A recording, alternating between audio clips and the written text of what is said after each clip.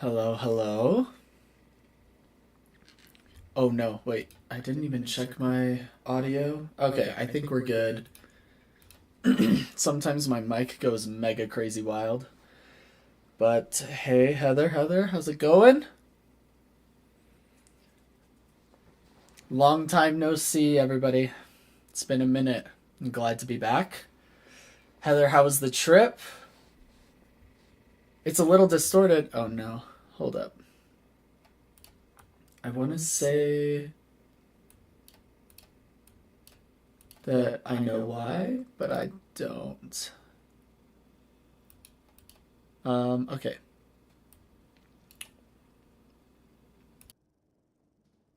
What about now? Is it any better, Heather? Let me know. Okay. Sick. No? Not better? Echo now? Okay. Any better? Any different? Any worse? I don't know what it is with this scene, but for some reason the echo can get pretty wild.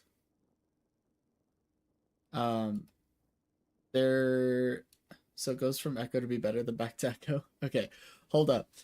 I'm not gonna change anything for a second. We're just gonna chill out. You let me know. Hopefully it's not echoing right now. Okay, audio's good. All right, awesome. Okay. Anyways, so good to be back. How was the trip, Heather? Hopefully you had the time of your life.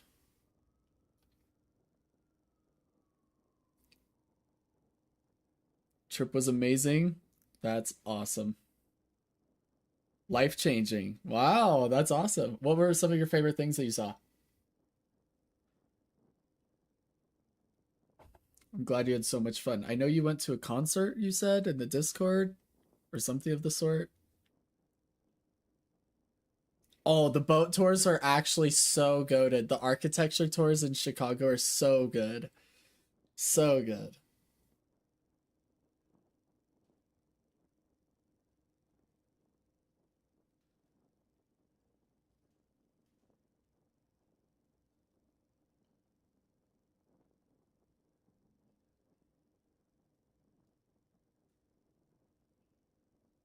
Oh man. And the concert was incredible. You made friends. That's awesome.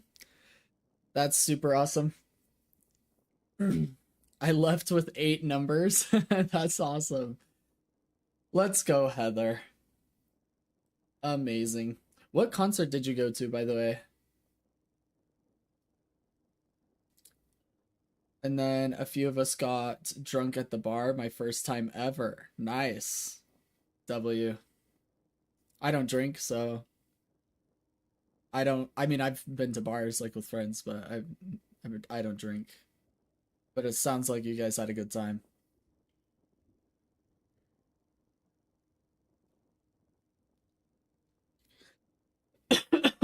Excuse me.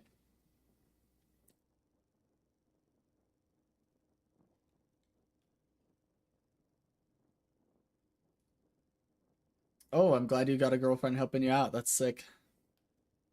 Yeah, I mean, that is the risk you run with getting tipsy at bars. But glad you had a girlfriend helping you out.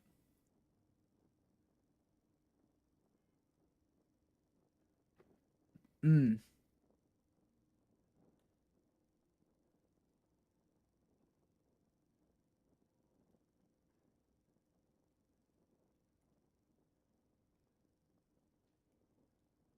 holy smokes. I don't drink either, so when I got this drink that was sweet and yummy, I downed 4 within like 15 minutes. You were wasted. Yeah, sounds right. Don't drink ever and down 4 drink in under half an hour. You're a wild one.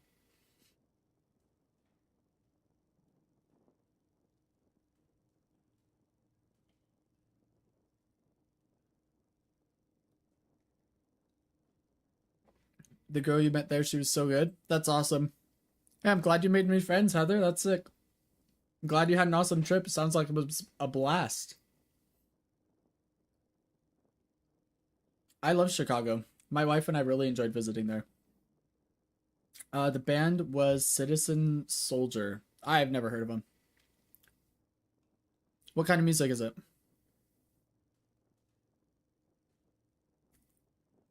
Uh, okay.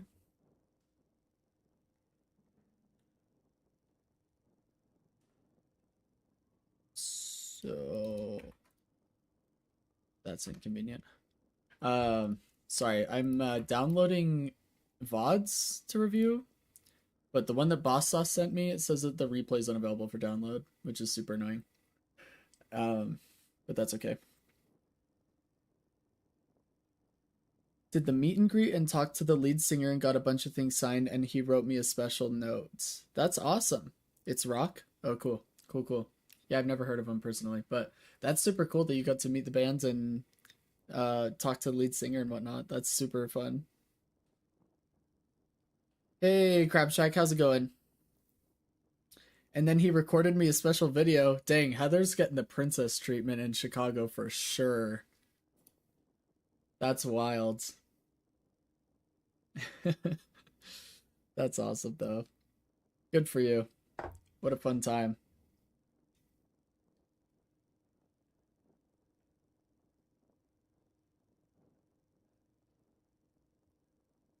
Man, all right.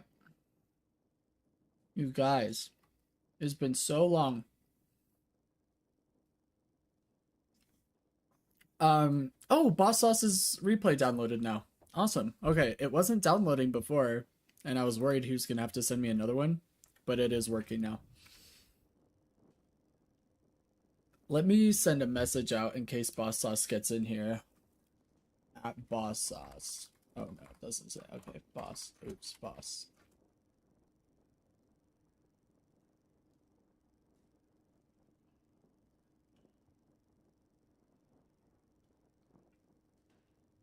The girl that saved me from the dude was like, I could see your aura all the way from the door, so I followed it to meet you. That's awesome. Oh, that's awesome. Good people. Good people. Gotta look out for each other.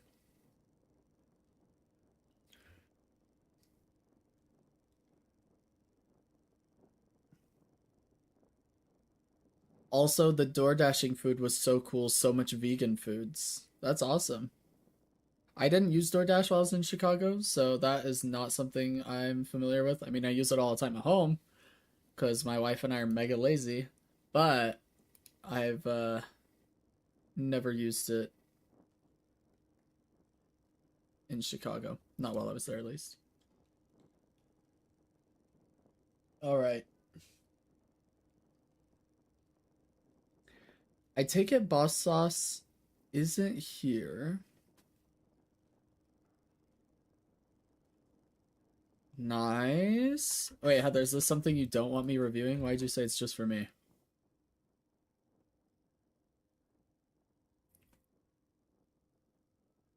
Dynamo MVP, let's go!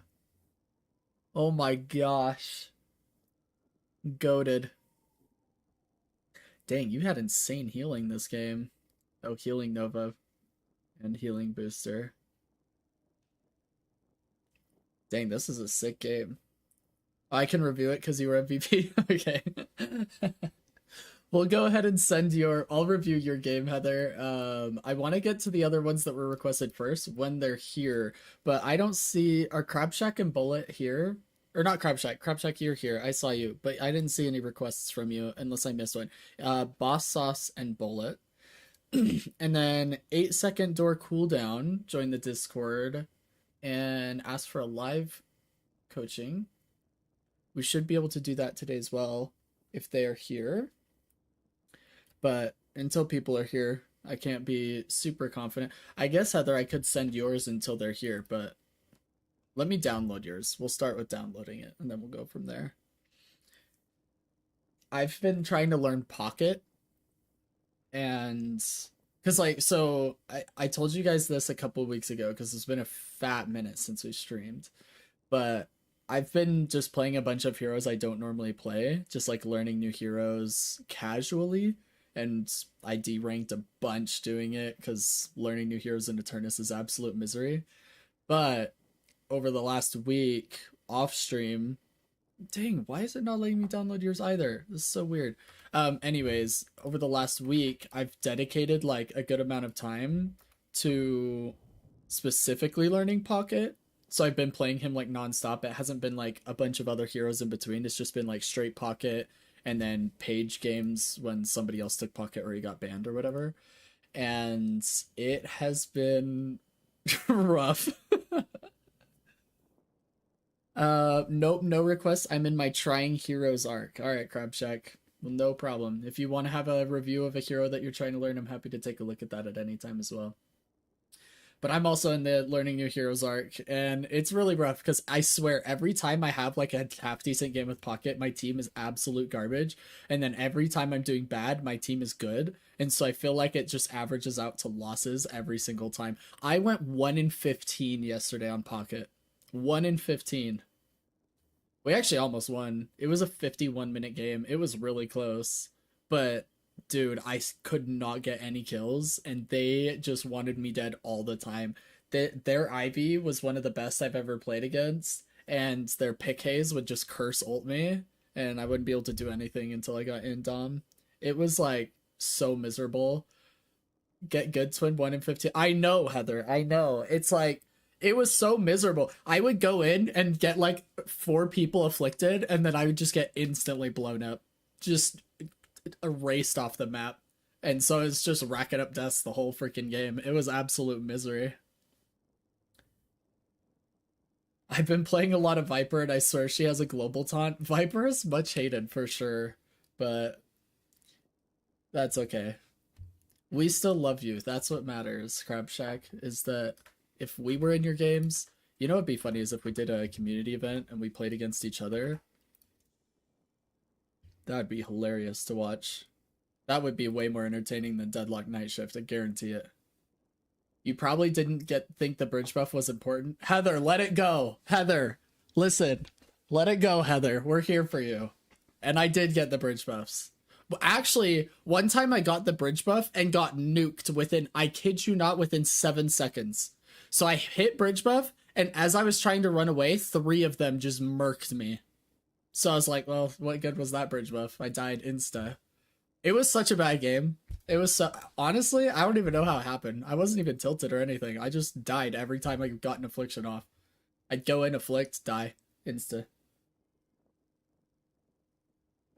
I get absolutely deleted when someone looks at me. Yeah, it's the life, Crab Shack.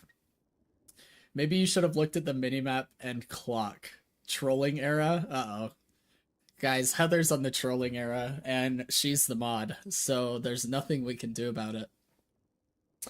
I should have looked at the minimap and clock more, Heather. That's probably what it was. If I looked at the minimap and clock more, Hayes wouldn't have curse ulted me 4 times in a row. I got 100 to 0'd inside curse window. It was so tragic.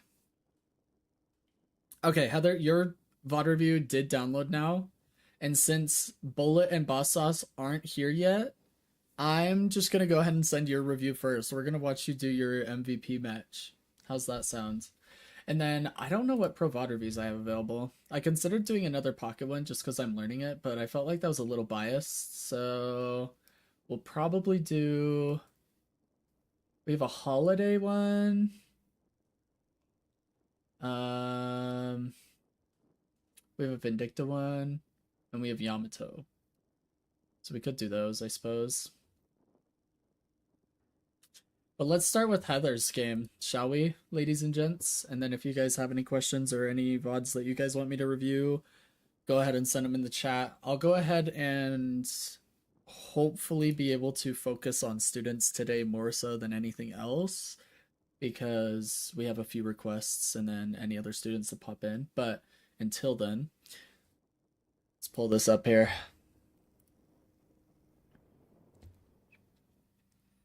I do not remember what I did in that match, but I had saved it because it was the first time I did MVP as my Dynamo. That's awesome.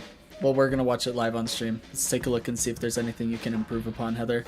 For all we know, this is perfect gameplay we're about to witness. So this is Heather. Oh, let me change our HUD here. Because this is a Seeker lobby, but I think you're Alchemist, so I'll put coaching an Alchemist player, because it's like Seeker 6.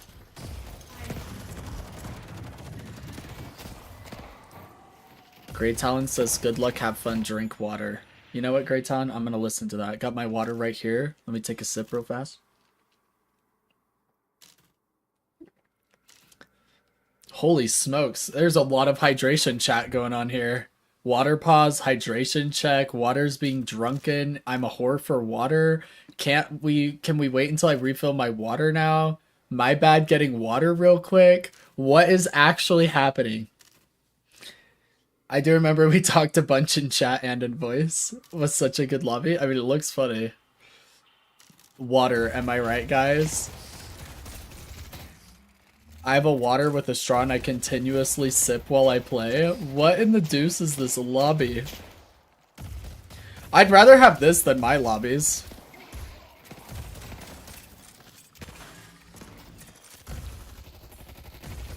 I feel like once you get good at the game and you're in high rated lobbies, everybody's just toxic because they think they're better than everybody else.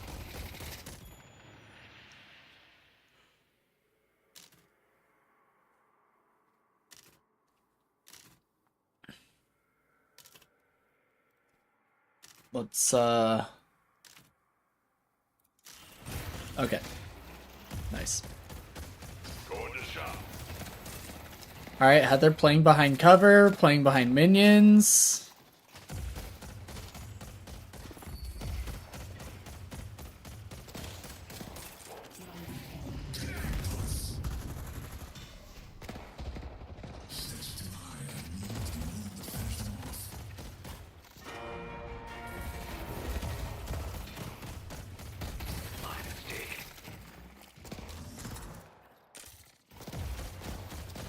How have you guys felt about the new timings over the last like week and a half that have changed? Like boxes spawning at 3 minutes and earn at 12 minutes and then every 6 minutes after. Like, how you guys liking these changes?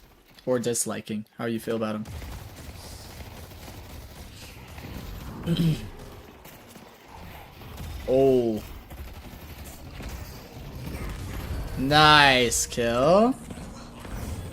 And then go heal your warden, but he's running away from the heal. That is some secret team play right there. Running away from your heal. I haven't gotten the timings yet. I imagine it would be much more difficult to adapt to. Oh, that's super unfortunate. So if I'm you, Heather, I would get that heal minion to like half HP. And then I would back all the way up and let Warden get the heal by himself. Because if you're far enough away, he'll get the full heal. And he'll get like 300 health back. It's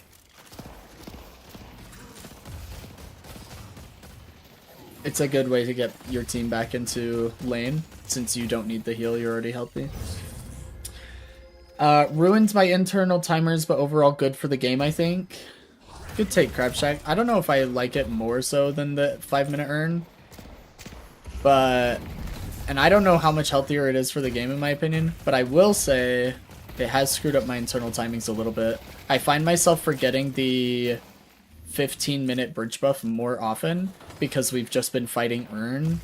And usually I've been fighting earn like 2 minutes after bridge buff, not a minute before bridge buff or whatever. And so I find myself like having a hard time hitting the 15-minute bridge buffs because of it. I was in voice going, hey, come back. I'm trying to heal you, babes. Yeah. Oh, I saw him heavy melee and turn around like, oh, wait, that's, you know, health that could be given to me. But yeah, if you're ever healthy, Heather, I would, dang, you guys are just owning these guys. They don't parry at all. I love it. If you're ever full health or really healthy and your teammate's super low, give them the heal minion solo. So like get it half HP so it's easy for them to kill. Oh, that's super unlucky. Parry the tower, parry the tower. But you guys are taking so much damage from the tower because you didn't parry it. You took 500 damage from it. Not bad though, not bad. I also think me and Billy had a thing and I ulted him just to spite him, lol. Nice. Oh, what a parry! I would have heavy meleeed if I were you. Oh, nice try. Nice try. Saw you try and save your teammate there. The game is too earn-centric right now, which often feels like a draft check. Oh, that's a fair point. I like that the earn is a bigger deal. I just think we need another objective.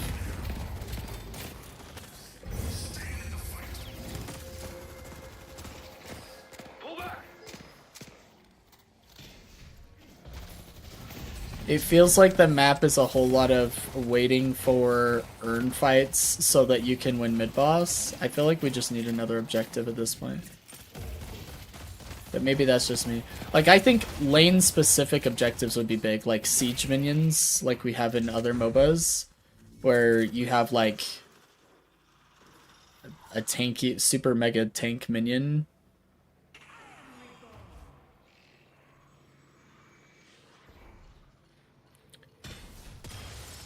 I think it would be cool to have something specific to each lane.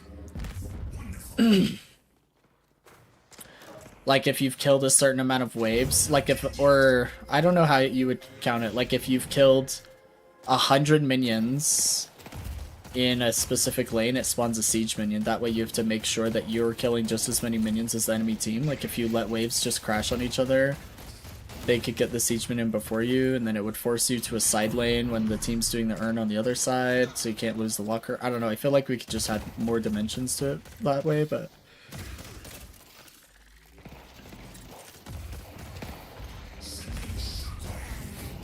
Nice.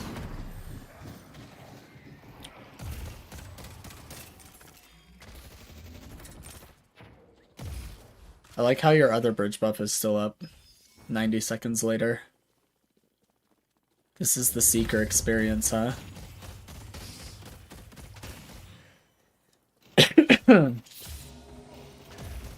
I swear every single game last night I had to call out for my team to get bridge buffs because I'd be up there and I'd look at the minimap and see that my team just wasn't even in the right zip code for the bridge buff on the other side of the map, and I was like, hey, I've got this side bridge buff, can somebody get the other one? It's like babysitting my Ascendant teammates all game. Bridge buffs aren't important. Heather, let it go! You kept calling it out? Good job, Heather. Keep calling it out. Minimap and clock. Call it out every 30 seconds. Hey, yo, by the way, still a bridge buff. I saw someone say Earn should give a buff that increases soul gain instead of a flat amount of souls. Thoughts? That's a really interesting take. I mean, it would be... I don't know that it'd be better or worse. It'd be interesting, though.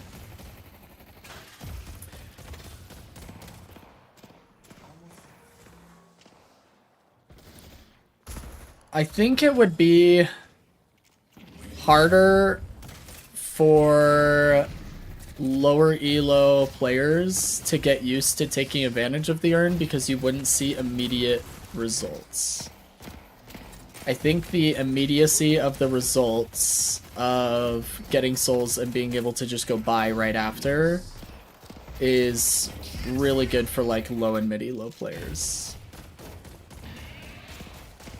It's also a harder learning curve to understand that it just gives more souls. Like, if I'm learning Deadlock for the first time, it's going to be harder for me to understand what the earn is doing for me or how important it is, like how big of an impact it is.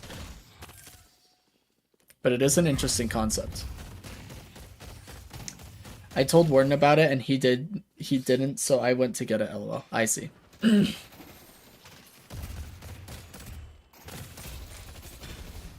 I mean, so far, Heather, your lane phase is looking really, really strong. I would simply focus on two things. Nice parry on the tower! Let's go, Heather! Oh my gosh, nice freaking ult, too. Oh my gosh, nice ult. Heather, that was an Eternus play. I just want to let you know right now. What I just witnessed right there, that's Eternus level. I absolutely adored that whole sequence. Going in, parrying the tower, and then double ulting them under tower, no fear whatsoever, kill bad guy. Huge. Mega amazing. Okay, so sorry, what I was saying, in terms of improvement though, the only two things I would focus on is be a little bit more intentional with your bullets. Oh, that's super annoying that bro just got swapped. I'd be more intentional with your bullets, meaning don't just hold left click all the time, because you're gonna run out of bullets when you need to be holding some of your bullets to secure the souls that pop out of the top of the minion. Hopefully you guys are going for bridge buff, right? Going to shop. No? I guess we're giving bridge buff. Anyway. So I want you to be able to have enough bullets to secure souls anytime you kill a minion. That orb that pops up, I want you to have enough for it. See, like right here, you were just shooting the last 3 bullets instead of intentionally waiting and securing the soul. So be a little bit more intentional with your magazine. And then the second thing is focus on your health versus your teammate's health when it comes to the heal minion. You don't always have to share the heal minion. You can back up and make sure you're far enough away that he gets it solo. Those are the only real 2 things or 2 concepts that I'd like to introduce to you, or something to think about. I guess for Heather, it doesn't really matter that she didn't get bridge buff on time, because both of them are going to be up for 2.5 minutes. But it matters to us, Heather. Minimap and clock. 10 minutes, you'd be up there. I see the enemy. Be right back. Extends her hand to you.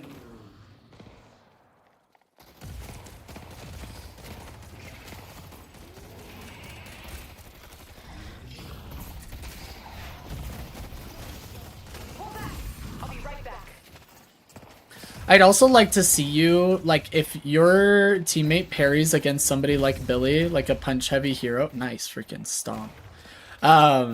If he parries and doesn't knock the other person down, this is a terrible ult from your Warden, to be honest, but that's okay. We still love him. I would play close to your teammate, because that Billy is going to see his parry and go for some heavy melees for free, and if you're right next to him, you can parry for your Warden and help him out. Dang, Warden low-key trolling. Why is he getting stomped too? Hero's Warden, go ahead and take it, and he went for the center, and I thought he was going, but then he didn't. Bless his heart, yeah. Oh no! Oh yeah, I saw that coming. I think you're dead here, right? Yeah.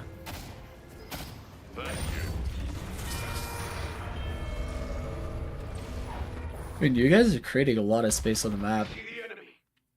But we'll see. I think your teammates are going to get Guardian on another side of the map. Nice. And they got a kill. Your Warden actually isn't playing that bad overall. He's just had a few plays that were clearly low elo. But you've been playing really well. So you using Stomp when he uses Cage is a really good combination. You should just be waiting for that, essentially.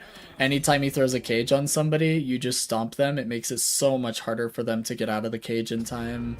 I saw you do it a couple of times, and I don't know if it was intentional, but if it was, it's like very, very high level strategy to put that together. The combinations that you can have with your lane partner.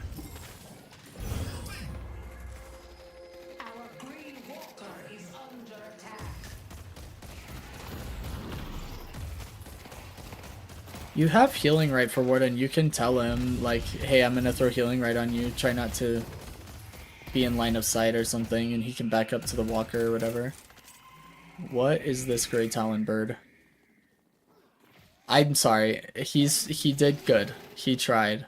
I need to remember that this is, like, low elo. See, now I need you to go on your Warden and parry for him, because he wasted parry. I'd actually consider ulting here and save your teammate, but...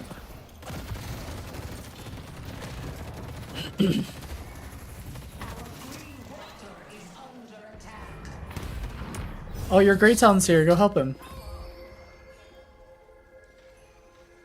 If you ult, Grey Talon can kill this guy. Our yellow guardian has been defeated. Did you see that save? Yes. Yes.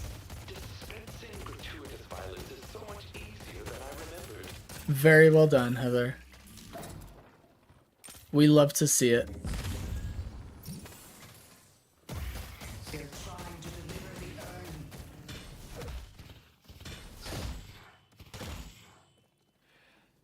What the I learned that TP through walls from you, so I started trying it. It's so good. It's so helpful.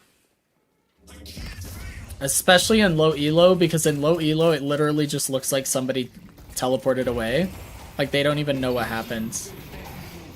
Okay, this is really good. Yeah, nice stomp. Keep him in the cage. Keep him in the Warden ult. This Warden ult was much better.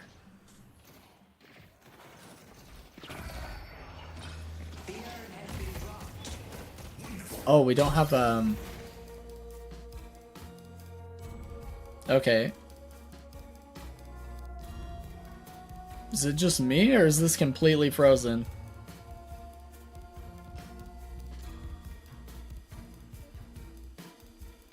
Oh, Deadlock's frozen. It's like my whole freaking browser.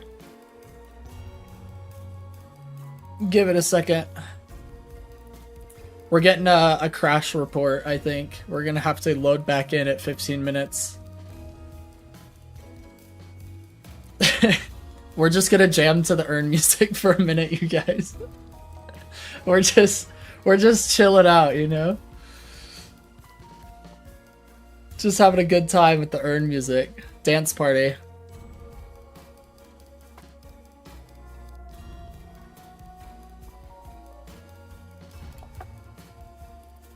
You guys came for the coaching, stayed for the vibes. Let me reopen Deadlock. It completely crashed for whatever reason.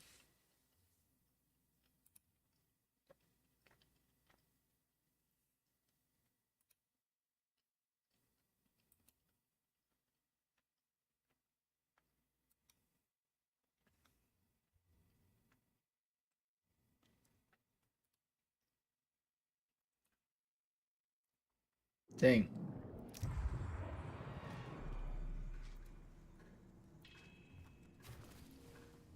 Okay.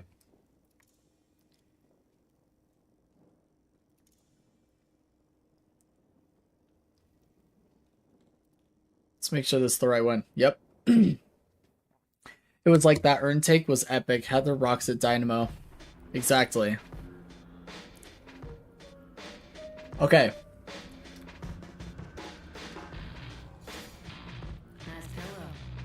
We were like right here? Don't tell me Valve. Valve, don't tell me Deadlock's dying on me right now. Oh my gosh, it's not responding again? What is happening? Valve, what is happening? What are you doing to me, Valve?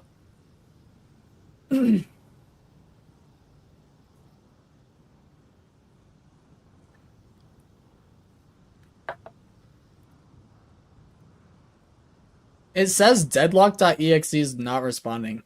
Let me try running diagnostics on it in Steam. Heather, I think your MVP gameplay is too glorious. We can't handle it.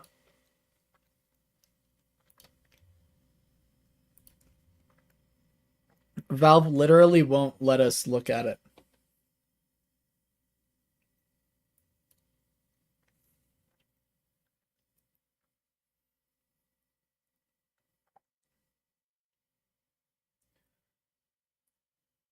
Heather's just too good at the game, you guys.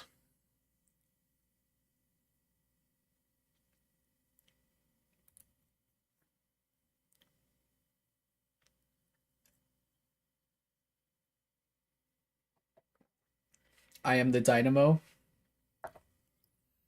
Heather's just too 5-head. She literally is the professor of black holes. Of singularities.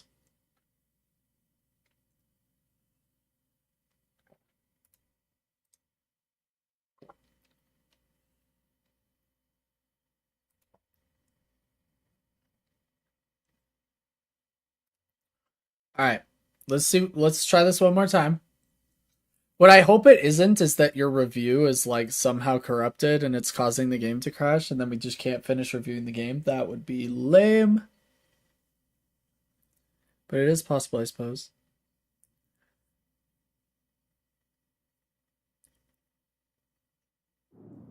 I know, that would be so lame. Okay, let's see. I considered, like, what if I just hopped into a bot lobby to see if, like, the game would run? But let's just try this again.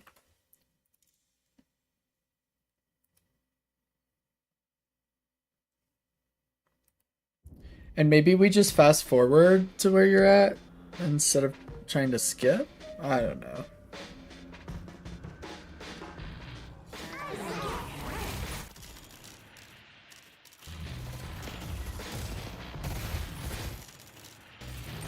All of the water chat is just like crazy at the top of the screen.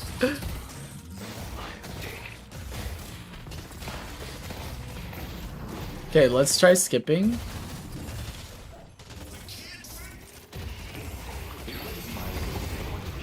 Okay, we're right about here.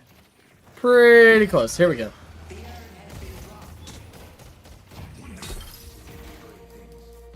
No! No! Oh, it's over, chat. Guys, Heather's gameplay's too good. We literally can't even watch it. Deadlock crashes at the glory of Heather's Dynamo MVP. You know what'll fix it is showing you my 1 in 15 pocket game. That's definitely not glorious enough. I want to see if it'll crash on me. That's actually really good test for sure. Please let me know. I want to try and run it as like a administrator, but I don't know how to do that on Steam.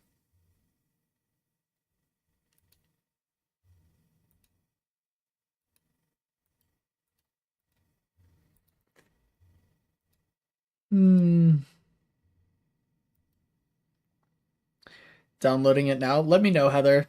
Let me know what you find. I am confused as to why it would crash during your review. What we can try... Oh, you know what? When I skipped ahead of it, it also crashed. So I feel like it's corrupted after that 15-minute mark. Because when I skipped ahead of it, it also crashed the game. I don't know how it's crashing the entire game though. Let me do this. Let me pull up a random like Pro VOD review. One that I haven't done. Let me download it. Or no, let's see if this one's already downloaded and still available. And then let me see if I can go past 15 minutes on this. Replay expired. Ugh, so lame. Okay, let me find another one.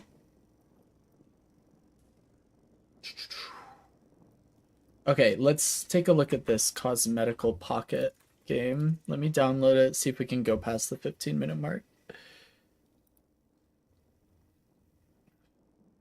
This was the Deadlock Night Shift game of Cosmetical just owning the lobby on Pocket. This is like an actual pro game. Who is is this Zergy? Did he change his name to 6767? Oh no, that's Zergy. Who's this?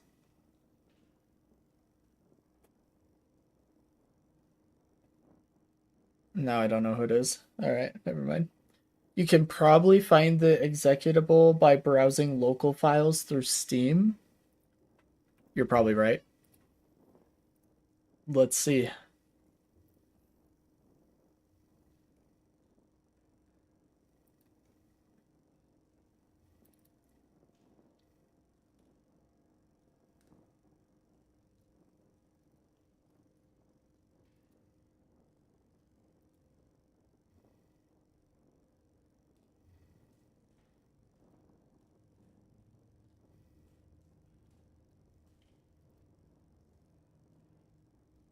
Hmm.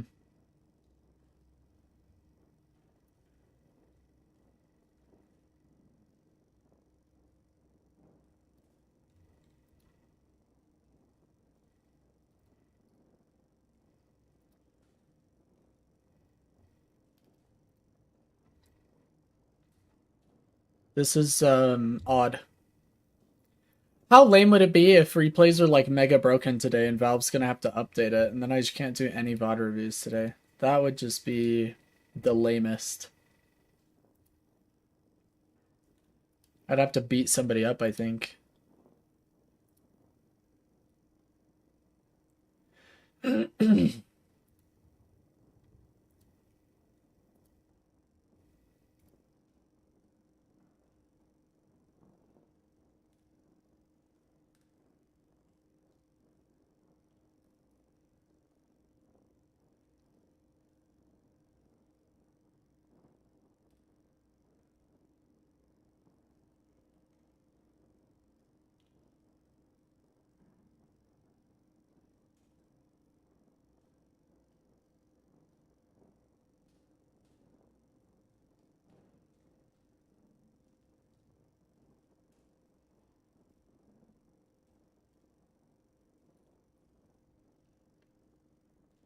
Hey, buddy. I'm taking care of my dogs today. My parents' dogs, rather. So I've got them in the room with me, and my little buddy's coming up to me going, hey, I want some love and attention right now. Yeah, you're okay, buddy. Yeah, you're fine. Yeah. Come lay down, buddy. Come here. He hates being cooped up in rooms. He feels trapped and he gets all anxious and paces all around and goes crazy. You're okay, buddy.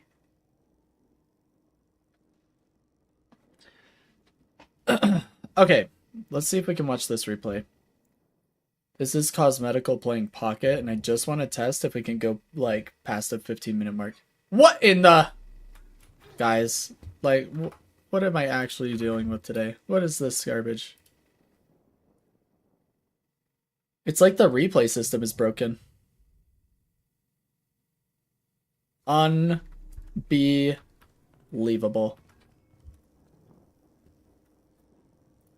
Let me try a different VOD. Actually, let's try a random game that's playing. Let's see if I can hop into one. The player you're trying to spectate is no longer in a game? What? Yoshi, what is actually happening right now?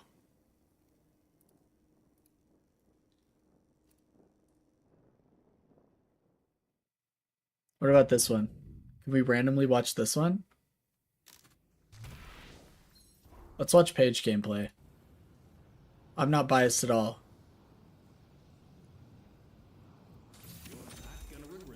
Dang. This is an aggressive Paige build. I like it. Screw shield, full send on the spirit resist and damage from your bookworm. And then he's gonna go max ult next? Jeez.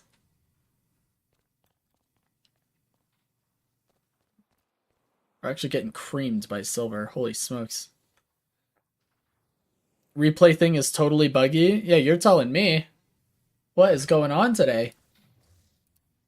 Holiday's missing. I mean, if we can't do any coaching today, as annoying as that would be, spectating seems to be fine, which is crazy. Yo. Let me... What am I trying to do right now? Sorry. Let me see if I can find a different game here. I have a feeling this isn't going to be available.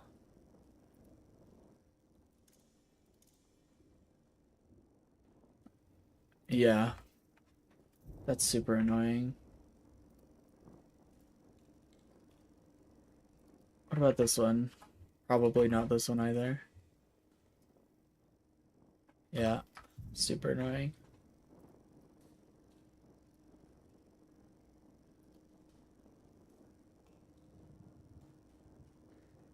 What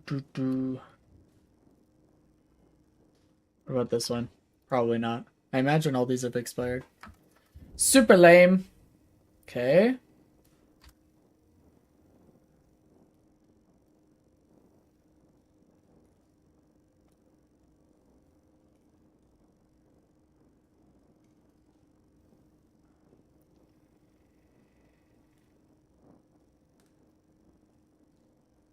Sorry, I'm trying to delete some of these old things I have in my spreadsheet since they're not going to be usable. Let's go back to Cosmetical's Pocket, see if it will load up, which I doubt it will. I first did my video and it let me replay it at like 16 minutes, so I went back and it started bugging. That's super annoying. So it looks like we may not be able to do VOD reviews today. As lame as that is. Until they fix it, of course. We won't be able to do pro VOD reviews either for the same reason. I can't use the replay system. So the only thing I can think of is if we did like we could do Deadlock Night Shift review. So we could go over the most recent Night Shift games and we can do analysis of the 6v6 gameplay from last week.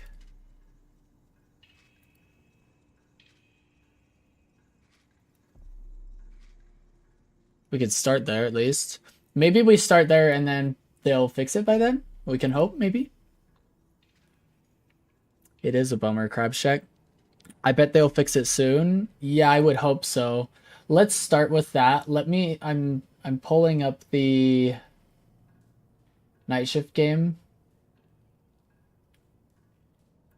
We'll just like watch it on their YouTube channel.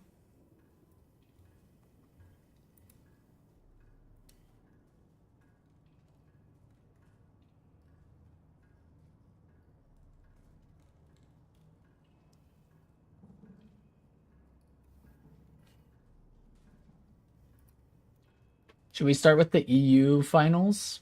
And then we'll do NA finals if there's still time.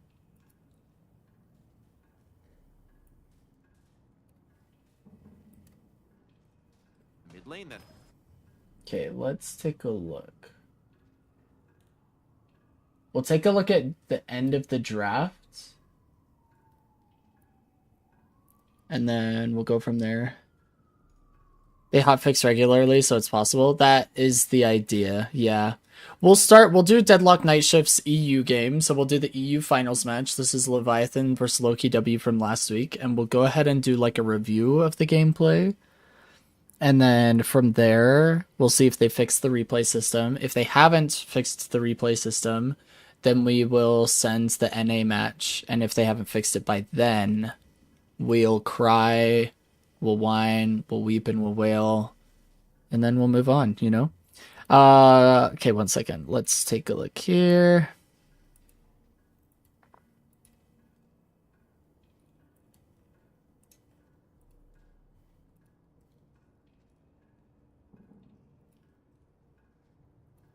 Okay, so we're just going to start here with the draft. So Loki W and Leviathan picks and bans were Venator, Doorman, Silver, and Warden were all bans. And then these are our drafts that we're going in. I actually don't even remember how these games go, to be honest with you.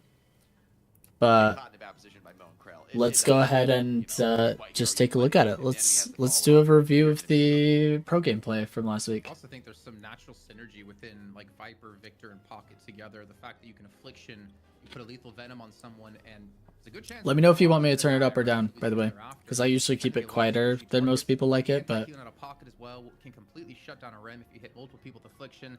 I'm mostly looking towards the Divine Bears. Will we see Leviathan pick up quite a few to deal with Loki W and more importantly Cosmetical?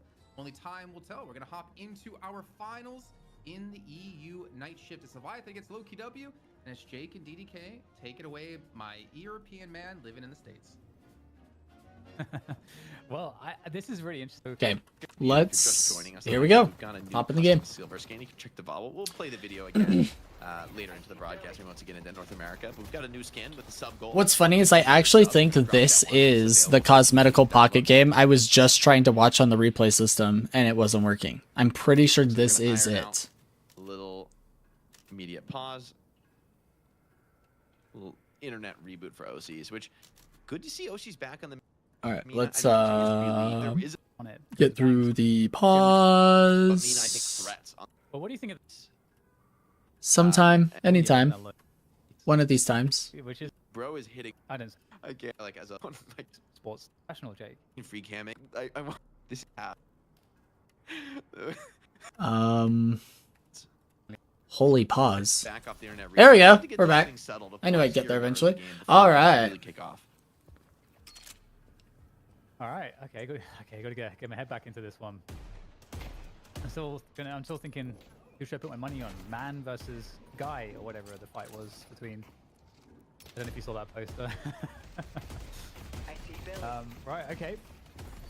GT. I do wonder how well GT and Mo will perform in this lane. I'll be paying I would close expect that attention to the Abrams Viper and, positioning. Viscous would be much more annoying. Heck yeah, I'll be watching Cosmetical like I mean, a this freaking Abrams hawk. Grizzlies lane, I've seen like the Rem Abrams lane before too. It's Zergy's Viper is the best in the world in my opinion. but it's just like I don't think very anybody tricky plays and very Viper better than hard to Zergy. ever, break through.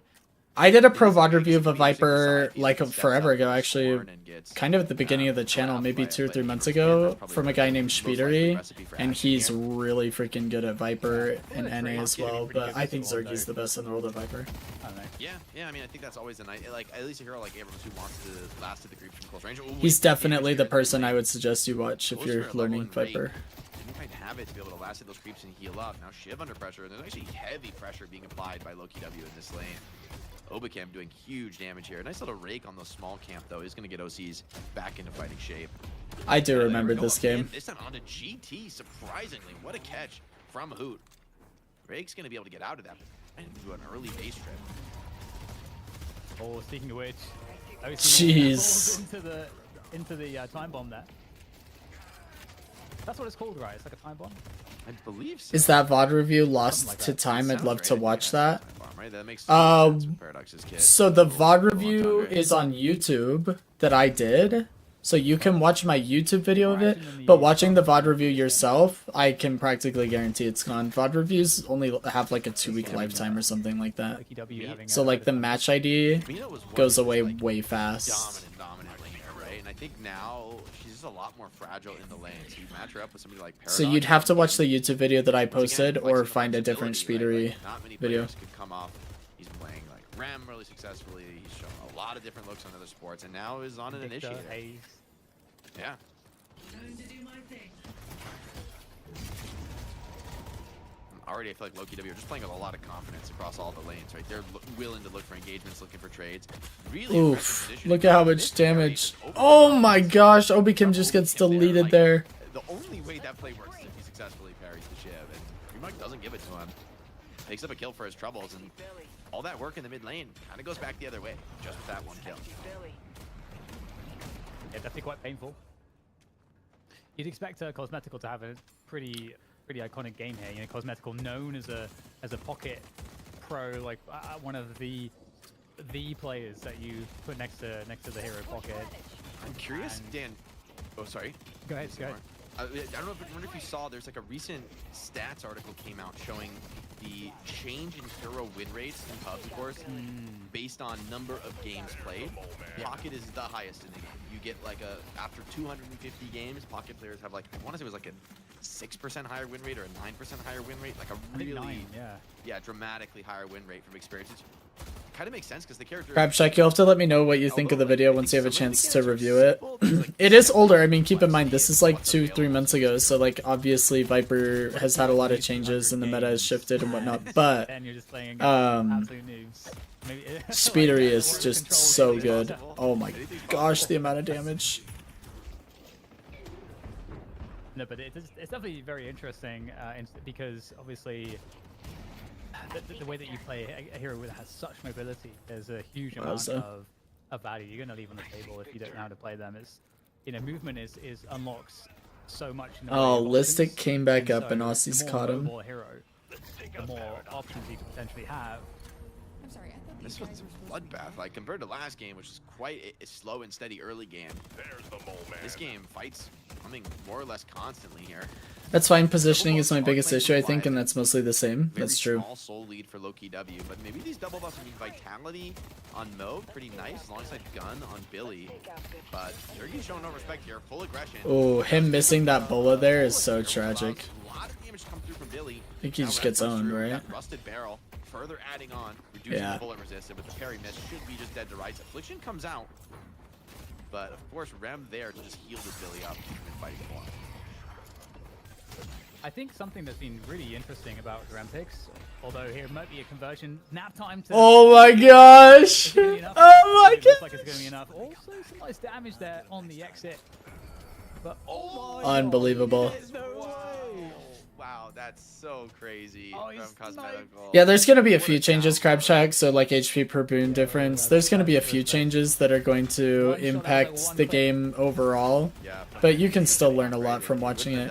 You can also, I think Speedery streams, you could probably find his stream and watch like recordings of his streams and watch him play Viper. That exchange for Pocket.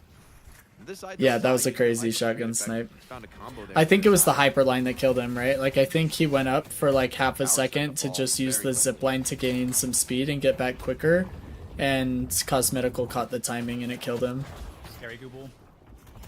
Oh my- my, crazy for the heavy melee though, no? I mean, all right, OCs is ready for that, play on the high ground, and it looks like a shot goes wide. Obikim taking some L's in that trade. But Yikes. OCs does go down in the end, actually, so for all that, you know, Dang, nice Obikim wasn't outplay, even trying to heavy melee for it is damage. He 1-1. was using heavy melee to get up there. He was using it as a Yeah, the camera's not mantle. being kind to Obikim. And Aussies Aussies just parries him on it. That was wild. He's played Parried and so getting many wrecked. different heroes, like, it's Paradox is, I think, also one of those, like, very... I am high super excited for. So I was scaling talking to my heroes, dad about this but very actually much because he was the opposite. asking about the stream and whatnot. And I told him I'm actually super Yeah, excited I for the think game it's to get fully interesting to released take for tips one is quite really simple. specific reason, and it's like not that like I've been a thinking Vino about lately. pocket where the And meme it's that numbers are when the crazy game gets big. fully released, we're gonna have like a true pro scene. So we're gonna have like Sentinels and TSM and T1 and Cloud9. You know, like we're gonna have all these pro teams that play in Valorant and League of Legends and CS:GO and whatever. And we're gonna have them playing Deadlock at a high level. And I'm gonna be able to do like true pro VOD reviews like this, like where we're reviewing a 6 pros for 6 pros, and we're like analyzing the gameplay and learning from them. I'm like really excited for that, to be honest. Survive that and have a more time to farm up is definitely going to be great for his game. Yeah, especially this early in the game when you can't have the max 3 on the ults so that you can reduce the cooldown. It's like it's like 260 seconds you gotta wait, something like that. Long time. Kasana, thanks for the 10 gifted. Huge, making some big progress as we find a little kill on mid. Maybe a second one to be found. Irizuni incredibly low, has to sleep on just Listic, but he's cubed, he's comfortable. Still fighting. Oh. Big damage come in. Rayek, Nice parry from Rayek. Not that it matters a whole lot because he's 1v4, but... Oh, hey, nice trade from Freemuck. Not bad. Pacific kill puts him on a 3 streak. So Leviathan making sure to exact at least some kind of a trade on that. I actually really love pro gameplay. Like, when I was learning Deadlock, one of my favorite things to do was watch high-rated players play. It's just that nobody was ever analyzing it, so I never knew why they were making the decisions they were making. I was just watching them make the decisions, and that's not near as helpful. So I love doing pro VOD reviews for that That's a reason. good point. I mean, it is like a pretty significant value, but that's I mean, there's so many stats to be plumbed in Deadlock. You know, so many deeper opportunities. Looks like a bit of a duel here happening on the side lane. Mina pops the Nox Nostra, but wow, Cosmetical overwhelmingly strong here. I mean, he's at Nice 11,000 work. souls versus a 7.7 Mina. Probably was about 10 before the kill, but I mean, he is off to a hell of a start. We talked about Cosmetical being one of the premier pocket players in the world. Really showing it here, and on a hero that no one else has allowed him to get. Finally gets his chance with Boot making the Silver Man. And staying active as always overseas, getting in there with the chain gang, looking to invade. And Ooh, 800 bag! Pretty big bag right there. Might be able to pull it up as well. Still. Nice parry on the tower. So that's a dangerous moment, but we'll take the Guardian down happily. And looks like we won't have the end of the fight, though. Hoop's coming back in as well. You know, Pops, the slowing. Hex, Dang, that rem healing, guarantees just keeping kills. overseas out. Oh, Sai, nice. Cube, though, defends in. And Vrake with the Side, cube. setting back up, although hold on. Listic Kill coming in. Listic. Does Sai get traded though? Too Yes. tanky. Does go down, but Dang, what a series of this is such an aggressive game. So much fighting, nobody could even get this bridge buff on the side. That's crazy. Bleeding out to a shift knife. Maybe he's okay for now. Maybe it's actually Freemonk who could find himself in trouble, but a clean burst of movement here gets him out of trouble. On back to the base here for a reset. Love those fights where it starts off with someone dying, like Obikim, then you're still like casting the fight, and then the fight ends with Obikim killing someone. You're like, wait, what? Like, you know. I mean, Deadlock honestly has to have some of the most intense action and like long duration fights of any esport, especially in the shooter genre, right? I mean, fights can plausibly last for minutes on end, which is kind of insane, but also sort of like in a mad genius kind of way where, I mean, it's part of why I think the game is so addicting for so many people right now. There's just nothing like it. Oh, Cube blocks the execute, but not going to really move the needle in the end. Fremont does get the tick out on Zergy. Wonder if he canceled the cube early to die to the Shiv instead of the GT bird coming in. it's kind of interesting actually because it kind of feels like Leviathan is ahead. They're behind in souls, but it's largely all because of Cosmetical. So Cosmetical to me is the only person on Loki W that's very scary at the moment. So we'll see how the urn fight goes because Oh my Cosmetical gosh. obviously in the urn fight is going to be able to have a lot of impact, and that urn fight could really start to allow one of these two teams to kind of break this deadlock. All right. He said Earn it, he time. said the thing, chat. I was hoping you wouldn't say. All right, Legank coming in on Cosmetical. Combo not quite available. He probably smells that one out. Trades also occurring on the other side of the map, and Shiv could find himself in a little too deep. Very low HP. Swap being held by Obacam. It doesn't seem like he's even going to need this one. Has a movement buff. But the chase down immediate. Nice little rotation of players here. Does clean up the Shiv. Overseas dies elsewhere on the map. Leviathan find themselves on notice here. Mina, interesting build from her. On for a surge of power. And a very early Dispel Magic. It's kind of an interesting game for Dispel Magic because I don't. For me, there's nothing like. I remember him saying this, slowing hexes and the like. and he's saying like, "Oh, it's such a weird game for slowing hex." Slowing hex is like absolute necessary on Mina in any game, regardless of enemy team comp, just for slowing hex. Because not having bats is just so bad for Mina for how squishy she is. You have to be able to get rid of slowing hex. They have Frankenstein himself, so I remember him saying that. don't think too much about this. Oh, this is old urn still.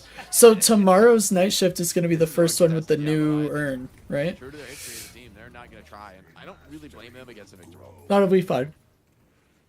Ugh, Maybe, I'm excited to see the new urn tomorrow. In the meantime, Played at night shift, I mean. Defending the, or rather attacking the mid Ooh. walker, and he might just get it as well. So a lot of action here on the right Nice side. That's cube where on Obi this Kim fight's happening, but from the Vrayek. defense of this mid walker right now, and is getting really low here, looking to try to just sack that one. I mean, it's going to be a 1-for-1 here. Looks like but we're I definitely trading value Blue the mid Walker walker over the for side walker. Yellow So I think, Walker. Leviathan will be really happy about that. Yeah, it's a decent trade, but where will the kills shake out? Looks like a two-man sleep. It's good enough to finish off Obacam. Even Viscus could find himself in a bit of trouble. A lot of low players on the side of Loki W. Leviathan pretty hungry for these kills given the state of the game. Down 8,000 souls. It doesn't seem like they're going to be able to get too much of a cleanup. Maybe Psy making a beeline for some of these players on the retreat. And a big Oh, that's so huge unfortunate. job Poor Cosmetical. from Leviathan. Free box Making just there good with an punch on that execute. play, rotating over off the mid, getting a couple of key kills, and with a few seconds to farm, they could be equalizing the soul advantage.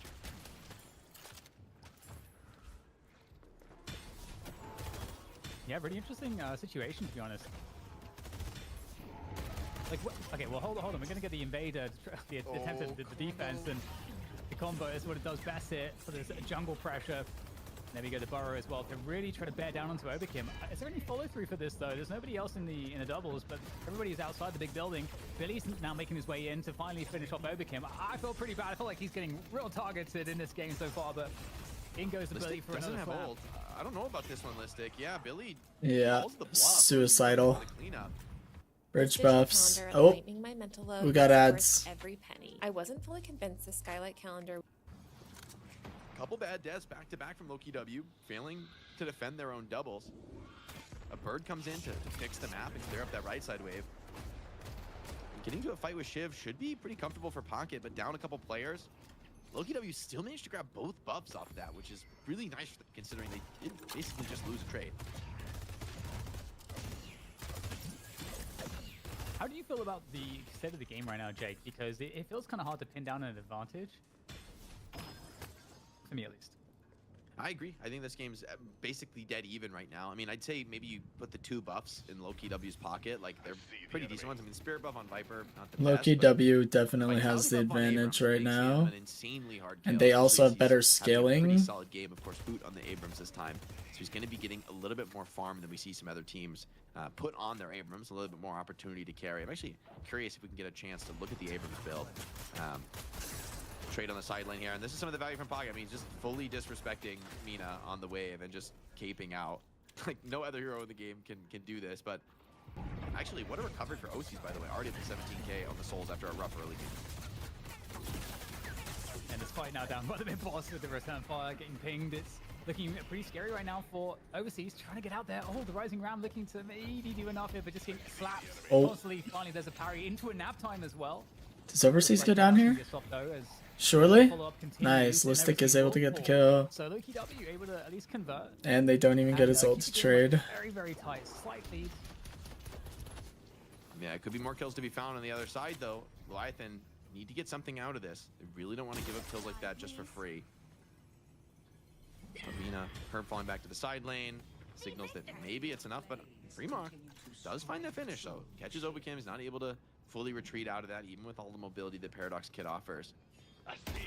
Once again, it feels like no team can really find more than a small advantage. I mean, the game's still, with mid-boss up, of course, rests on the edge of a knife. I mean, one really bad fight around the mid lane can be disaster.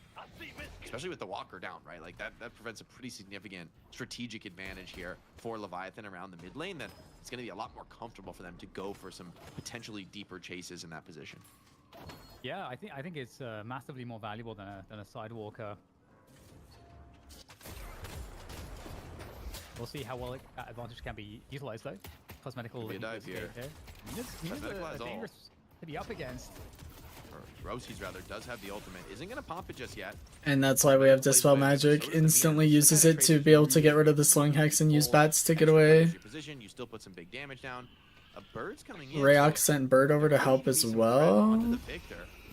Oh, nice counter spell from Listic. Huge. Oh, Obi Kimmel, very nice to keep Freemark off of Listic. Takes a lot of damage from Aussie's bats though. Yeah, a lot of fighting here from the Leviathan. Oh, Obi Kim's definitely going down. We got too many people on him. But they do have the Walker advantage. The raid comes through for the finish. Oberkim again going down.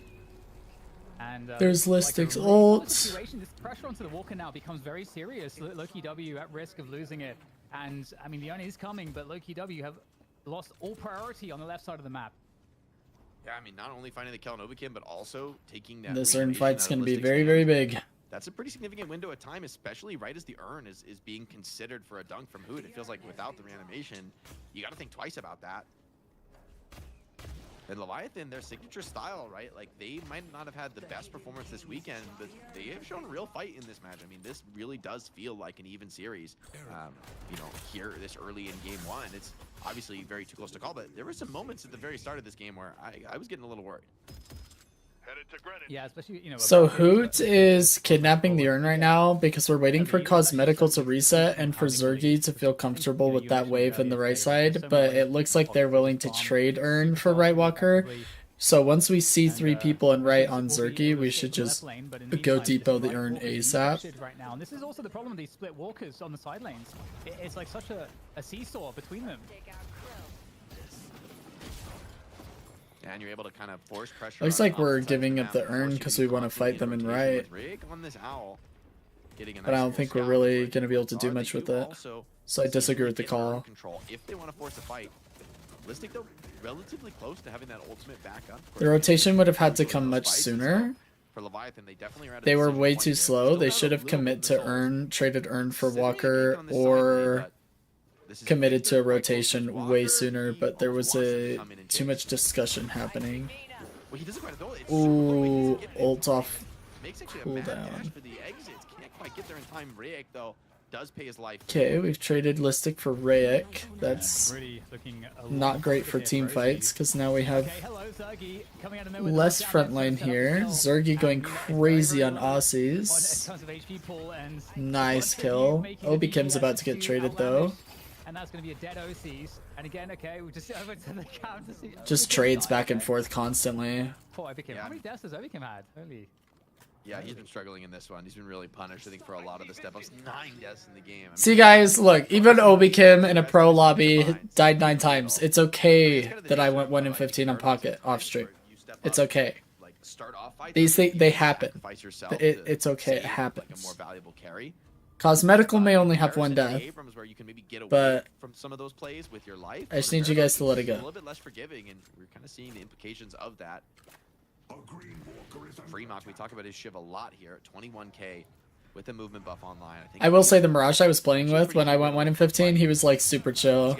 He was, because I kept saying, I was like, dude, I just got owned again. I'm sorry, guys. You know, like I kept apologizing because I just kept getting absolutely annihilated. And he was like, bro, it's a MOBA. Quit looking at your KD. You're fine. I was like, thanks, bro. Thanks for making me feel better about myself. Man, it's just constant trades. This game is super fun to watch because there's trades across the map everywhere. Anytime somebody loses an advantage, their team is winning the advantage somewhere else. Really well played from both teams to constantly be trading these kills. Like, yeah, we're just not ready for this. They're just going to have to sack that disadvantage. Loki W, though, I mean, they are getting suddenly quite far ahead here, Jay. Spirit Burn purchased up here.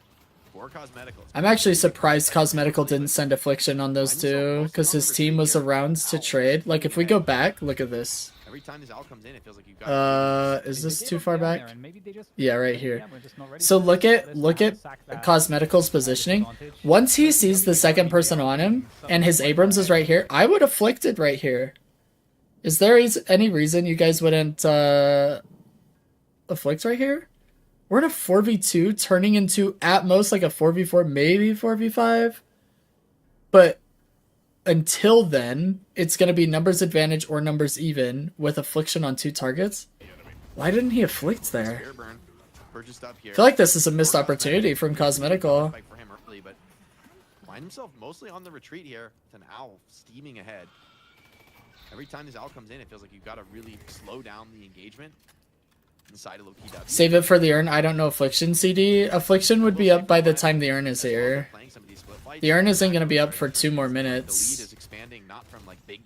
Even then, like, if they're dead, if the urn was coming up, like, right now, and 2 of them are dead, that's, like, the point of Affliction. You don't need to save it for urn if 2 people already died from it.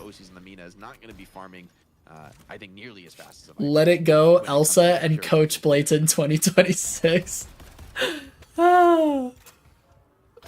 Thanks, Heather. Thanks for letting it go that I went 1 in 15 on Pocket. How are you feeling about the carries here, Jake? Yeah, I have no idea either, Crabshack. I feel like he just missed an opportunity. I bet you anything if I asked Cosmetical right now, was this a mistake in hindsight, he just said yes. There's no reason he shouldn't have Afflicted 2 targets in a 4v2, which may have been a 4v3 or 4v4, after Affliction was already ticking. That's the kind of space creation that creates this opportunity. Hoot now under huge pressure on the map. Oh! He tries to ult, but Oh my gosh, you guys! The ult is popped, and then Bird instantly stuns him out of it. Oh my gosh, that is tragic.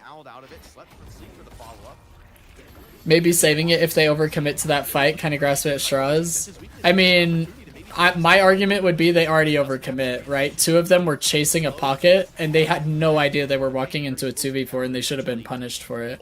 So I think Loki W just really missed an opportunity for free 2 kills. Psy goes down, Listic goes down, Freemox getting run down by Zergy. Look at Zergy and his freaking trackball. Yeah, definitely looking scary in the cubby. I don't know. Cosmetical goes down. I want to go in here there for a second. I don't know how you get out of this one. Like, oh, look at that clean movement, slips away, but does take a big shot to slow him down. Get out of that corridor. Yeah, do not play in corridors against Shiv. He will just dash spam you. And look at Rem just literally full heal him. Freemock surviving for like 20 seconds there in the cubby in the sewers. Yeah, especially that blood tribute on Viper looks actually ridiculous. Totally ridiculous. See, now we have Urn. We could, like, he used Affliction way later than I said, and it's already halfway back by the time Urn's up, but... They're in a good spot to actually start coming out ahead here, and right now they're forcing Loki W to have to try to come to this, and Loki W, they don't have any ultimates, they've got no way to really deal with this. Yeah, from their map I need them to press tab. Does Zergy have Max Bola? I need to know. Is this going to be too late? Loki W, mad dash to the pit now, trying to get in big carries. He does have Max Bola! And they stole all of the rejuves! Huge connection from him allows him to grab all 3 rejuves, but still Loki W. Do you guys see that Bola? Should we watch it again? Hold up. We need like an anime playback. In slow-mo. Wait, where's the playback speed? Never mind. Oh my gosh! Was that a 4-man Bola? Unbelievable. still. Loki Absolutely beautiful from Zergy there. Got there just in time. I think this was the turning point for Loki W to take the map, right? Like, So good on paper, but completely stole every single rejuve on mid boss, and now they get earn. They're gonna get like a 15k soul lead plus whatever walker they're able to get. Cosmetical's already owning the left walker. Massive swing in the game right now, all for the loss of that mid boss. I see the enemy. The hope, I mean, I totally see why they go for it. Like, the setup was so good. And I honestly think if Loki W had instant last hit the rejuve, I think, honestly, the Hoot was just a little bit too late to get there. But they're so ready and Looks like we'll get both expecting walkers, Contessa to come in, which is that, you know, they fantastic. wait that little extra quarter second. Hoot gets in for some huge parries. Zergy comes in with a Plus massive earn. bola shot. Everybody's gonna get like a tier 3 or tier 4 off of this push. Falling apart at the seams here. Ooh, Rig trying to get that bird off. And Loki W just taking everything around the map. Did Cosmetical just miss an ult? Guys, see, even Cosmetical missed his ult. Nobody got afflicted. Too much right now. See, it's okay. Just let it go. It's okay that I went 1 in 15 off stream. Damage.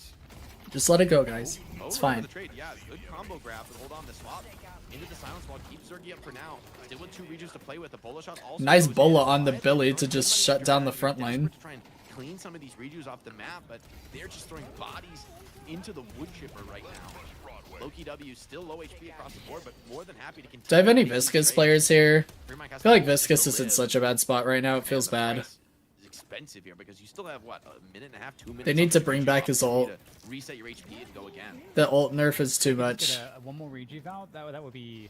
Not bring it back to what it was before. I don't want it to be like mega OP, but like, That differential might not be fully realized because Loki W. I feel like Viscous got gutted. Just yet, so they might actually be a little bit closer on paper until they spend all their money, of course. But looks like they'll be able to fan out and get the buys in now.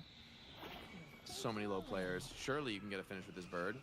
Maybe the Viscous as he comes out of the cube, but I think he has a little bit too much HP. Tries for the pocket. I think that was actually very close. Assuming the bird is... Wait, he doesn't actually have an expert, does he? So it's always hard to tell from you when the skill's on cooldown. Doesn't look like it. Looks like it's max 1 and 2. Before I started learning Pocket 3 I mean, and playing him a ton and losing all my games and feeling bad about myself and my ego just got trampled on by Ascendant players owning me, the fight here for Rayek, but I was playing a little bit of Grey Talon, and he is in such a good spot right now. I actually love it. I actually think he's in a perfect spot. There's actually nothing I would change about Grey Talon, except for maybe the early game gun scaling on his 2. I think it does a little bit too much damage, but he is like in such a good spot. I think it was just really close to the wire. I think we need to just buff other heroes to be Zumi gets caught off, matching all the arrows thrown. Grey Talon right now. Because Fremont also going to be going down. Rem Oh, tried to wait for Fremont a is save, and gonzo. He was the one who paid the price. Lethal Venom, just inevitable here. And Zergy on a starting to 7 fall apart kill here, Dan. It streak. looks so hopeful Leviathan. I thought that forcing mid-boss And was a good play, they but have- just couldn't close it out. And Loki W managed to slip in, Dang. flip the contest, 25k and soul lead. It really feels like it's all falling to pieces here. They're more than happy to. Oh, that shoulder charge is so close to hitting. But Shrine's going down, and it seems inevitable. And with these kills continuing to go against you, it's sloppy from Leviathan. This looks to be the game. It's impressive. Is there any other team that's making Viper a feature?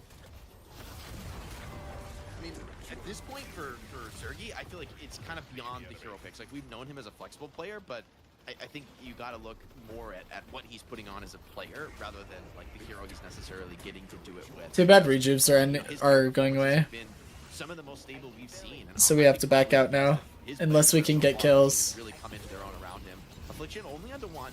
Maybe there's a fight to be had. A 3-man Remsley for Leviathan. Why does Cosmetical get away with hitting Affliction and then just not dying? Cosmetical enlisted. Every time I go in and inflict in my games, the enemy team's like must kill Pocket and just owns me. With 3 players hitting the deck, they need to find some kills here to stop the inevitable. It's not even fair. But with OCs falling, it has to be it for game. Maybe it's because he has real front lines that actually play the video game. Contest of the game looked actually extremely close up to that point, and even the mid boss itself looked destined to go. GG low-key W. Absolutely goated. I will say, I had an Abrams that was so unbelievably brain dead in my game. I got killed by Curse Haze, so she cursed me, and I got 100 to 0 inside the curse window. Like, I never got to play the game. I just watched her ult me and I died. And I kid you not, 25 seconds later, the team fought in pit, we fought the mid boss and lost. And my Abrams was like, yo, Pocket, why aren't you ulting in team fights? And I was like, brother, man, I've been dead for half a minute before that fight even started to the curse ult haze. Like, he's just so unbelievably unaware. It was hurting my head to watch. Okay, we'll watch the draft. So those are my front lines versus, you know, Listic and Remock and Hoot and, you know, they might be a little bit better than the front lines I'm dealing with.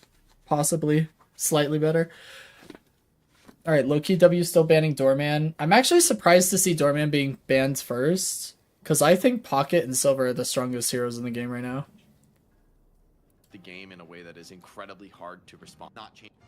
That they also Overwhelming frontline draft. Okay. Like it was kind of like one of the early the heavy frontline draft. I mean, Victor is sort of the frontliner. So when he Viscous again, huh? They just don't. Yeah, I don't think I've seen this game. And I think for OC's in front of you, like, or I don't think I ever finished watching this. big hits, and even especially then, this is such a polarized. Lady Right? Geist. Like, Geist has looked so terrible at times, but I also think you could say the same thing. I feel like Geist just struggles in competitive gameplay. I think she's really, really strong, like Yamato in like solo queue demon. But I feel like her util is like really hard to get value out of in 6v6 fights. Okay, means that you're let's hop into our game may as well be now that we've seen the draft and the picks and bans. Yeah, it's like McGinnis needs money to be good on the gun build. I do just much prefer the spirit build on her. I think for me, it's like the ulti is what we focus on a lot in the spirit build, but also Sinclair into that comp is actually so good. Yeah, for sure. The Lash ults, the Victor ults, and the Afflictions are going to be massive. The Abrams pin, there's a lot of movement control on where the enemy can be. I mean, my money's on Loki W winning this game. I don't know the outcome, but I just think they're the better team overall. But I also think whichever team has Pocket or Silver just wins. Why this is? Do they really want to lane like Venator into Pocket? But Is that- Aussies on Venator is really, really strong, so we'll see what they're able to cook up here. Right side. Seems like it. They want to at least throw some nukes out as they come through the TP. Geistel in a pinch too. I wonder why Yeah, this is true. trying to Think through the permutations here. If you absolutely needed it as like a last resort for sure, but Very heavy spam lane, so maybe they want the McGinnis there to clear those waves. That makes sense. That makes a lot of sense, actually. Yeah, it's gonna be a tough. That's gonna be actually a very tough lane. Bombs and spatters. seeing McGinnis flying in Night Shift everywhere. is kind of awesome though. I agree.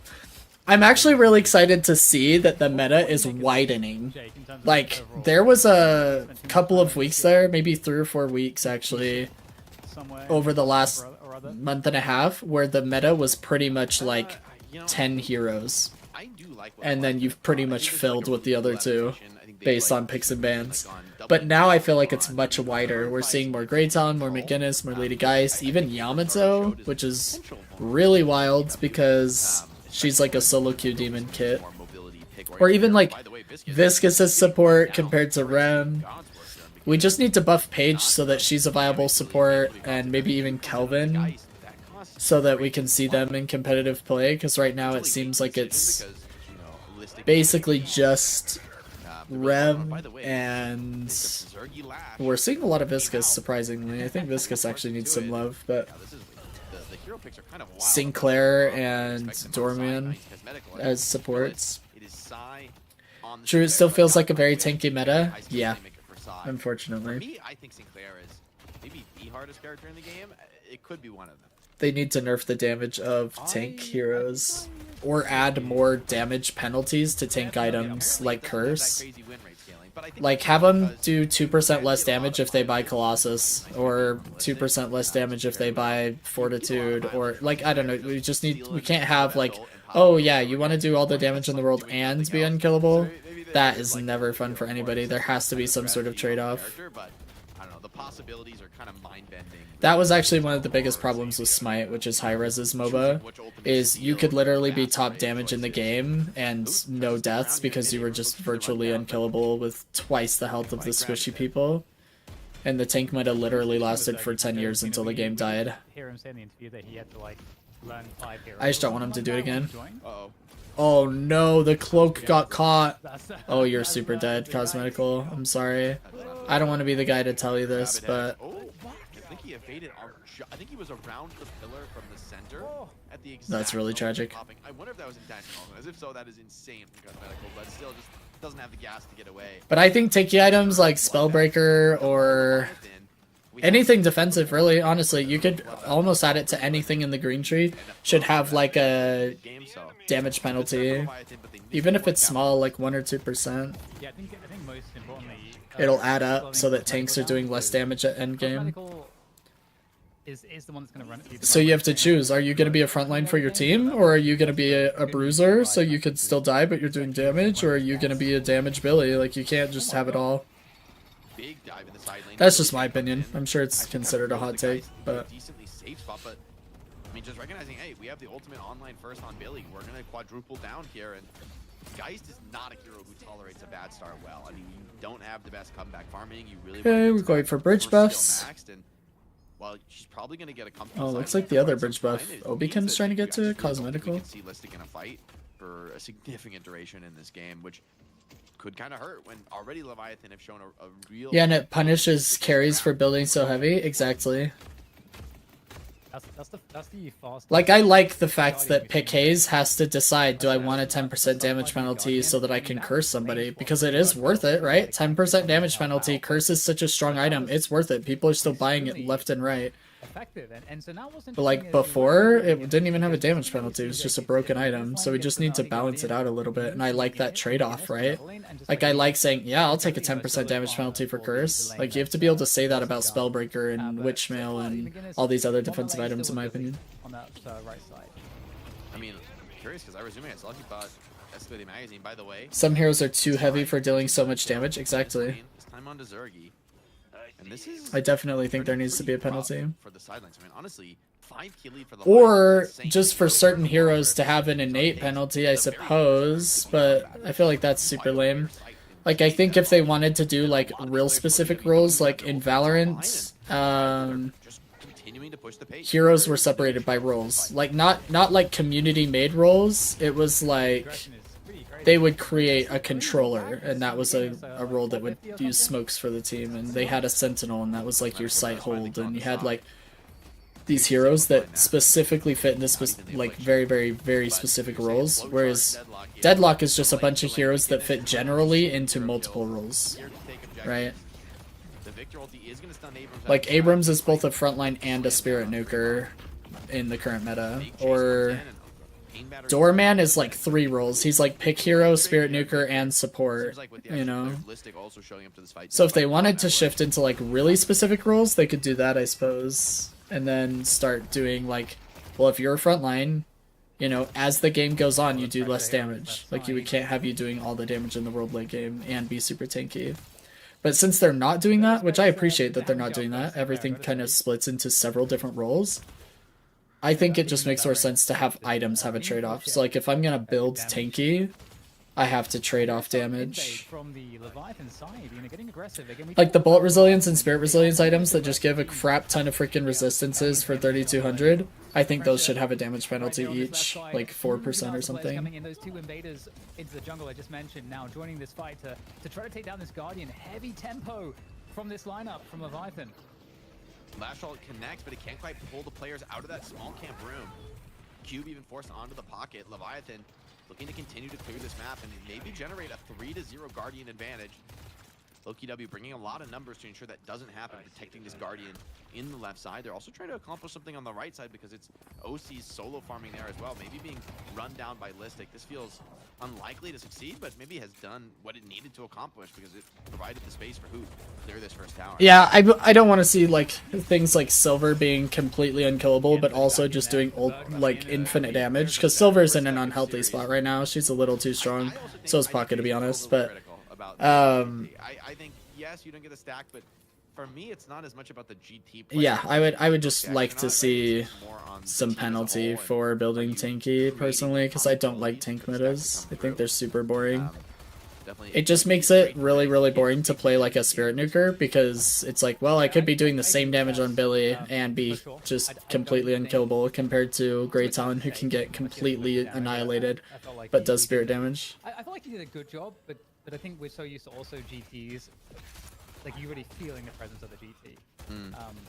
And I think that in that last game we didn't feel it as much, but I don't think that means that it was necessarily not doing his job. But yeah, as you say, right now Leviathan from the early game, right until now, they set themselves up to be in a good Nice position. wall blocking off Cosmetical from getting out. He took so much damage from tower. He goes down. Bad wall bounce from him was a little too desperate, but charged under tower really nicely from Fremont.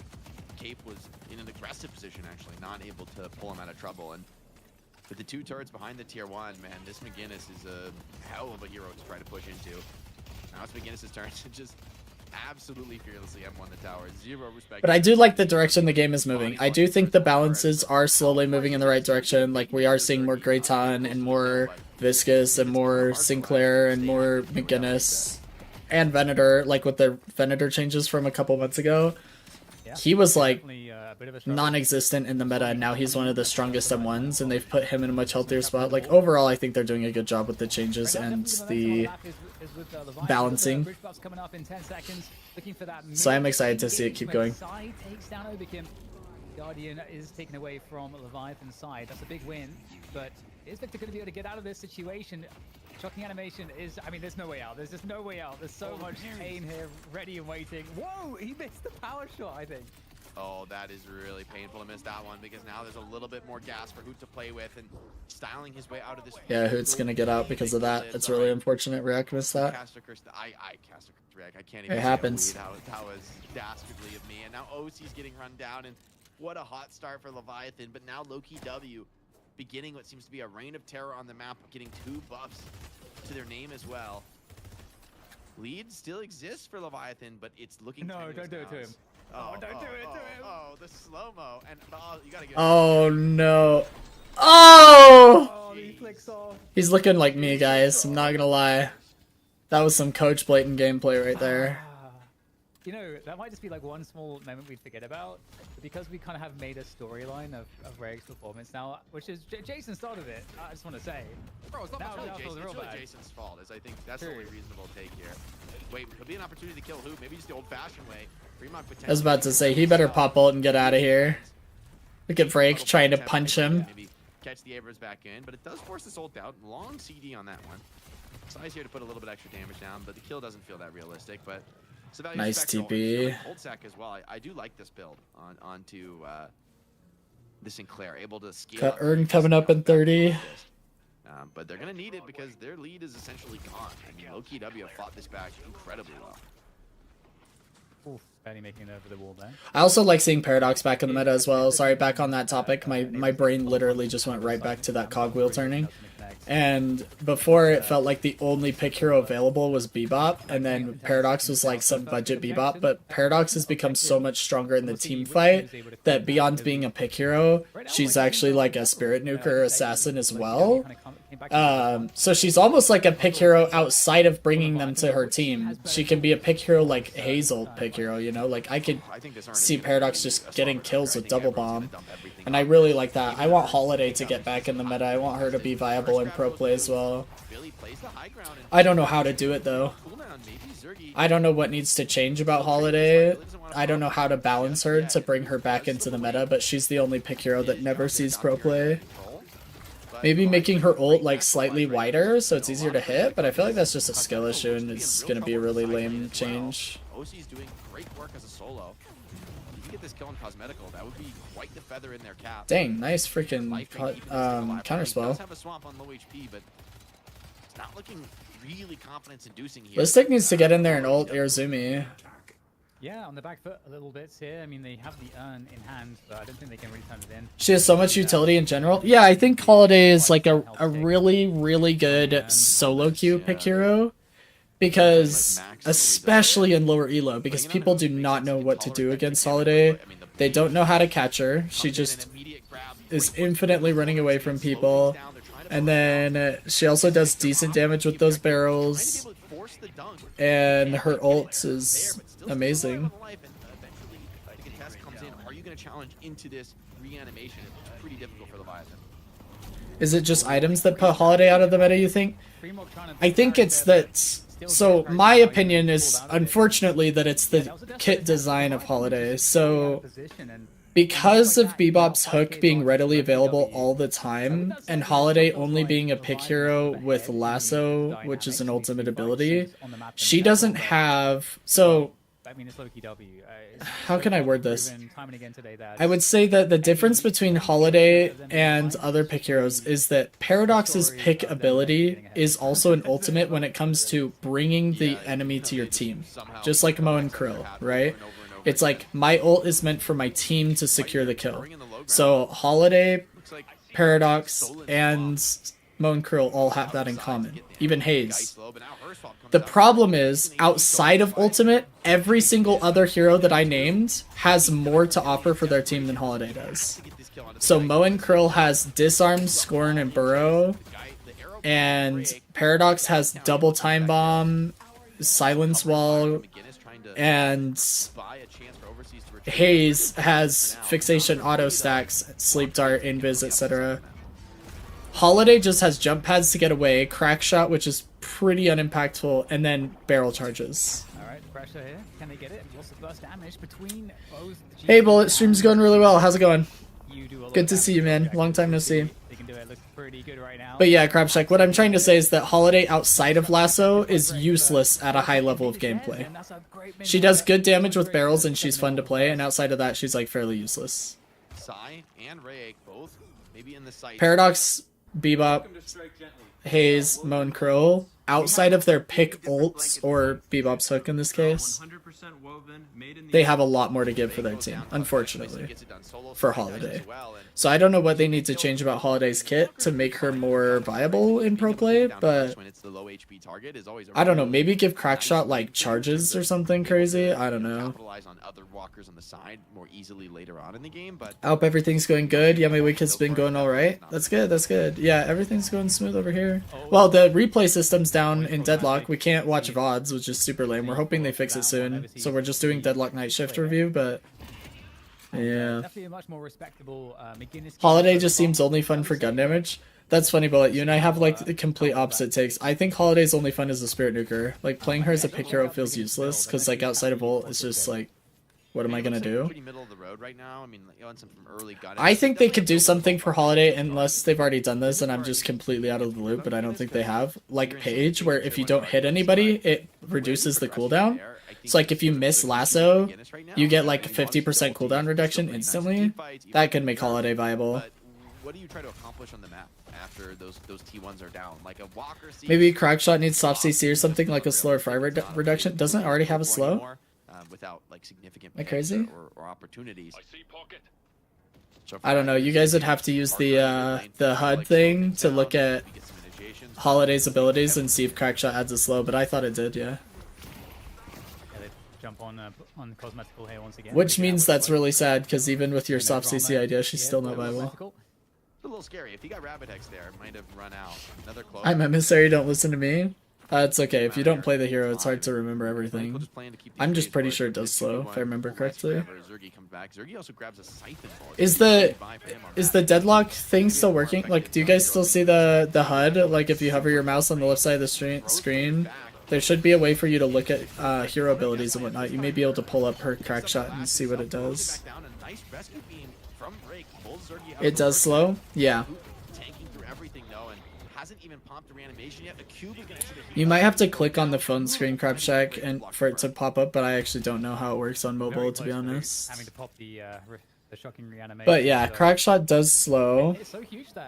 I think the only way to make her viable is to bring in the thing they did with Page ult, which is where if you miss it, you get like cooldown reduction. Maybe not 50%, that may be too strong, but maybe like 25% cooldown reduction if you miss the lasso. I don't know. Yeah, Leviathan, they came out swinging it says fading move speed penalty. Yeah. Now it's Loki's W turn to play with that advantage. Listic, absolutely bad. The problem with Holiday is outside of ults, she's not good in team play. So you have to either buff her ults or add something to her kit that allows for takes the challenge against Abrams at close More range. team play Really is a testament to his potential. strength right Like now. maybe make her displacement on barrels longer, Loki W so taking that this it's one more down a the bit. knockup is like more of a Man has stun, been or picking make up it pace so like across the map her here. Loki stomp. W So this is another thing I had an idea on. Is her stomp, like when you come off of her jump pad, the damage that it does, if you had it have like a mini Arctic Blast effect or capacitor effect, like Kelvin Snowballs, where it like freezes stamina, Victor's gonna that could be really interesting. I mean, is this comeback? It might be. They might have huge resistance here. See the fight progresses. Big Billy chain out of 3. Affliction 2 back the other She's way. just not in a great spot right now, Seems like it's unfortunately. Leviathan, but it just doesn't seem to be enough. Who standing tall against the McGinnis heavy barrage. The time wall for Paradox providing a bit of space here for Loki W to work with. Reanimation here popping on the urn ensures Loki W stay in control. The rest of the team falling around their ears. I think if the enemy used her jump pad, it should debuff them or something. That's a good idea. That would make her uncatchable, lol.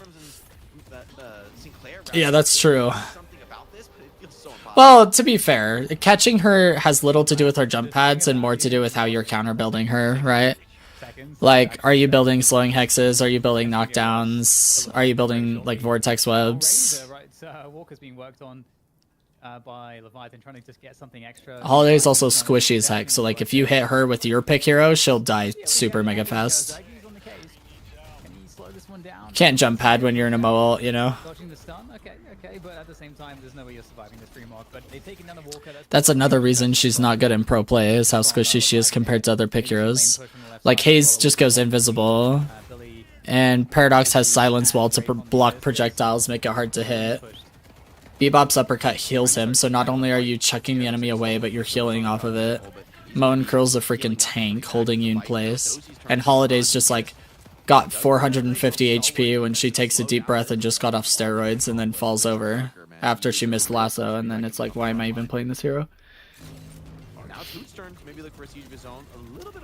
Oh, how do you counter dash build Infernus? Slowing Hex is one of the best ways to do it. Knockdown can be helpful, but Knockdown still gets a lot of dash availability, but it's mainly Slowing Hex or Vortex Web. It'll prevent him from using it, but it won't stop him. Curse is another counter to it. And Dispel Magic, so that you can just dispel the burn after you get out of the path. Those are the main ways to counter dash build from Infernus. See if there's any other follow-up here. Only one Riju taken down. Doesn't look like they're close to another one. Zergy and Listic are just... I had one the other day and I could never catch him. If you're trying to catch him, that's going to be Curses will stop it. Slowing Hex will prevent it. Knockdown will stop it. And then if it's like, I'm dying to the burns because he's just dashing like mad, that's going to be your Dispel Magic. The Leviathan Walker, but you wouldn't know it from the results of the engagement. Only one read you've taken. That's really the extent of the damage done to Loki W in that. In exchange, they get, what, 2-3 kills in the fight. Clear up the mid Walker. Gonna grab... The other counter is team comp, so like making sure that you're trying to pick fights with him and with teammates that will be able to counter that. So like examples would be Moen Krill, Sleep Dart from Haze, a comeback look almost like clockwork in a game like Ivy, Deadlock. Gargoyle, Playing the game a lot these days knows how Billy much Chains, how hard it is to leverage these fights. Venator, Kick and Trap, you know, things like that. Just like playing with your teammates, that like anything they have in their kit that's going to counter them. But when it comes to items, those are the ones that I have for you. And the urn fight that was somewhat hopeless is now ballooned into like just a game-winning advantage. And yeah, I mean, so that's the thing that's interesting. You know, Leviathan, they try to deny what Loki W have been winning with, and we're like, oh, okay, that's really interesting. But until you realize that it doesn't matter what they here. Dang, Loki W is really pulled away in this game. Almost a 40k soul lead at 22 minutes. That's insane. Was fully convinced that Gotten all 3 walkers. That Listic would be on the victor, as he so often is. But the fact that they can just kind of play mystery heroes and like swap people all around just to fit what feels the most comfortable for them, it's just a demonstration of the options that this team is working with and what it's going to take for a team to unseat them as the top dog here. It's going to take, you know, really being able to match that level of mastery across that many different characters. Now Fremont under huge assault here. Cosmetical, they just run him down. Dang. And this already Big feels like pick. a bit of a crumbling for Leviathan. Leviathan. They're just getting picked off left, right, and center. OC's, is he going to go down as well? Losing the Venator here would be too much to bear. They do hold the line against that for now. An Afflict on 2, though. I mean, Loki W, you're going to keep the push going even as the rejuice look to expire. Cosmetical is doing something right. Right now, I mean, why not? Because I can't freaking replicate this guy's gameplay. Every time I go into Afflict, I get instant nuked, just completely dominated. Maybe I'm picking my timings improperly. Is them showing us a new level, right? Just, Oof. like being just a cut above, being able to do things that no other teams are able to do in the world in Deadlock. What's crazy is that Leviathan did so well in the lanes this game. I mean, they came in with such a vengeance. And I'm talking about this game like it's already over because there's a part of me that thinks it kind of... Oh no! Yeah. Okay, that's Yeah, Listic's going down from the Venator ult. If there was ever a moment to do it, I actually think Venator's in a really healthy spot right now as well. I don't think he's OP, I just think he's perfectly strong. I think we need to buff heroes to match him and nerf heroes to match him. For a decent engagement in what feels like 30 minutes. Cube saves Did he counterspell that owl or was that early? potentially I don't know. Who are you talking about? We can go back. Hold up. Yeah. I don't know how far back I just went. I think I went back way too far. And we people all around take, you know, really getting picked off left, right, and center. OC's. yeah. W. Okay, it's like right around here. Why not? Just dealing with all the base guardians at once, just Hold like up. completely compounding the advantage. Just suffocating Leviathan, and I wonder with Loki W if what we're seeing this week from them is them showing us. No, it was early. Something. Well, it wasn't necessarily early. Something else procced it. So some other ability procced counterspell before the bird exploded. So he did not counterspell it. I mean, they came in with such a vengeance. And I'm talking about this game like it's already over because there's a part of me that thinks it kind of is. OC's though, okay, that's a big kill on the list. Like 70 seconds on the deck. If there was ever a moment... The counterspell would have been on time if nothing else hit him. Fremont ulting for a chase, but But it's very, very hard to counterspell in the middle of a fight because so much is hitting you that it can get procced off any little thing. You never know if you're going to actually be able to counterspell like the Grey Talon Bird or the Venator shot or whatever it may be, you know? Super low. This actually could be potentially a very big fight. But as Zergy now starts to... Dang, Fremont just got melted. Rayox half HP resetting. Overseas is half HP. Aussies is caught in a 4v1 in mid 3v1. Yeah, the pressure is just adding insult to injury right now, and just being able to charge at them, using the aura suffering to slow them down. And oh my gosh, Obikim, what a shot! About our redemption arc, we were talking about it for the GT for Ray, but it happened so quickly. Yeah. I don't know if we can see the damage and maybe that's how it is in team fights, unfortunately. My friend has recently been playing Paradox, and man, not gonna lie, Paradox is kind of goated. Agreed. Yeah, with the most recent buffs, Paradox is in a very, very strong spot. Actually, the best pick hero in my opinion right now. Very respectable. I mean, Bebop will also always be like super, super strong because of Hook, but Paradox's damage is just so good right now. They do get the finish, so they're getting all the value out of the dunk, but Overseas already running for it. Loki W, way too strong. As soon as that earned dunk completes, the spirit and the bullet resist fades away. And Yeah, bomb build is insane, agreed. Nothing but ashes here. Well, it's not even just bomb builds, but like Max Ult being able to contest a mid boss from Paradox is unparalleled compared to any other pick hero in the game. So when it comes to like really organized 6v6 team play like this, no other pick hero has a mid boss team fight like Paradox does. So you can play pick ult or you can play team fight ult or both depending on the scenario, and nobody else can do that. And right now, Leviathan, it's been that way for a while, it's just that the recent buffs made her even stronger, so... And Bebop got nerfed, so it was like a complete swap on top pick hero. See, that was a counterspell for Billy ult, because nothing else is hitting him. Ooh. Does not feel like a hard target in this game. And Listic, redemption story for him. Gets low, but does have swap available. OC's playing on low HP, knows that there's not much options left in this game. Hits some big connections. The swap is actually out from Lady Geist. Nice Down 2 bounce. players. It's just too much for Leviathan to bear. I gotta get into Counterspell. Been trying to use it since you mentioned it, and it's so difficult to get used to. Counterspell is a high skill ceiling item that is the best item in the game right now. Oh my god. It's actually been the best item in the game for like a year. Leviathan, they really are putting on a really good effort. But the advantage is just too stark at this point. As a mid-boss But goes yes, down. it's very difficult to get used to it, and it's hard for some people to remember that they bought it. They'll buy it because they know it's a good buy, and they'll even know why they're buying it, but then they just won't use it properly. Dang, Leviathan just got wiped. Oh, that's tough. And that is game.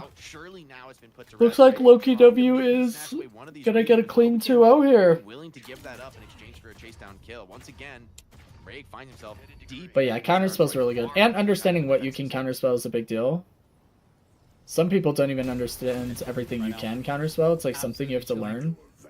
But once you do, man, like counterspelling Pocket Affliction, counterspelling Geist ult, counterspelling Lash ult, counterspelling Abrams ult, counterspelling Abrams Shoulder Charge, counterspelling Grey Talon Bird, counterspelling Billy ult, counterspelling Venator ult, like it's, the list just goes on. It's so freaking good, man. I forget to use it. Team fights are so chaotic. Yeah, so there's like this analogy that I use because well, actually, not even an analogy. It's just an idea in gaming. So, when you're learning a game or you're not quite comfortable with it, the game moves in like 2x speed. Okay, so like team fights, everything's happening so fast, you can't comprehend everything that's happening. But as you get better and better at the game starts to move at slower and slower speeds, and eventually you get to a point where it feels like the game is moving in like half speed. It's like everything that's happening, you understand what's happening before, you know, that sort of a thing. And once you get to that point, it's so much easier to control counterspells because you're basically looking at it like everything that's happening on your screen isn't important enough to pay attention to. So you're basically just ignoring all this stuff, and then as soon as you hear the Lash ult, you're like, oh, that's the thing I've been waiting to pay attention to, and you counterspell it, or like, you know, things like that. But yeah, when we're learning a game or getting new ideas or new concepts thrown at us all the time, it feels like the game's moving in 2x speed. And with time, it'll eventually start moving in slow motion for you, and that's when it starts to feel really good. Samurai, welcome to the chat. It said Parabomb build feels strong for organized play, but it feels like in matchmaking it's just a mess. I agree with you. It's so much harder to get value out of it in team fights the way it is in organized play, like in these night shift games, for sure. But if you want to, or if you're willing to try it out, I will say the only way for double bomb build to feel really good on pair in matchmaking is if you build her with like the Shadow Weave Arctic Blast gameplay. So basically you run around like pick Haze, you just go invisible with Shadow Weave, and then you Arctic Blast somebody and you double bomb and then ult them through your wall and they'll die instantly. There's nothing they can do because of Arctic Blast's changes. They'll basically, so the Shadow Weave will give you the spirit power bump, and then Arctic Blast will freeze the stamina usage, and it's disgusting combo. So like basically what you do, since we finished this game, I'll hop off that. Give me a second. So like, this is basically the combo you run. This is the best way to play Paradox in matchmaking, in my opinion. Where the heck, there we go. Okay. Is like, you're doing this. I have to put everything on the keybinds I'm used to having them on. Okay, so like basically, this is all you really need to know, right? But basically, you like invis up to somebody and you just... They'll just die instantly every time. Like, it's disgusting what that does to people. But that's the most effective way, in my opinion, to play Paradox in matchmaking, because people can't react to that.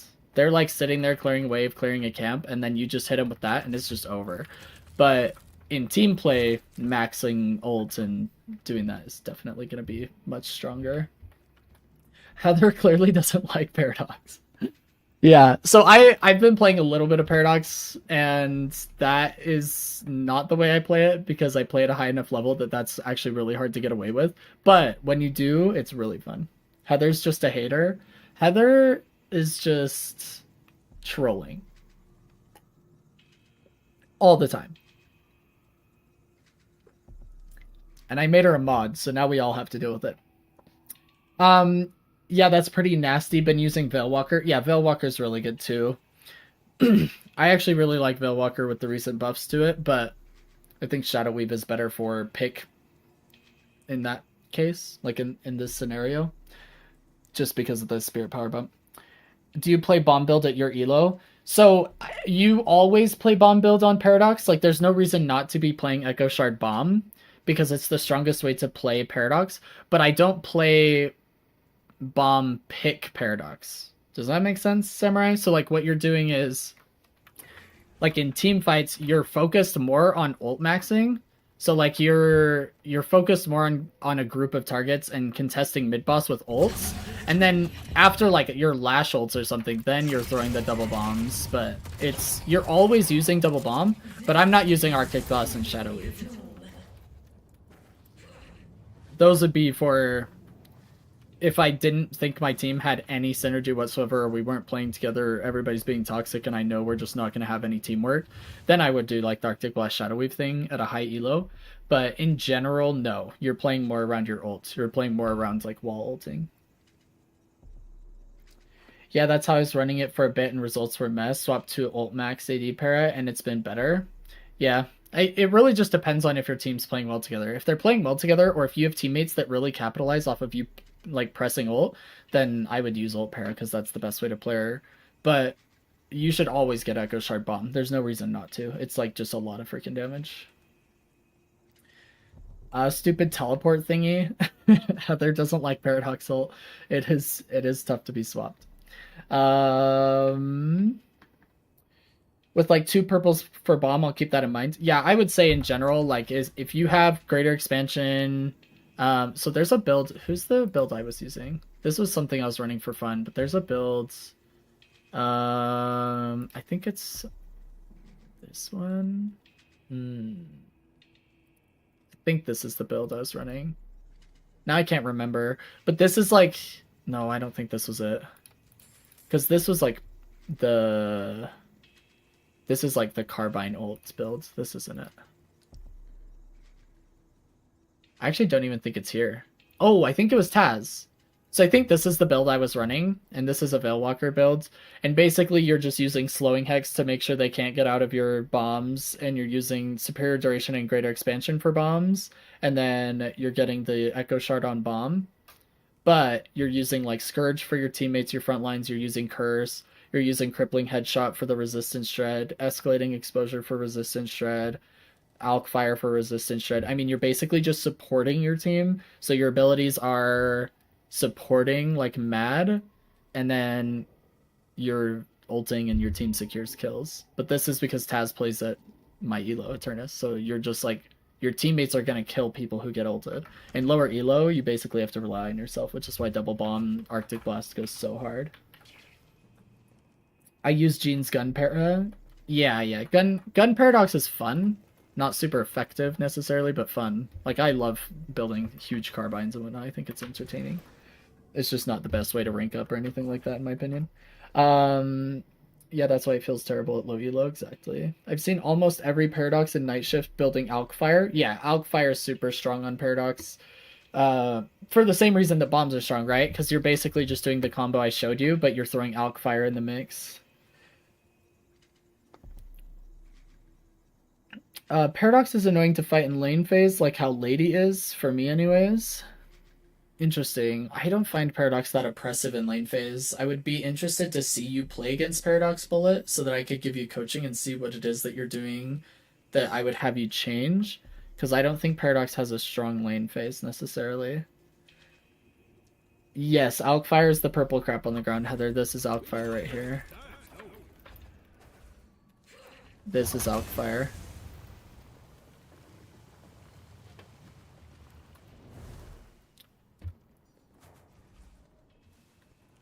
She does so much gun damage. Yeah, Pear has really good gun damage. I usually build like Headhunter and then Weakening Headshot.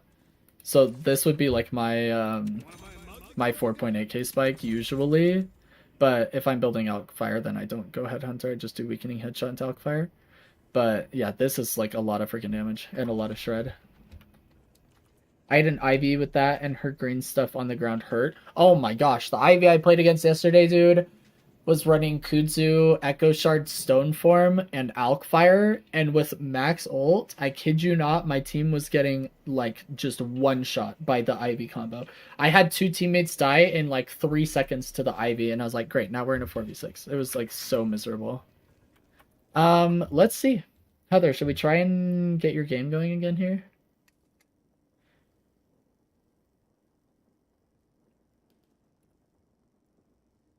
We need to finish Heather's MVP game. We were 15 minutes in when it started dying. Let's take a look.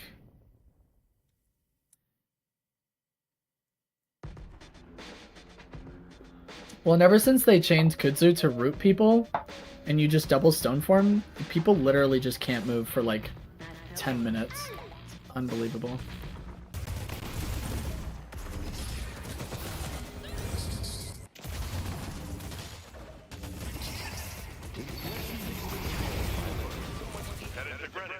Alright, this is the moment of truth. Every time Heather goes to pick up the urn and win the game, we have Deadlock freak out. Yep, it's still broken. Unbelievable.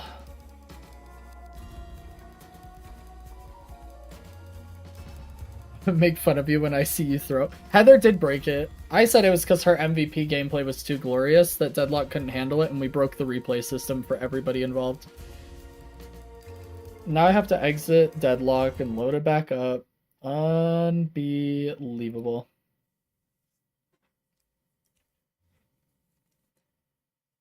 It's super annoying that the replay system's broken. Let me try... Have you tried starting after it, that spot? Yeah, we tried skipping ahead and it still wouldn't work.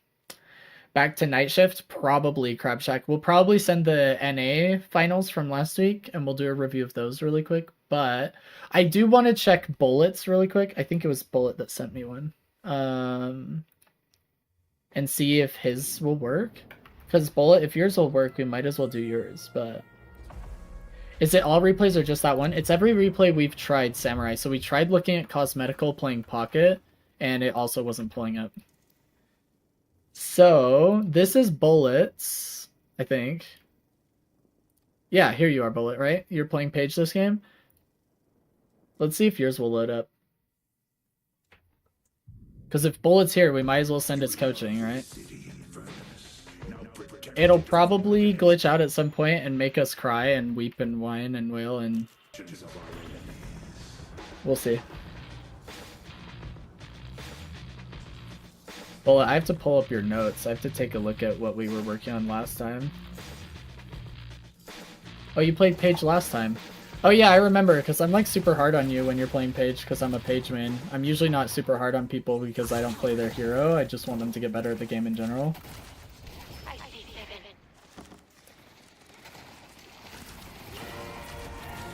Wow. Alright, Celeste. That's one way to start the game. We've all been there.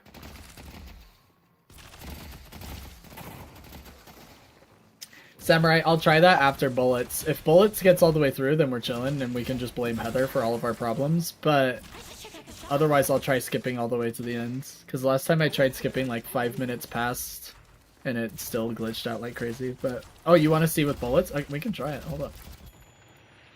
Oh! No. I mean, that's pretty promising right there.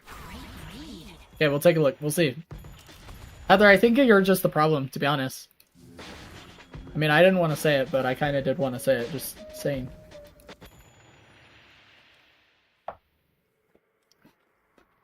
If it gets stuck, then it'll get stuck halfway through. Well, it didn't get stuck. We can hope. Overlay reminder. Thank you. See, Crab Shack, you're here for me. This is why I keep you. Alright. We're coaching Ritualist. Let's send it. When Bullet misses bridge buff, we know it's because Bullet is a hater. Absolutely. Everybody just trash Bullet if he misses any of the first 3 bridge buffs. I forget if we win this or not. I was literally just looking at it before we loaded in, and I don't remember either. So we'll find out. Rafa, you're fine. Relax. Come here. Come lay down, buddy. I mean, your Celeste is doing her best to not win. That's for sure. Just kidding. It was 1 death. We've all been there, you know. She probably doesn't go 1 in 15, which means she's better than me playing Pocket and Eternus.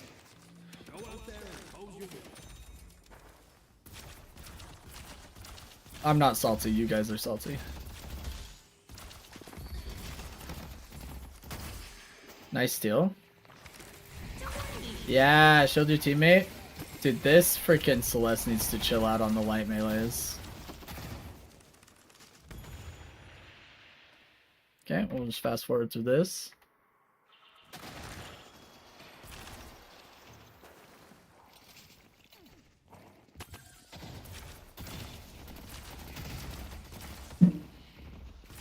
Lay down, buddy. Lay down. My dog is freaking out.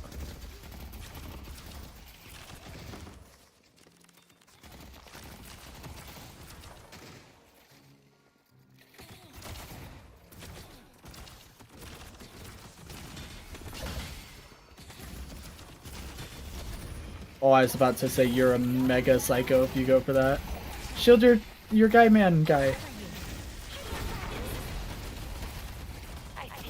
Dang, 7 really just stayed in that dragon. That was dope.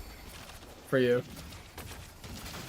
Should go steal their minis because they're not getting them and they're too low to contest you if they do go for them.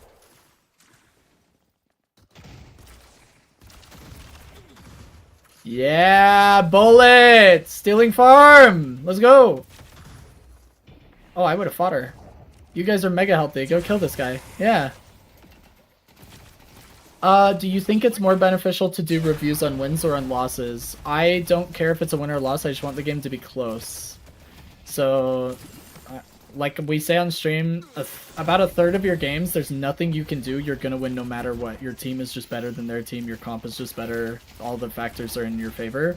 A third of the games are the opposite. You're just going to lose no matter what. Your comp is worse. Your team is worse. Matchmaking's terrible. You're having a bad day. Everybody's having a bad day. There's nothing you can do about it. It's the other third of the games where your impact actually could have changed the outcome of the game that I want to review, and it's usually close games. This is huge. You're a psycho for that, I will say, Bullet. I hated that heavy melee, but the root in the choke point and then your dragon after. Oh my gosh! You guys both should have died right there. Okay, Bullet, I just want to let you know. In higher elo, you both die. Because she had parry. Okay? She got parry back from your Celeste being stupid dumb. And then you just sent heavy melee into another parry. She heavy melees you, kills your Celeste and you at the same time, double kill. In my mind, it was full send. Chill out. Chill out. You're full sending me into my history of high blood pressure. Watching that was terrifying.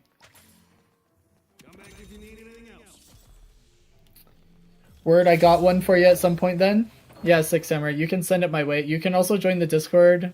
And you can go to request a coach and put it in there in case I don't have time today. Which I should have time today, but just in case.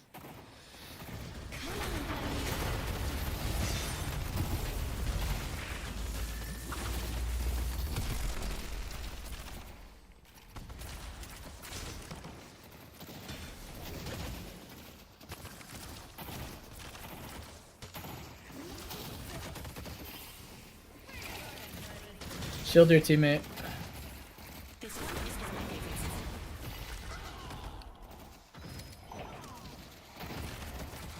Your teammate's taken 200 more damage than she should have because you haven't shielded. Oh, that was really good though.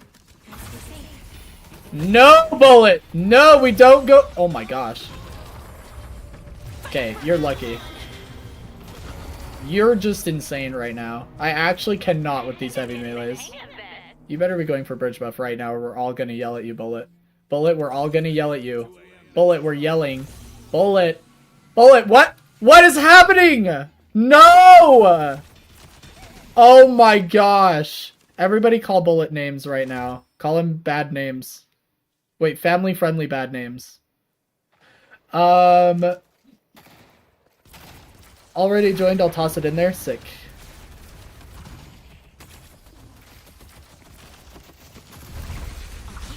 Unbelievable, Bullet. Unbelievable. Bullet is a hater, Heather. Tell him.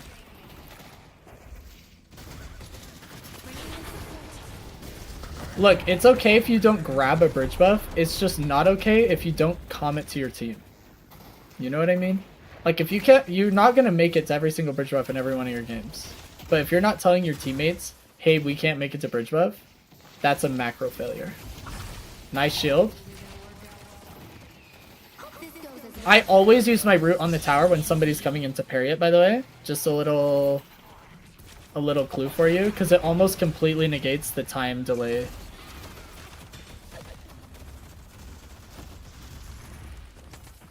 Heather, I don't want to hear it. You broke your VOD review. Oh! Heather just got moded for real, I'm not gonna lie. He got you there, Heather. You have been got.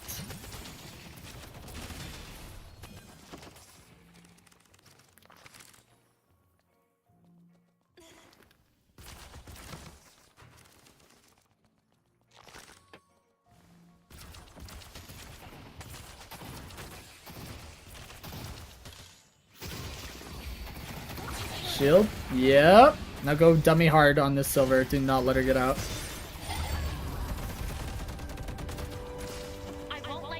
Am I not getting cooldown on your shield? What's happening right now? There we go. I'm like, you should not have shield backup already, and you don't. And then rescue beam your Celeste for the heal for both of you. Yep. Huge. Big plays.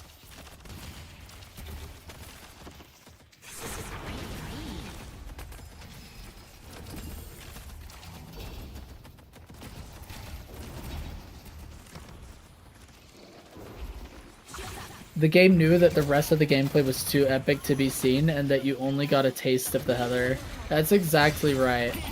It's like, what's the thing in Indiana Jones? Ark of the Covenant or whatever that like melts their faces off? That was Heather's MVP gameplay.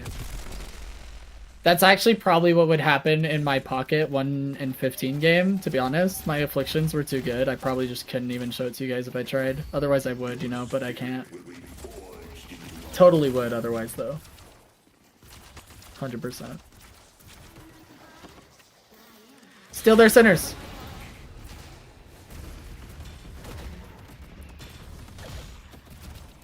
I always steal sinners on page because you can just use shield to negate a lot of the damage you take. That was actually really freaking good. And the peel from 3. And she dies somehow. Don't know how that happened, but we'll take it. Huge ults, by the way. The shield to save her ult. I mean, Celeste probably shouldn't have been that deep, but you should be stealing the sinners and not getting Guardian. Just letting you know.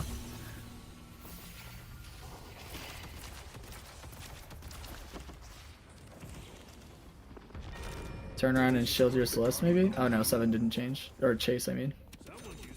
He probably didn't change either.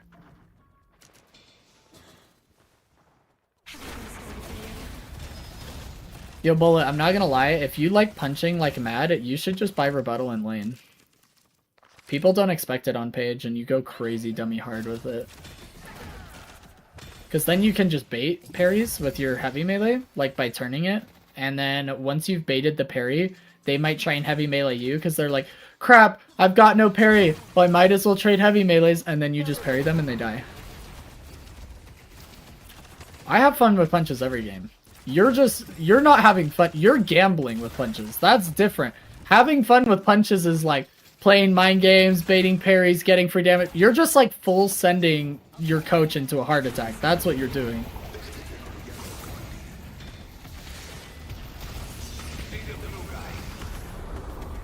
Shield your Celeste. Shield your Celeste. Nice.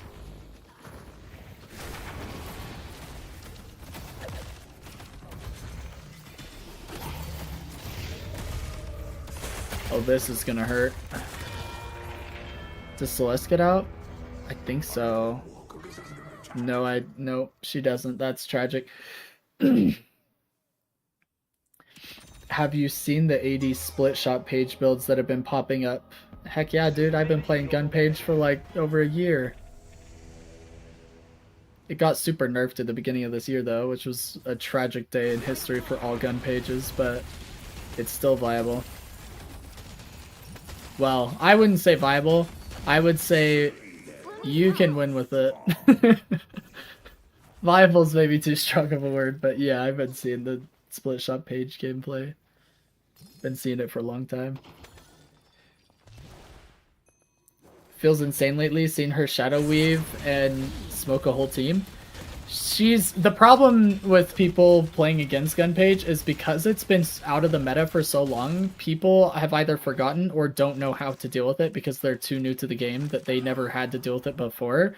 So they don't expect it because everybody that sees Page expects Spirit or support. And so they don't expect it. So they just like will fight you in a 1v1 like, oh, this Page is so dumb, and then you nuke them. But in high level game, it doesn't go very well because they just are like, wait, gun Page, that means she's squishy. And then you just die. It's sad. Yeah, she's so squishy, you don't even need disarming hex, you just kill her. She's so freaking squishy. But yeah, you can disarm her because it like very rarely do pages use their active slot for dispel magic unless absolutely necessary. But she's so freaking squishy as gun Page that you just kill her.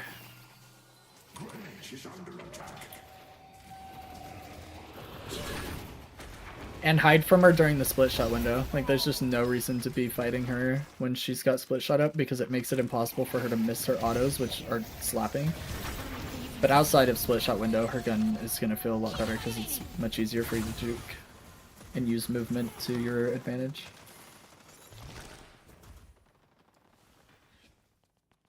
Played against when they got fed and positioned well, always came in late to team fights when we were already locked into our positions, did well for her. Yeah, that's, you have to play her like an assassin, like Haze. Like, you're not initiating fights a whole lot, you're basically coming into them behind the team and then fighting. I had a Gunpage game, this was like months ago, but I had a Gunpage game where I killed all 6 people that were pushing my base because they didn't focus me at all.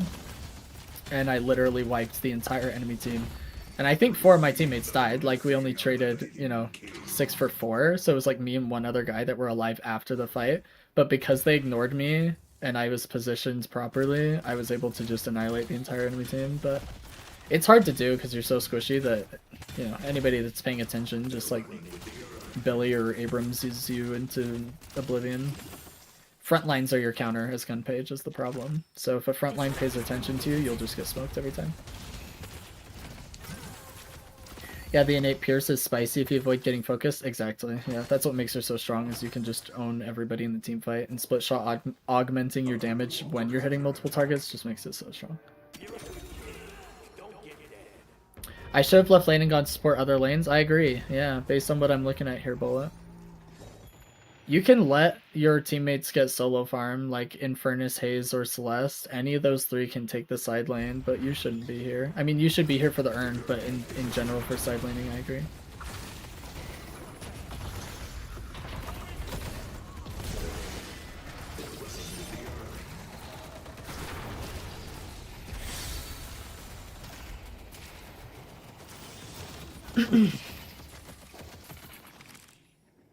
What? I just got a fatal error again. And now it's crashing Deadlock. Unbelievable. Guys, what is wrong with Deadlock today? What is actually wrong with Deadlock? I should be able to pull it back up. We'll see. Oh wait, there's an update. Maybe they're fixing it. I did verify my files earlier. It's something with that urn. Crabshack, I think you're onto something. Urn is just mega broked. Watching vids of old urn is breaking my game. But they just said that there was a small update, so maybe Valve actually fixed the issue we're running into, but we'll see. It might be because it's older in Crabshack. It's very possible.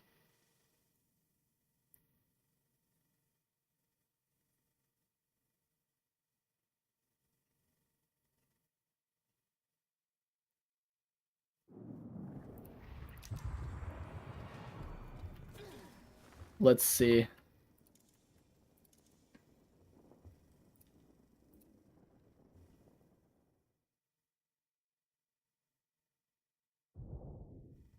You love this city, Eternus. Now protect it from the... Are we like right here? No, we're further than this.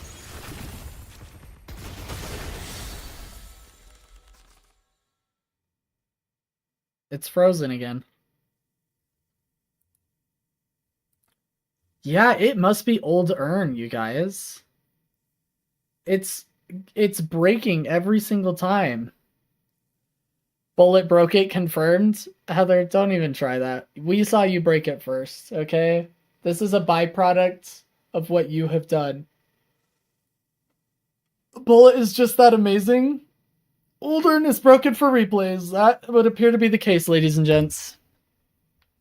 Which means all the Pro VOD reviews I had planned to do, I'm going to have to find new ones. Because all of them are with old urn. Bullet is just stuck in the system Heather already broke. Exactly. Samurai nailed it. Sent you a vid with new urn? Okay. Samurai, we're going to try and pull yours up. And if the game breaks when urn depots, then I'm just giving up.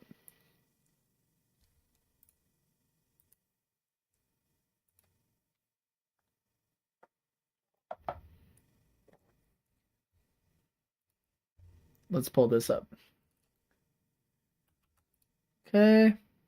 Emissary 6, Archon 1. I'm going to change the HUD now. I'm in that game, don't flame me.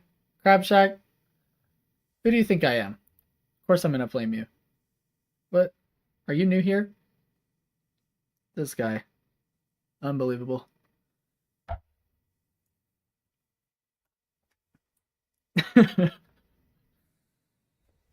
Alright. We're mainly just going to flame Heather in case the VOD breaks again. That's primarily our goal. Everything else is secondary. Ranking up, improving in the video game. That's clearly not our focus here. Alright.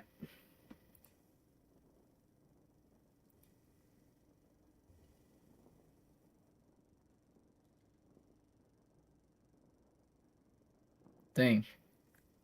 I kind of hate your guys' comp. How the heck did it even give you that? You guys don't have a front line. I guess neither do they. What is this game? This comp makes me uncomfortable. Bans Coach Blayton for 115? What the heck? Heather? Somebody time Heather out. We need another mod. Somebody put Heather in timeout. I second that opinion. Samurai and I play every day, so we'll be in pretty much all of each other's VODs. Sick. It's good to have a duo. I'll say this again, a million times, but the best way to rank up is with a duo that is at your level or just above your level. But the best way to improve is solo queue.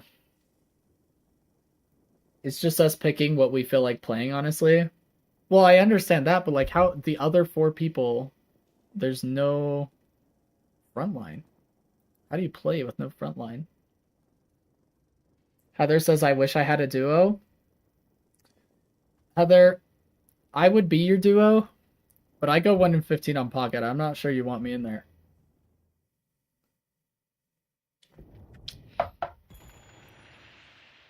Okay. Let's see if Samurai broke the game. Instead of putting together proper comms, you're playing what you want. Yeah, I mean that's pretty much what it is. Mod me so I can do nothing with it. Crabshack just wants the power. If we want to win, one of us will play frontline, but sometimes we just say FLL. That's fair.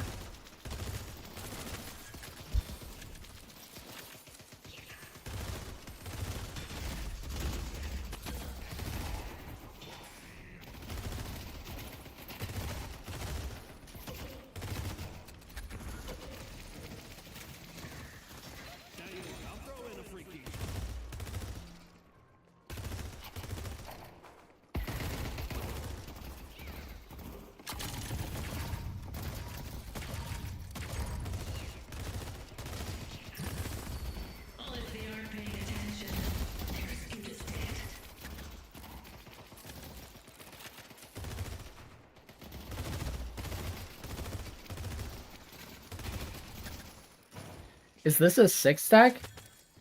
This isn't a 6-stack, right? Here's Crab Shack. Okay. Oh, it is a 6-stack? Oh, okay, I understand.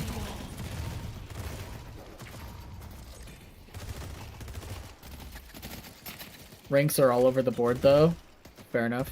It's hard to find a 6-stack in the same rank, that's for sure. And 2 of our 6 are absolute free spirits. I think I would take a 1 in 15 pocket over 8. Bridge buffs don't really help, or mid boss doesn't win games. That's fair, Heather, actually. Based opinion there. I'll take that.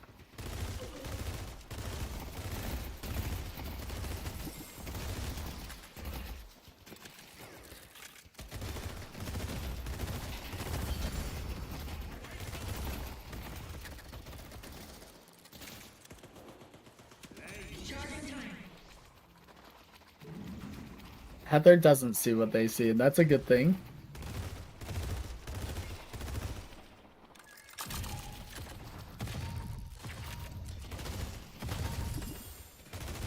So in general, laning against Venator and 7, you want to play verticality, so you want to play on top of the bridge. Because it's going to make it very hard for them to hit nades, stuns, and orbs.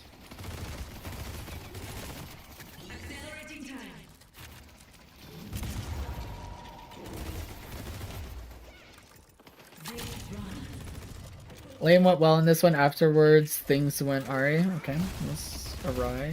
Let's take a look at it.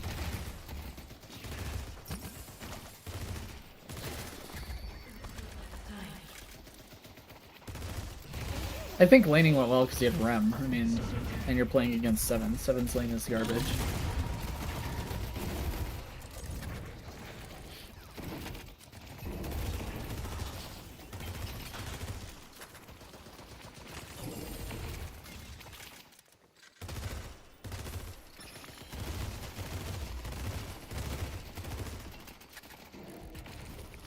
I mean, you guys are playing lane well, but you also just have the better matchup in general. Oh, awkward. You need to get to your Rem. Oh, never mind. 7 stopped chasing. I still would have gotten to your Rem, but... Woo! Well played. And that's why, by the way, you need to get to your Rem, so he can jump on you.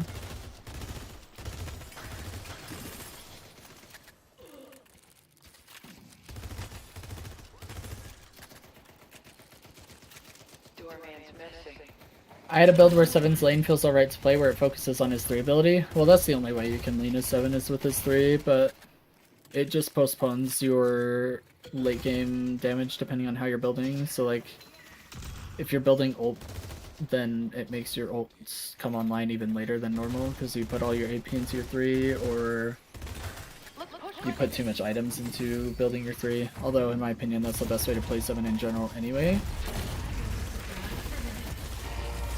Nice kill. You were a little late on the bomb, I'm sure you recognize that. There was like a little hiccup there, but well played overall.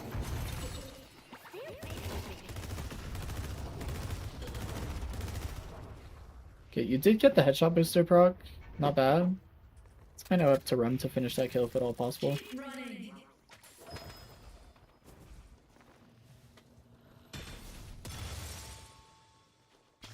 I want to make sure...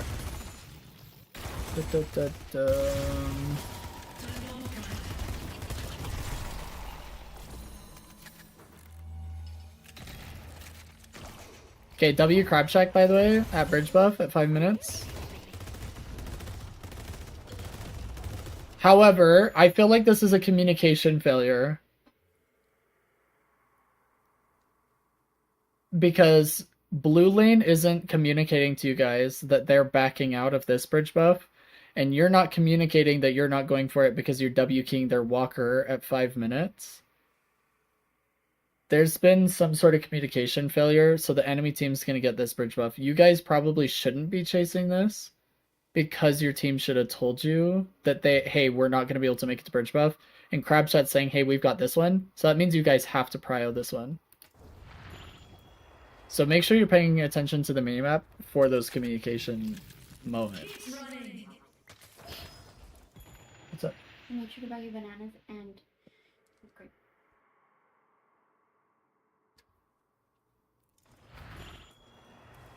Sorry, my wife just got home.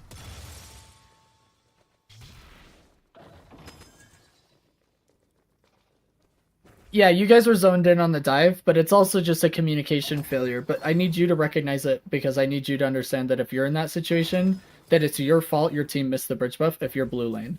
So, like, if this bridge buff was missed, it's because they didn't communicate that they will not be able to make it. They're under too much pressure.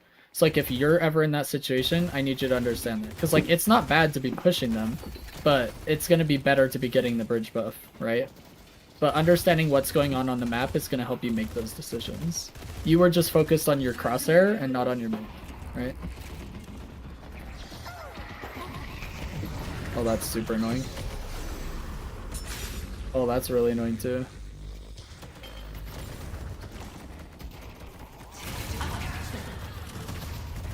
Right, exactly. I just need you to understand that that's a macro failure, right? Like, you guys need to be communicating with your team. Like, hey, you need to know, hey, like, we're not going to make it to bridge buff, we're diving. But if blue says, yo, we won't make the bridge buff either, we're super low, we got pressured out, you go, oh, then we can't dive, right?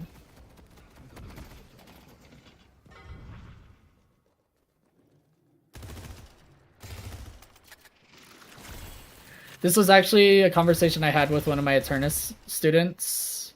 We had an E6 player, and I said, why aren't you communicating this to your teammate? Because it was very clear that something wasn't being communicated. He's like, well, I think it's because Geist wanted this. And I was like, why do you think? Like, you should know. Like, you have to communicate. It's a macro failure if you don't know the answer. Or if you don't communicate it with your team. So it's a high-level concept, but anybody can apply it.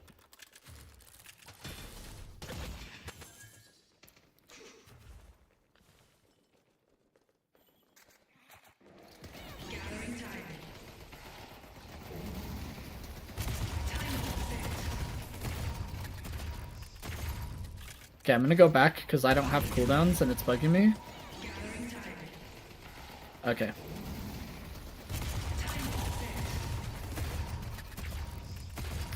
Does Paradox's 3 trigger the headshot booster? That's a good question. I actually don't know if this is considered a bullet that would trigger it. Like, if this was the only thing that hit them. But I think you send bullets with the kinetic carbine, so it would, theoretically. But I don't know. I think it's only the burst after that would trigger it, but I'd have to test it. Samurai says yes. You can test it, Bullet, and let us know, but I don't know off the top of my head for sure. I can't tell you with confidence. Nice ult.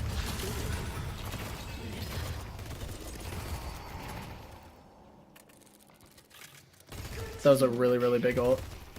Well played. Nice. Huge double kill.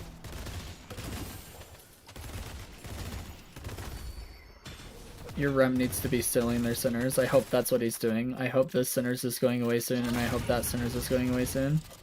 Nice. Yep. Looks like he did both. I think Viscous is going to stop this one, but well played.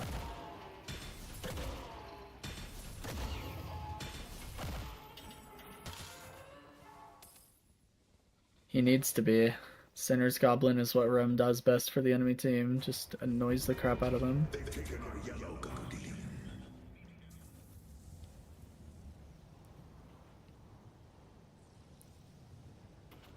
So at this stage in the game, do you guys remember your comms well enough to tell me if you guys are swapping for side lane? Like, have you told them, hey, we just lost Guardian. Does somebody want to side lane in yellow now? Like, are you saying, hey, Mirage, hey, Viper, do you guys want to take yellow so I can roam? Like, is there any communication going on? If Rem doesn't steal centers, is he a true Rem player? No, exactly, Bullet. He's not. That's the problem. Crab check, that Rem is high Oracle, low Phantom, I think. Nice. Well, good. He's playing well. The reason I asked my question about the comms is because at this stage in the game, like 9 minutes, Guardian's down in a side lane, It's no longer lane phase for that lane. It's now solo.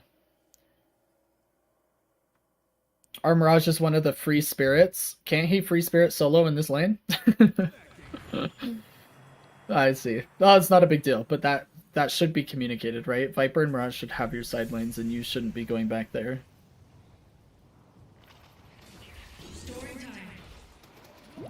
He free spirits deep in enemy jungle as much as he can. I mean, okay. Tell him to free spirit on their doubles.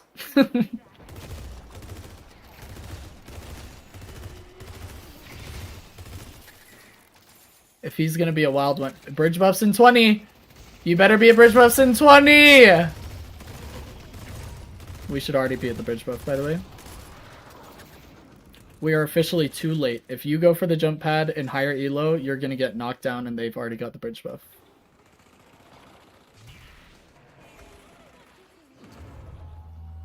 He's a Calico main, so he's playing Mirage like Calico, huh? Alright. Questionable. Nice ult. That was super risky to delay your ult. So in higher elo, you're gonna miss that ult because Drifter's gonna be more aware. You needed to send ult like insta. So hold up. I need to go back further.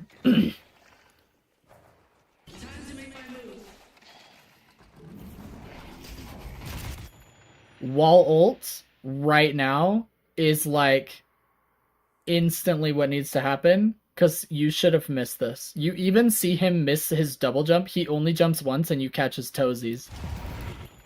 Your ult hit his toes because he's bad. I think what you're doing, Samurai, we actually did a pro VOD review of Low Main playing Paradox not long ago. It's on the YouTube channel. I would suggest you watch it.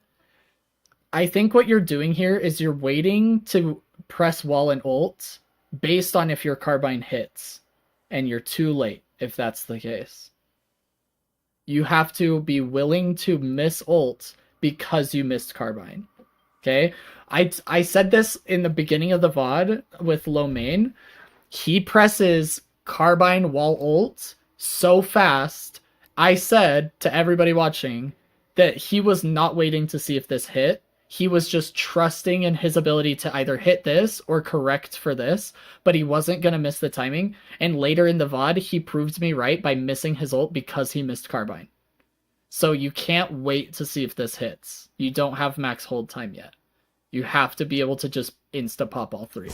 So you are so lucky Drifter's bad, but you should have missed that because you were too slow. Which is the risk you run with Paradox. You have to be willing to miss your ult because you are sending it on proper timing.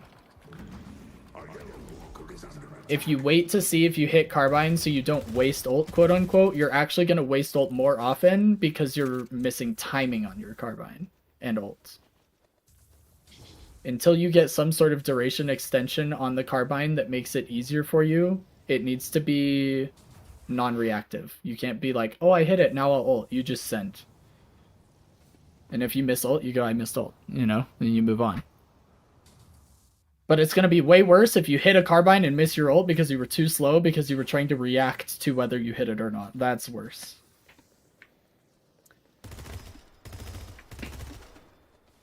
Exactly.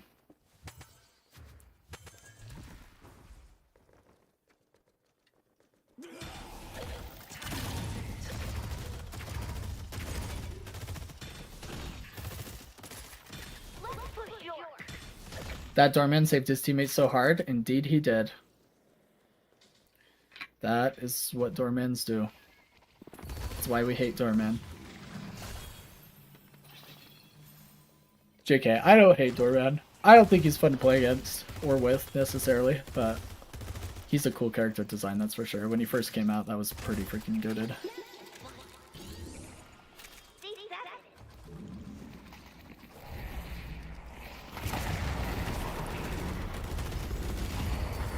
Nice.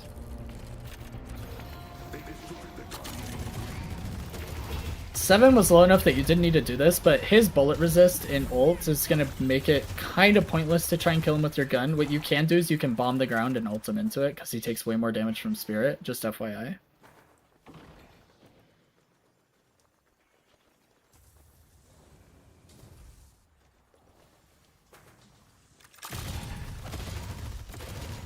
No.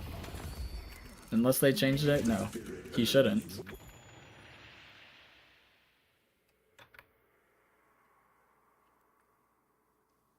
Bullet resist while chat. Oh, he actually doesn't have bullet resist yet because he's dumb. Plus 50% bullet resist while channeling. Where's the spirit resist?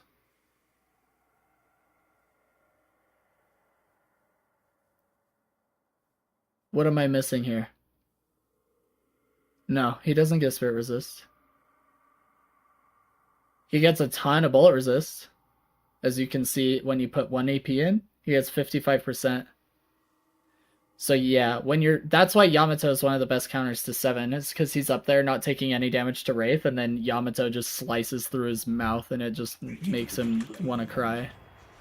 But yeah, you can just bomb and ult him into the bomb because he'll have a bunch of bullet resist. If he's smart, he'll put 1 AP into his ult for that exact reason, so he takes no damage to bullet while he's ulting at the very beginning of the game. In fact, it's broken that it's there. It should be his second AP point, not his first, because he just takes like literally no damage to early game bullet. But enemy 7 you're playing against is kind of special, so you're fine.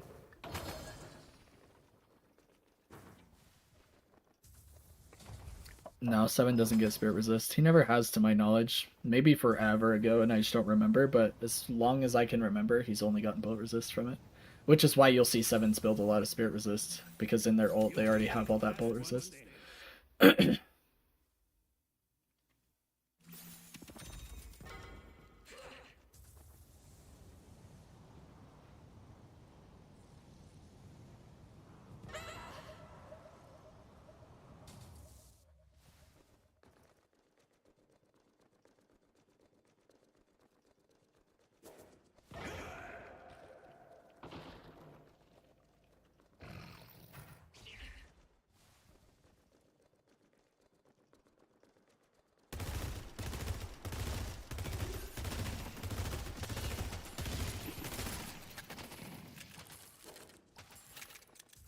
I wouldn't steal farm from Crab Shack here, and by Crab Shack I mean any Viper in any game you play. Like, there's just no reason for you to be in the side lane because you guys aren't looking for a kill. So the only thing you're doing is sharing wave farm. The boxes are fine, but I wouldn't come over here and clear the wave with Viper. I would give him the solo wave. Unless you guys are looking for kill potential to push the Guardian, I just wouldn't even be there. There's no point for you to be there. Mid-game, I try to find as many picks as I can on Para, and I don't know if that's the right play. It is the right play. You just have to be organizing it with your teammates, because you're not going to do it by yourself. Not effectively.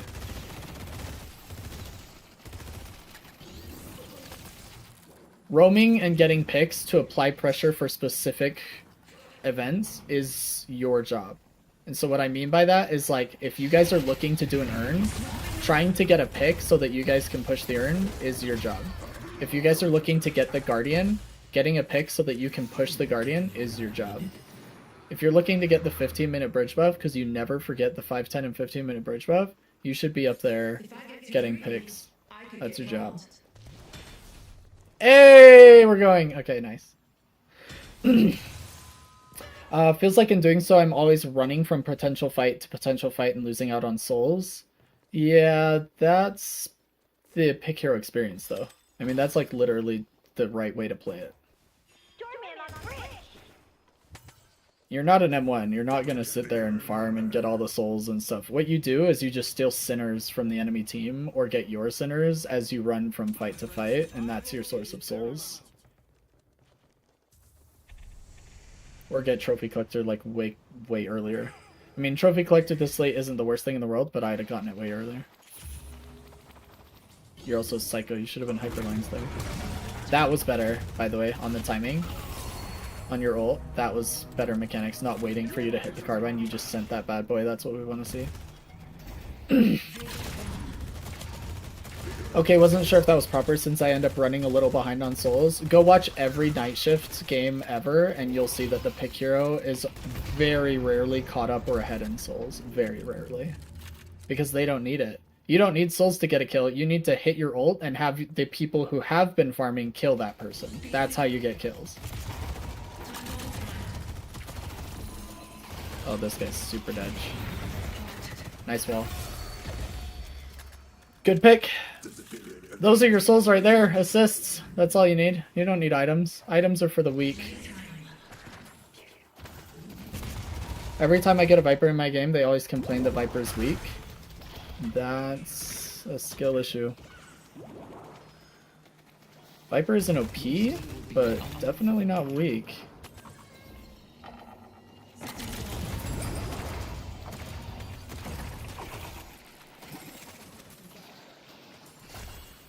See, like, this fight is a waste of time. You guys aren't gonna accomplish anything on this walker. You guys stayed way too long.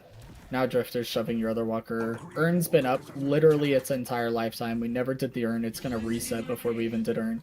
So there's just a lot you can do. It's also a really nice thing you can do as a pick hero is, ooh, throw your wall down next time. You can run the Urn as Paradox really well. Most pick heroes can, like Holiday, Paradox, etc. And it's really nice when you run it for your team and set up those plays. I would focus on macro when you're playing pick hero. If you don't know what fight to be at, look at what objectives are on the map that are available for you to grab. She's just squishy hate crime victim? Yeah. Okay, I figured out. If you play Pocket, I will play Lash and we can both go 1 in 15. Heather, I think you've got the wrong idea on what we are trying to accomplish with playing Deadlock. I think we need to revisit our strategy.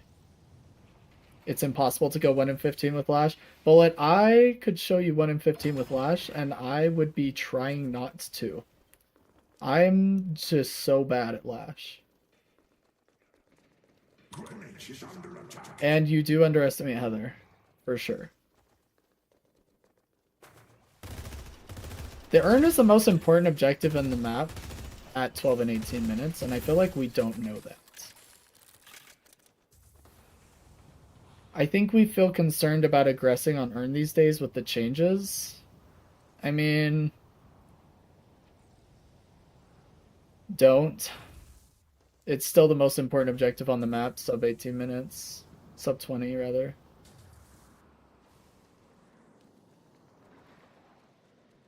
See, I just assumed that Heather broke the VOD, she would at least be able to go 2 and 15 with Lash. I mean, fair. Nice ult.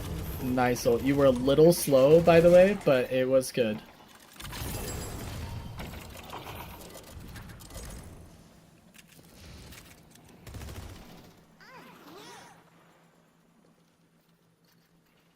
Crabshack, you can counterspell Decay, by the way. So if they're throwing a Decay at you and it's floating in the air, you can counterspell it. One of the use cases you can get used to, since we were talking about it earlier.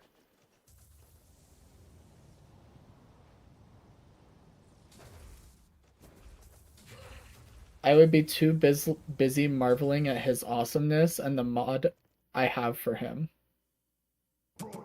What mod do you have for him, Heather?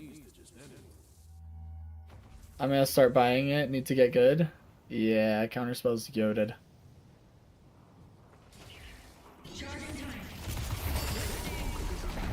Yikes.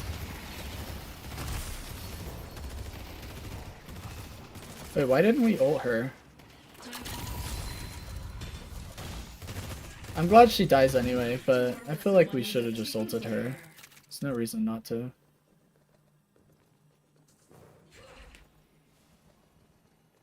Think I didn't realize I had it up already again? Oh, okay. Important thing to know when you're going to defend an objective against an enemy, for sure. Take a look at what's available to you. Not just abilities, but active items as well, like if you're running Warpstone or whatever. Alk Fire, that sort of a thing.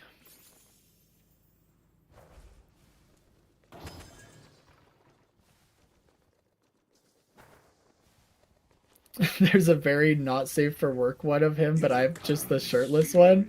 Oh my goodness. The Gunner lock is going crazy. Bullet's onto something. Oh, since you just used it on 7, you forgot that you had it up and then you just recognized it right after? Yeah, that's understandable. Say I'd be running there in here. You guys aren't gonna get a whole lot out of pushing a walker against enemy heroes. Might as well run them. Do you know the doorman route? You just use 3 stamina to get out of here. Do you know the doorman route that doesn't use all of your stamina? Like the one where you wall jump and go up top, mantle slide, and then dash over? It's like a 1 stamina out. So you can hop off sidewall and air dash. That one's the most consistent. Like when you corner boost side dash out, that'll get you out in 1 stamina as well. Sometimes you need to heavy melee, depending on the hero you're using. But the one up top, but you always seem to screw it up the first jump. I would risk taking more damage from doorman ults to practice it. I would practice it. It's worth it.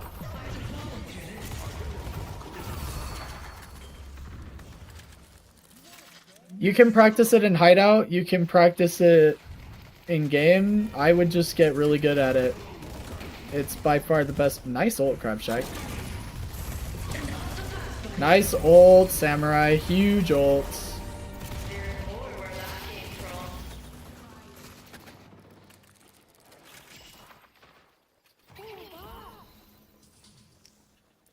Heather says she also has the Bunny Doorman and the Venator one too. A girl has to goon sometimes. Somebody ban Heather. Somebody time her out. I need another mod in here. Where's Pact Fan when you need him?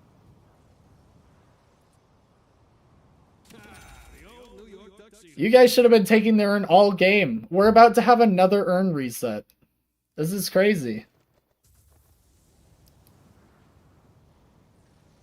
Feel like I'm watching a VOD review about Venator just getting bullied. A little bit. Little bit. Your guys' mid game actually isn't going that bad. Oh. We should have ulted there. I think you know that. Yeah, you're using like 2 stamina or more every time you go into Dormant ult. That's not bueno. Let me go back so I have cooldowns. Oh, you didn't have ult yet. Okay, never mind. I don't think you had ult for the 7. You probably pressed it, actually. Yeah, you didn't have it. Okay, never mind. I take it back. We didn't have cooldowns. That's my mistake.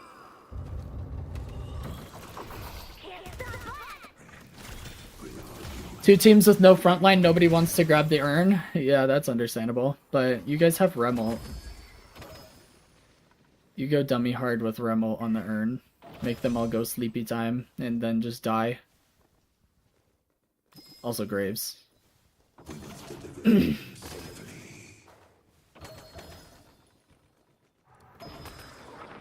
Yeah, Andy's fed.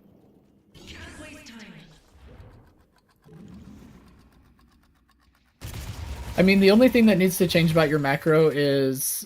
Well, I won't say the only thing that needs to change. The most notable things that I have noticed from this VOD review you sent me that need to change about your macro is...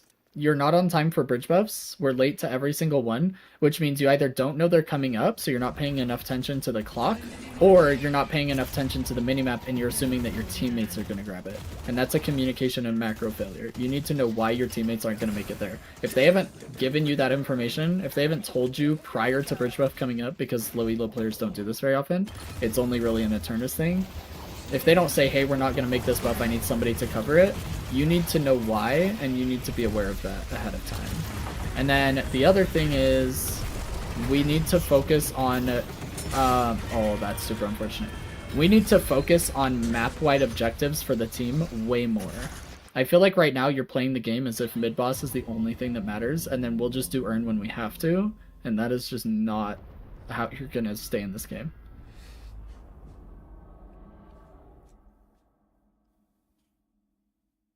Yeah, exactly. Need to go back to every time you get souls and look at the clock. Minimap and clock after every single wave, after every sinners, after every camp. Anytime you're getting souls or farming, look at the minimap and the clock for sure.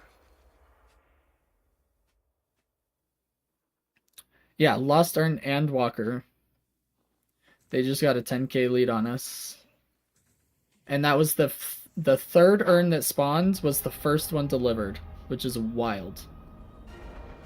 Even if you guys aren't going to deliver the urn, you need to be picking it up and applying that pressure to the enemy team. Even if it's just Crabshack saying, hey, you guys go bring the urn to the other side of the map, start a mini team fight, back out of it if you can, and I'm going to get this walker on the other side of the map. Like, even if that's what you're doing, you guys have nothing on the map. You guys have no walkers, no mid-boss, no urns, nothing. You guys have not gotten any objective outside of Guardians.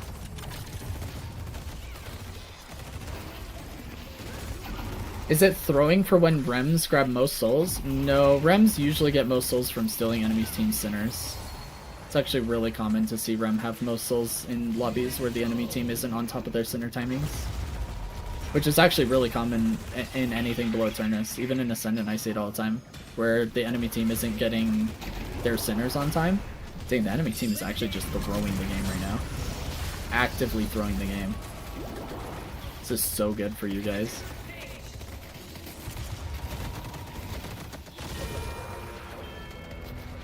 Dang, you got 2 rejuves and killed 7 and killed Doorman? Or Drifter, I mean. Wait, was it Drifter? Doorman? I can't remember who it was now. And Graves got the Walker, you guys got Blue Walker. Jeez, enemy team just threw hard here. But no, Rem steals so many souls so easily, and if the other team isn't aware of Sinner's timing and respawns, and they're not on top of it, and Rem gets to him first, he'll get a lot of souls. So it's really normal. As long as he's not stealing your team's farm. If he's stealing Sinners on your side of the map and your camps from your M1s and your front lines and whatnot, that's trolling for sure. From when I see Rem, they grab all the Sinners, that's throwing. Only steal the enemy Sinners. I'm not saying you can't steal, or you can't take your Sinners, but they should not be the priority. Like every support grabs, nice ult. Every support grabs their own Sinners, but it's much better for supports to leave farm on your side of the map for your team's carries and front lines.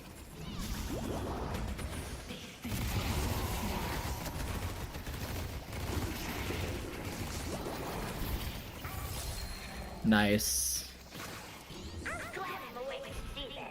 You guys have like no kill potential right now. You need to not be chasing here.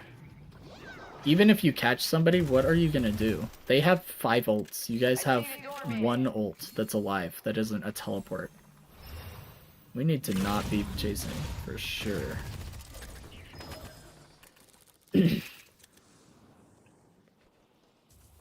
Not sure if this is helpful, but that 7 has become really predictable and always dashes back to you. Should have thrown bomb on you when ulting. Yeah, that's a good point. Paying attention to patterns. Alright, tell your team to leave. Like, you should not, they should not be here. They should leave you for dead, actually, is what should happen. You should try and get out, but they should have just left you for dead, because if the enemy team wins a team fight here, they could take your base. This is like, you're basically risking your base for Paradox's life. Regardless of who's playing Paradox, that's not a good trade for you guys. You're lucky you guys got out and they didn't try super hard, but... What should we be doing here? Just pushing for right walker? Well, that's a good question. I'll actually pose the question back to you guys. Look at the map, look at the clock, and look at the state of the game, and ask yourself what you would be doing here. I'll answer the question in a second, but I want you to just think about it for a minute. And anybody can answer the question. Prepping for Urn. Exactly. Exactly. That is exactly what you need to be doing. Urn is up in 1 minute, and we're going to farm for the next minute, and we're going to prep for it, because we want the souls to be as even as possible when we grab it, so that we can win the team fight, because the next Urn fight is going to determine the next mid-boss. Mid-boss is up in, like, what, 2 minutes? That's going to be maybe 40 seconds after you win the team fight, meaning they will still be dead for 20 plus seconds after you've won the team fight, essentially. We're not in a position where we win that team fight, though, or it feels like we aren't. What makes you say that? What makes you think that you guys are not in a position to win the team fight? You're going to have every ult up, and You should have this ult up. You should have every single ult up.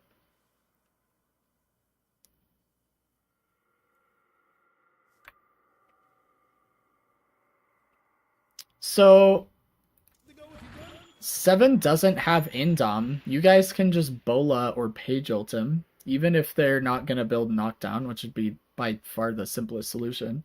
You have other ways. But yeah, I mean, you guys should be counter building it, right? And you can even counter build it as pick hero. It's fine for you to build a knockdown too. It would be better if Page or Rem got knocked down for sure, but you have other things. You have this ult and you have this ult that are gonna shut it down. Is there a way to get it to spawn in an area we want, like to get it to spawn on right lane? No, Bullet, it just rotates between the side lanes based on what time it is.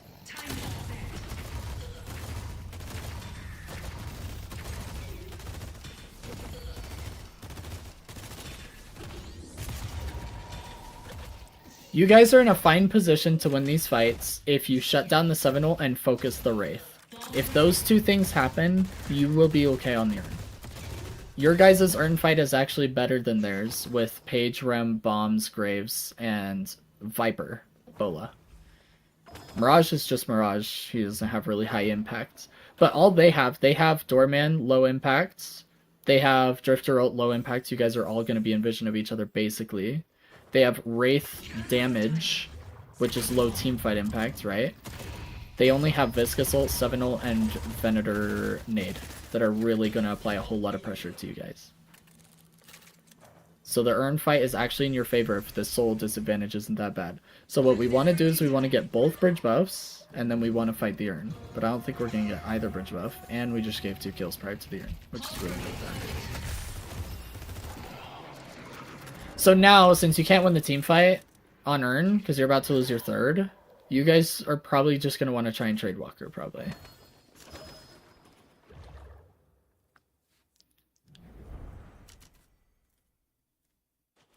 In team player comms at focus targeting feel meh at best. In matchmaking, it feels impossible. We may have to do a live coaching session, or we may have to have you send a recording of you playing the game, like record yourself in OBS or some other software, so I can hear the comms, and then I can tell you how I would comm differently, when I would comm, and what I'd be comming. Because it's almost impossible for me to help you with communication in a VOD review.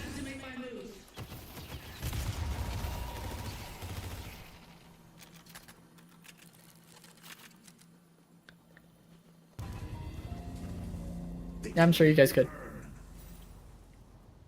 Just if you wanted to work on it, but if you feel like you're having a hard time being IGL, like if you're struggling to have your teammates listen to comms, or you're not sure what to comm, or when you do comm it feels ineffective, that's where I come in. I can help you out. I just need to be able to hear it to break it down. I did that with Zalokines, one of my other students that's in Ascendant. He sent me a recording of him playing the game so we could work on comms. And then I've also done it with Pact Fan during live coaching sessions where we talk about comms.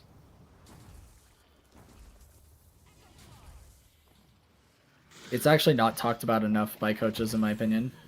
You can also get used to the idea behind tack pausing, which is where you pause the game intentionally so that you can talk to your team about something at an important moment. Nice ult, by the way. Thanks for the follow, Samurai. I appreciate it. This is a good kill. You guys need to chill out for like half a second and let your Mirage come back.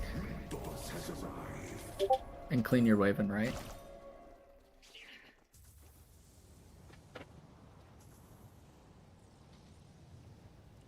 Attack pausing feels slimy. Well, it's in the game for a reason. It's meant to help with like tech issues or emergencies or whatever. That's like the original reason it was put in, I imagine. But you can tactic pause.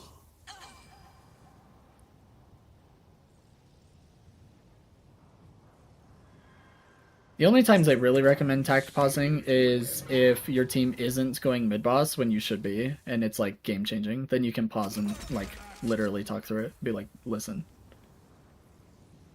we need to go mid-boss.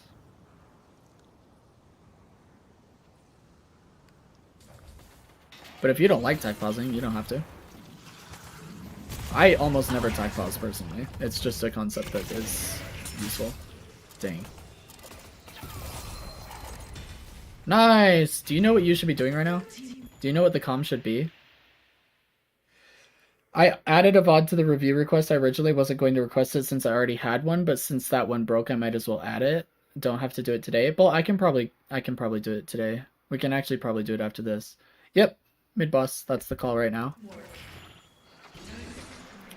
You guys are up 1 player at 33 minutes.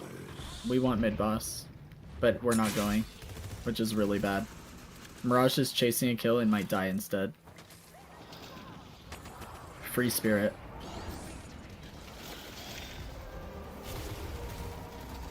At least the rest of your team is doing it.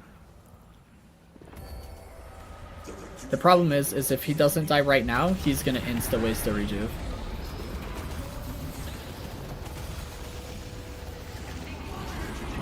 Yikes.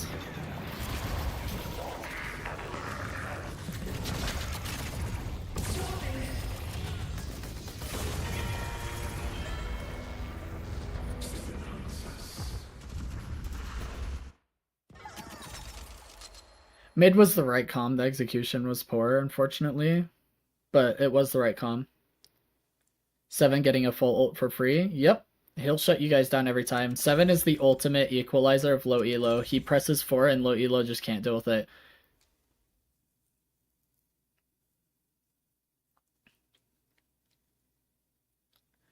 Question, is it right for you to bola on rejuve or the 7 ult there in your opinion? I mean, given your situation, 7. But in general, almost never should you have to ult the 7. It's only if you guys don't have anything else to shut him down. If you don't have a page ult, or if you don't have knockdowns to throw on a 7 who doesn't even have indom yet, who should be free to shut down, then yeah, I would bola the 7. Because even with 3 rejuves, you guys are going to get owned in a 7 ult.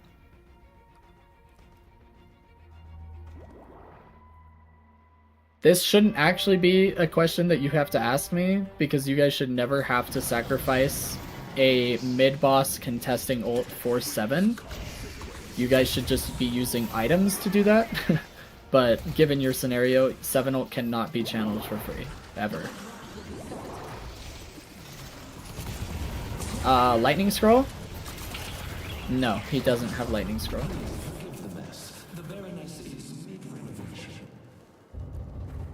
3 stamina again to get out of Dormant ult, by the way.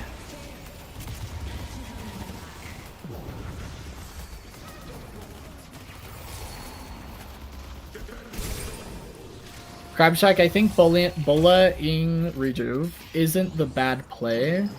It's the fact that counter building has been so poor that is bad. I just want to point that out. Like, I'm not saying that you bola-ing rejuve is a bad thing, but I do need you to weigh, like, all of your options. If you have nothing to shut down 7 ult, you have to shut it down. Same with like McGinnis ult. Like those things cannot just channel. They'll eat your entire team alive all day long. This is a good earn, by the way.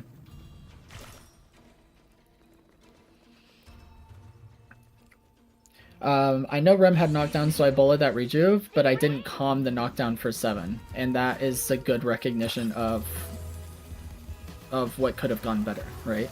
Like you recognizing, oh, I should have calmed that I'm gonna bola rejuve, can we knock down 7? Yeah, you should prep your fights with that, for sure.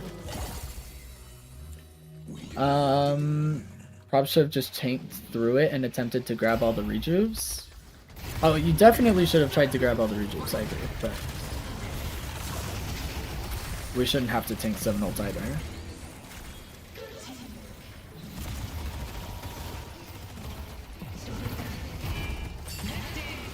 Do you not have Slowing Hex here? Okay, you don't. Alright. I was wondering why you weren't pressing Slowing Hex, but I guess you already used it or something. We just didn't get cooldown. How do you guys lose this game? They've thrown twice now. You guys should have won this game. You must have thrown at some point in the future. Oh. Yeah, don't reset here. Don't reset here. No, no, no, no, no, don't reset. No! This was your throw right here. This was it. You guys are up 2. You need to start pushing their base and getting staggered kills. So the worst case scenario right here, I just want to let you know, the worst case scenario in terms of like realistic outcomes is that you guys get wiped and they are 4v0. Okay? And you guys just get absolutely no kill. That's the worst case scenario. But the most likely scenario is that you trade 1-for-1 and you just have 2 people down their entire base with absolutely no opposition. You just trade 4-for-4 and 2 people down the base. But giving up your advantage like this is really sad. I think you guys could buy at shop. I mean, you are sitting on like 10k or whatever. You can buy, but full resetting is really bad. This is a throw. You guys just lost your 40-second advantage you had. Now you're 6v6 again. You now have to play another 6v6 instead of a variety of 6v4s, 6v3s, 6v2s, 6v1s. So you now have to win a whole other team fight to try and down their base or at least get a shrine.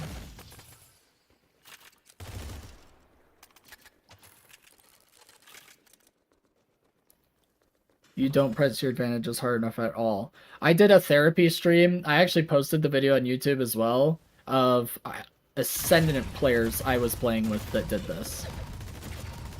Pains me to my soul still to think about it. We would win a team fight and then just back out with 7 ult. And he'd just run away. And Ivy would leave. It was really bad. But yeah, now you guys are forced into trying to fight another team fight. Now the souls are even, somehow, because the enemy team keeps throwing, but...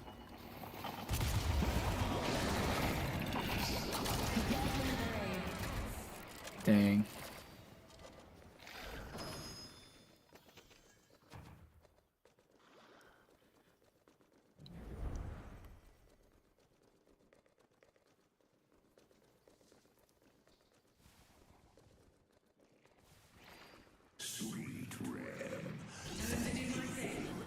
I think it's because Heather wasn't there. They lost because of that. Well, that's obvious, but we can't always fix that, you know?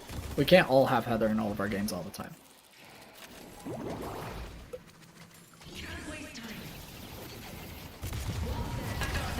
Nice ult. Huge. Really, really huge pick. You guys need to go dummy hard right now and push so freaking hard. Not clear tier 1 camp. This is Mega Troll. You're throwing the game right now. You need to be like up in their mouths right now.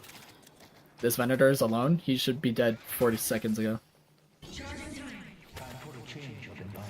If you guys back off here again, like when you should be getting mid boss now, like you guys should, Venator should already be dead and you should be down in mid boss right now. Oh no, we're backing off again. All right, well, we're just gonna have like movie night the rest of this VOD. We already know what the problems are, right? Like, there's nothing more I'm going to see in this VOD that is drastically going to increase your win rate other than what we've already talked about. So first off is knowing how to and when to push advantages in the late and mid game, prioritizing map-wide objectives such as earn and mid-boss, and being okay with roaming and looking for picks, using comms to set up those picks properly. All those things are going to be really big. Throw your shield down. We need a shield down.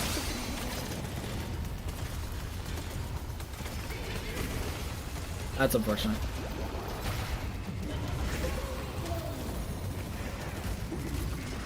Yeah, we're doing so little bullet damage to a 7 who has... what's it called?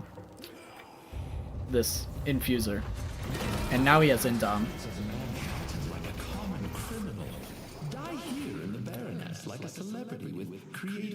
They're doing mid with 1 down because 7 knows he can channel ults for free bullet. So in high elo, that won't fly, but in low elo, it's 100% gonna work every time.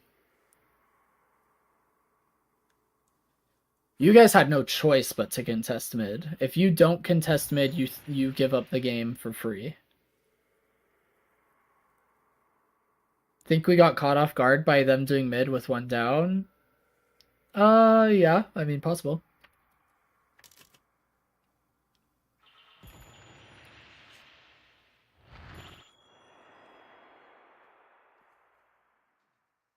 What am I watching right now?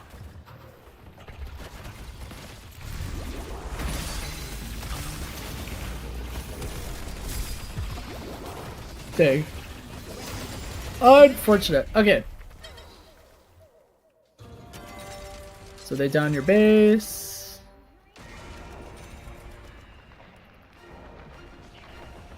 And then they stay and win because 7 has ult soon and they still have 2 rejuves. Wait, did you just throw ult and I didn't get the cooldown?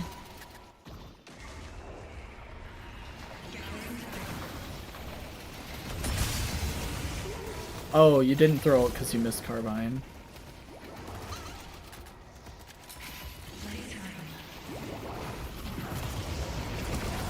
Nice ult.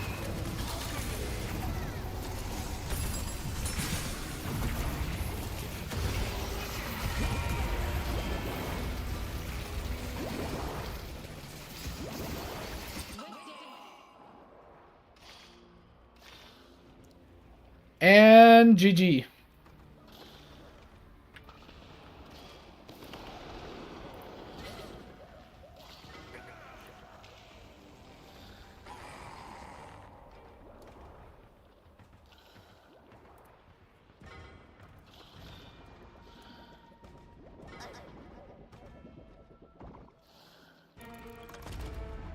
Okay.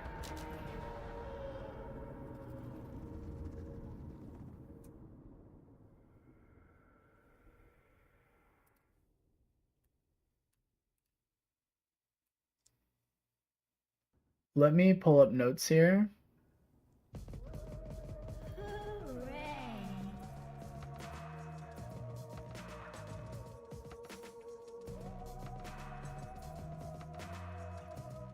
Okay.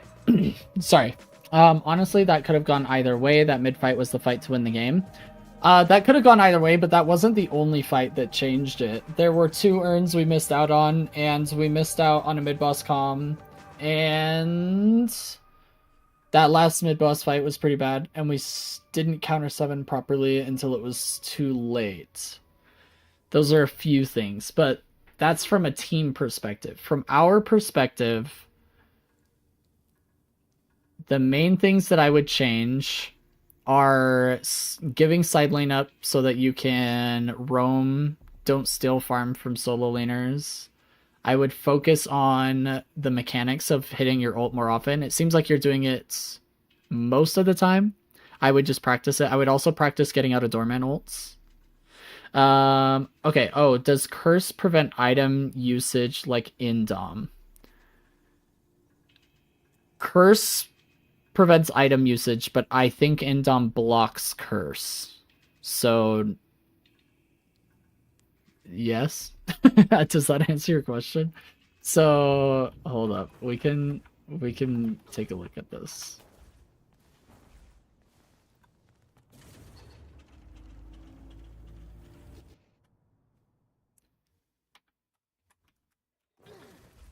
Okay, so like if I have Indom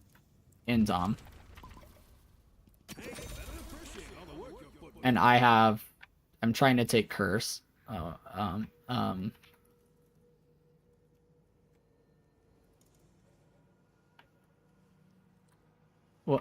What is happening?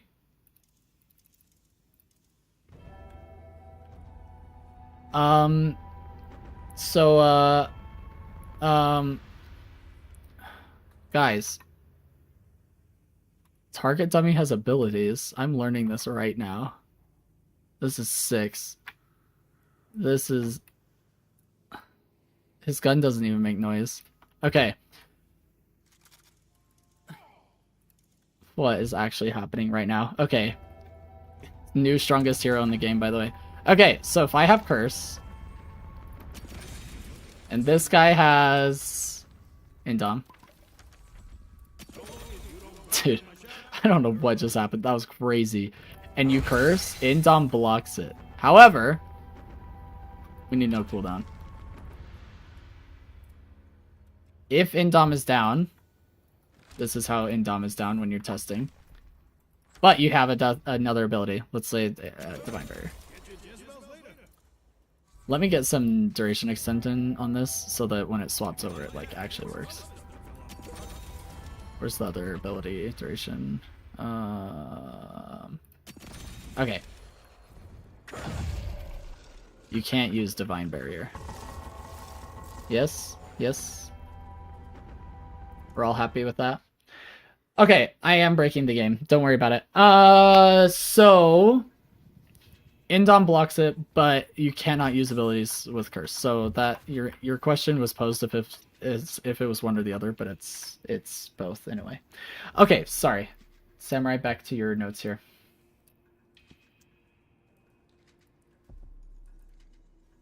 So, for lane,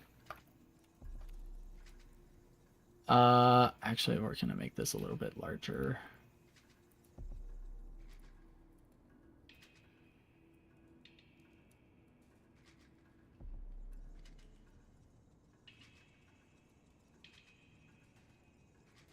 So for lane, primarily, focus on minimap and clock. Every 30 seconds for wave, every sinners, every camp, when you're on a zip line, minimap and clock. I just want you to be aware of what's going on the map, and I really want you to hit the bridge buff timings. So 5, 10, and 15-minute bridge buffs. You should be 10 to 15 seconds early for each one to ensure your team has that advantage, and calming it to your team. It's a lot of M's in calming. What do you guys think? Okay. These are like the main things that I would want you to focus on for lane phase. That pretty much covered everything. I'll throw in this as an afterthought. Feel free to send a rotation to another lane sub 5 minutes and get an early kill. Make sure that lane is both A,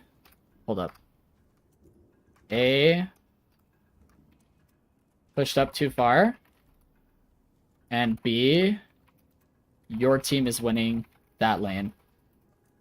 Better chance for kill potential. Okay? And then we're just gonna fix this really quick.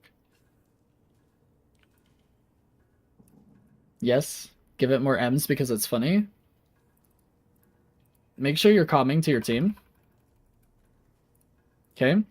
Alright. Next thing is... Where's my little... Here we are. Mother Nature. Just work with me here. These are things that I don't want you to stop doing because you're doing them well.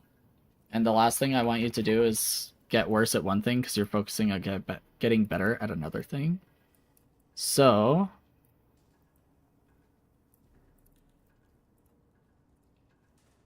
One, ability usage, util is really good.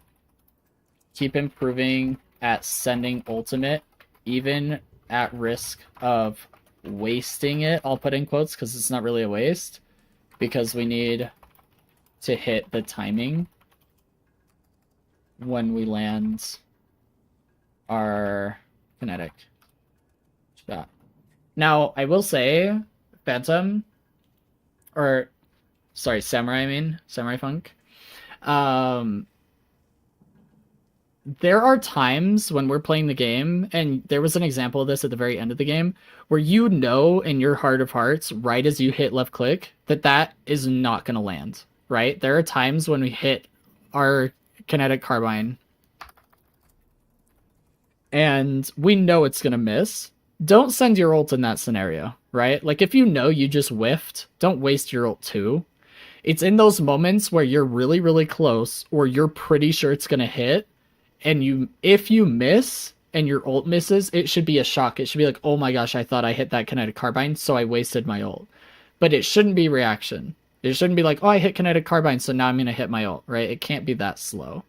But at the end of the game, there was like a moment you like tried to hit a Venator with your ults or your kinetic carbine, and you didn't even press ult because you like mega whiffed it, and that's okay. Like, that's not a problem. So I just want you to keep that in mind. Hopefully you know what I'm talking about. That was your first positive. Second, I like that you are roaming in the mid game. I would like to see you setting specific traps with specific team heroes for these ganks to create pressure and space for objectives. So I'm going to give you an IE here. Abrams, come with me to this camp. There's somebody over here we can kill with my ult and create space for running the urn. Okay, so like very specific traps. Third positive, you have great movement and itemization. Neither of these are going to make or break your game, but keep improving in these areas, i.e. getting out of Dormant ult,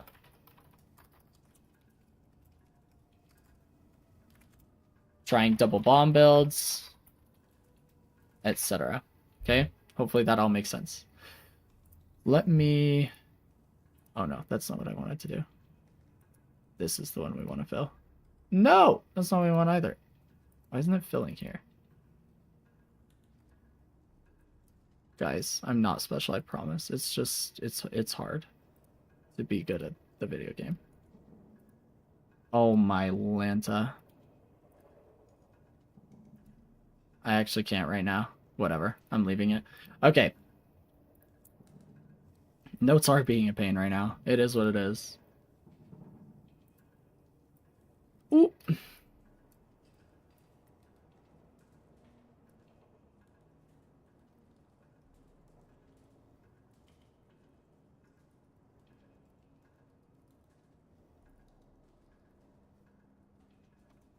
Okay, macro failures, you're in charge of. These are things I want you focusing on with your team. And I want you to take it as your personal responsibility, and if you fail at these, it's your fault, not your team's fault. Okay? Communicate the next step for your team. I.e., after this next kill, let's go mid-boss. After this Guardian, let's run Urn. After this Walker, let's reset. Okay, whatever that looks like. 2, press your advantage. You know what that means. 3, make sure you're aware of the minimap when you're roaming and understand where you need to be taking a fight and why winning that fight is important, i.e. creating space for Urn, baiting fights so your team can split push a Walker, etc. Okay, hopefully this all makes sense. That's good advice. Crab knows I just show up at random times without comms. Also true, LOL. Do my best to follow up. Good. Glad you guys are going to be working together on this. These are things that I just want you to keep in mind because it's going to change the game for you. This is so weird. Why isn't it filling? Oh, that was interesting. Like what? What is this? Why won't it fill the whole freaking box for me? It's never given me this issue, but it is what it is. These are going to be the notes that I'm going to give you for now in general. I think if you guys learn to press your advantage, communicate more, you're aware of the minimap and the clock when you're making decisions on bridge buffs, whether you should be diving the Walker for killing somebody, whether you should be doing a sub 5-minute gank, whether you should be pushing mid-boss or getting Urn, etc. Oh, last thing. 4. Urn is the most important objective before 19 minutes.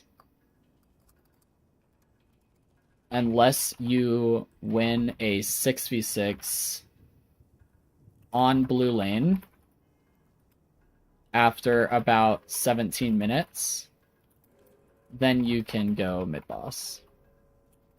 Otherwise, I need you guys getting more urns throughout the game. That's the last thing, because I feel like urn was just highly underappreciated. Here, I'll do this, even though it's going to look kind of weird. It's just going to make me feel a little better. Yeah, it looks odd, but that's okay. I'm okay with it. Okay, these are the main notes that I would like you to take away from the game you sent me. I think it's mostly going to be helpful for you to be focusing on these points, because a lot of it is macro. Your micro is really strong. Your movement, your itemization, and your ability usage is all really good. Just the little things that we would like you to improve on in those areas, right? Like, use your movement to get out of doorman ults. Use your utility to never miss your ultimates when you are hitting the carbines, right? Because you're hitting so many carbines. I just don't want you to get punished against better players, because right now you're not, right? So I think this is what's going to be most important for you right now. I'm going to go ahead and send this to you really quick.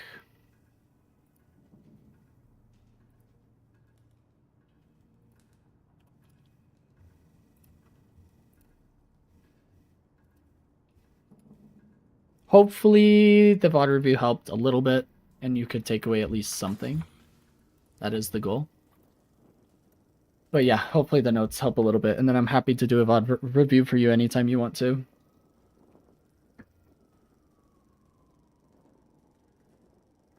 Yeah, you're welcome. Happy to help out. Bullet. Give me a second here.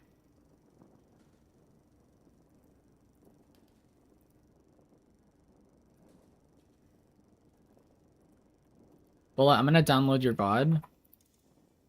But I think I'm gonna take a break before we send it, if you don't mind. So let me download this game that you sent me. I'm gonna take like a quick 5-minute break.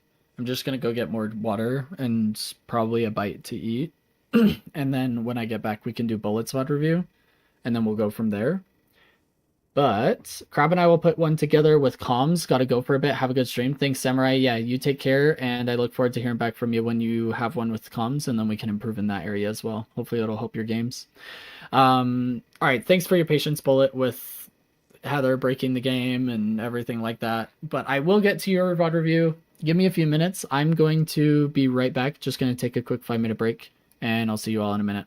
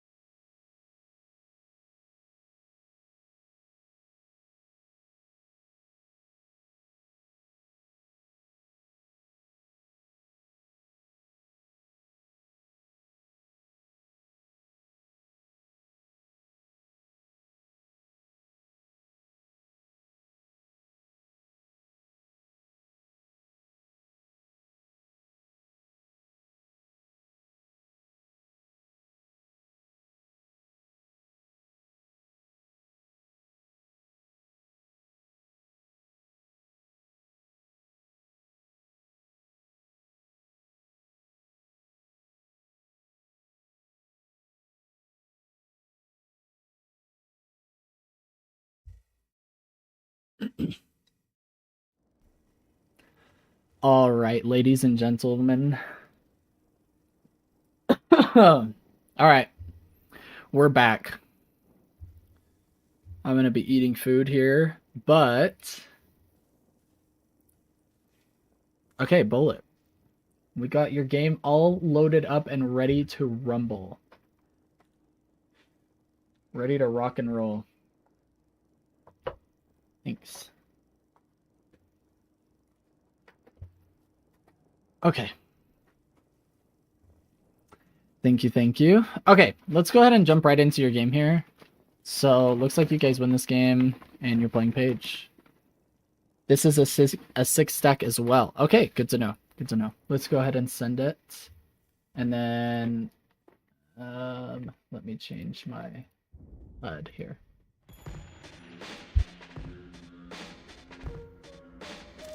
What the heck is this? Shiv's a part of the Hidden King now.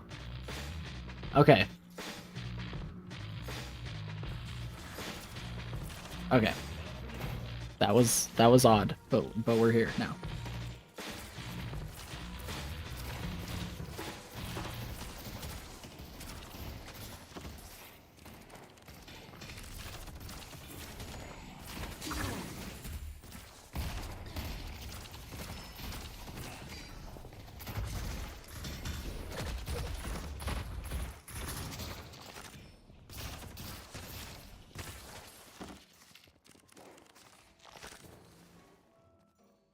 You'll be the last one standing.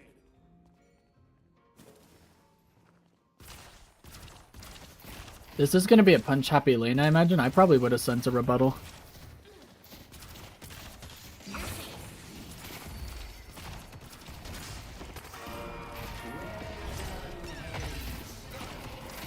Yep, they got rebuttal, didn't they? Yep.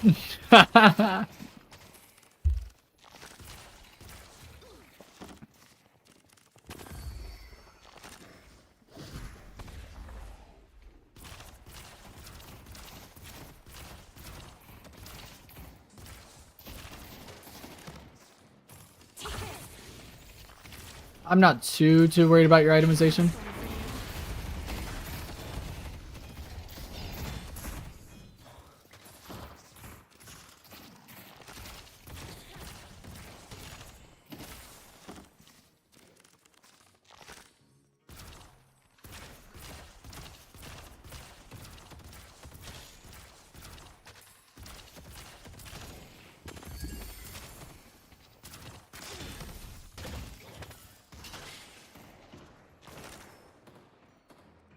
My friend's survival is paramount. Want to be a dragon?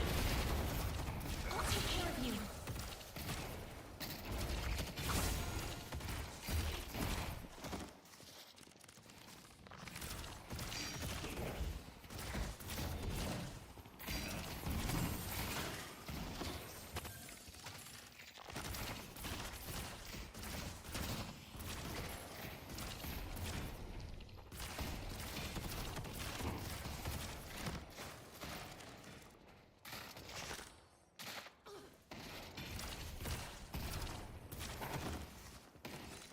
Don't worry about a thing.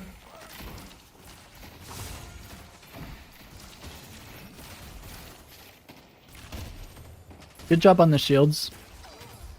I like how closely you're paying attention, because the beginning of the last one, it felt like you were a little late on shielding your Celeste from time to time. Oh! I would have pushed this so hard. You're so healthy.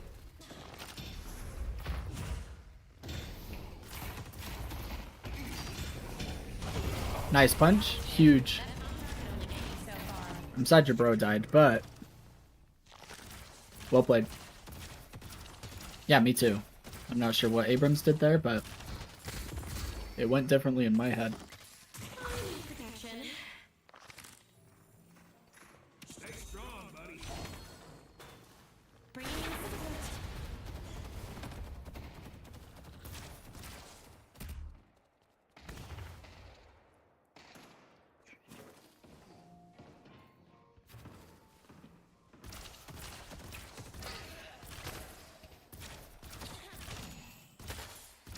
You didn't really have any abilities to kill a drifter with. You could have used shields to maybe negate a little bit of like his and tower damage, but I don't think pushing the drifter there was really the play.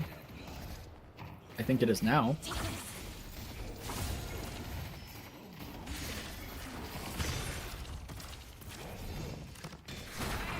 for you.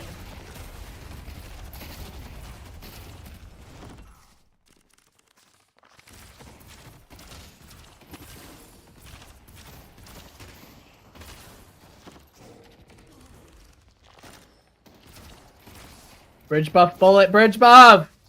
No!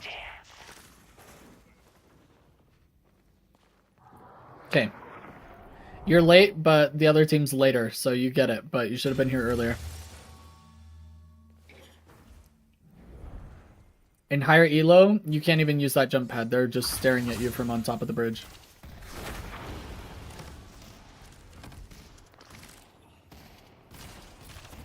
Ready to use item.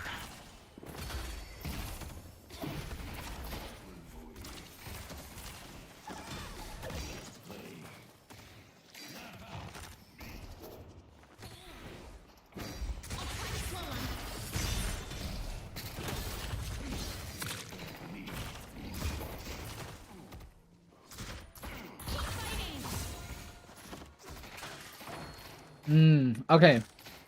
So, common mistake. Don't double shield unless he's under heavy pressure.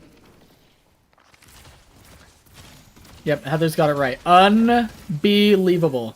Now, I wouldn't double shield there. I would give the one shield. If he continues taking pressure, then you send a second shield. But since he was, like, mostly out, we could have held the second shield. We didn't need to send it right away.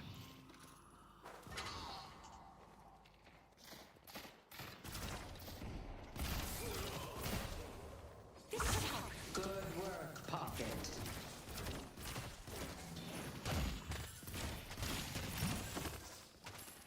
I would also say, in general, the best way to use double shield on Page in lane phase is your shield, your 2, the plot armor or whatever it's called now. That is what you use when you're pushing them, and you save Guardian Ward for when they're pushing you. So your 2 is aggressive, and then your Guardian Ward is defensive. Oh, that's really not bueno.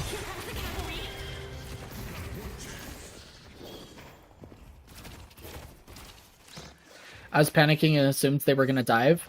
That's what the first shield is for. The first shield is for panicking they're going to dive. The second shield is for, oh my gosh, they actually did dive.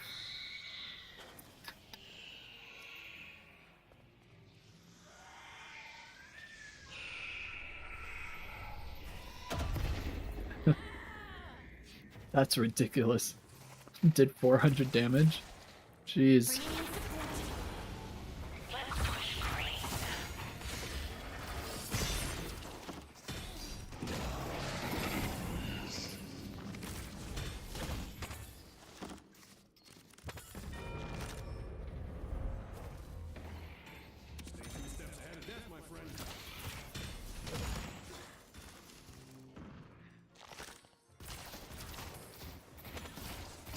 Yeah, you were a little slow on the 3. I didn't mention it because it's not a huge deal to have like a small micro failure like that.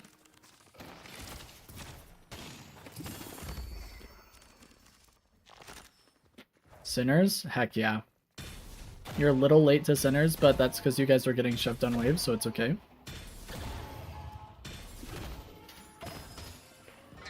Wave is more important.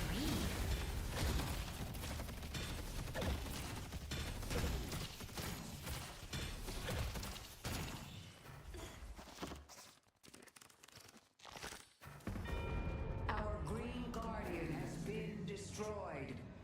Well, this lane phase is looking really good. It's like really, really small stuff. Being really late to bridge buff was the only bad thing so far.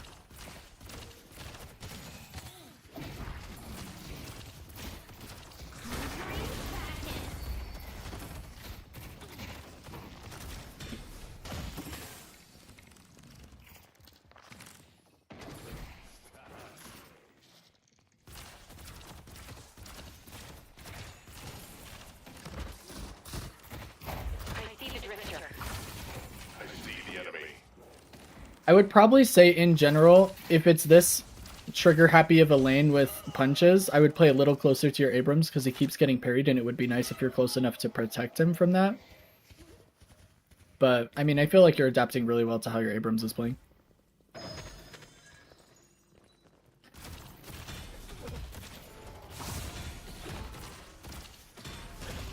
Abrams was really talking, like, kept calling out and all, so I felt like I was on top of everything because of it. Well, that's really, really good for you. Not that he's calming, but that you're on top of it because of your team's comms. That's literally your job as a support, is react to how your team wants to play the game.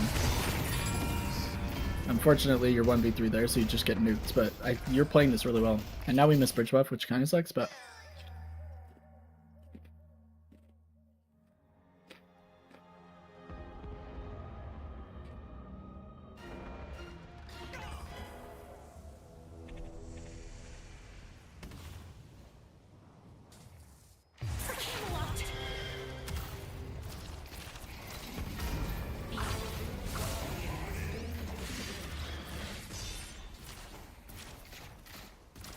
I personally don't love that ult. I feel like it was unnecessary, but it's not terrible.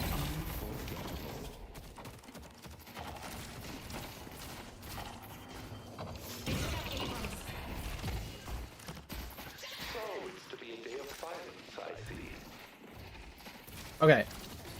So this was a macro failure, and I think it's because you're so worried about your... You're so worried about your Abrams that is in a doorman ult. You actually don't see your Haze coming into gank here. Crab Shack, I don't think you missed much. Heather broke Deadlock. And Bullet was late to the bridge buff. That's pretty much it. So, it's moments like these. So, okay, for example...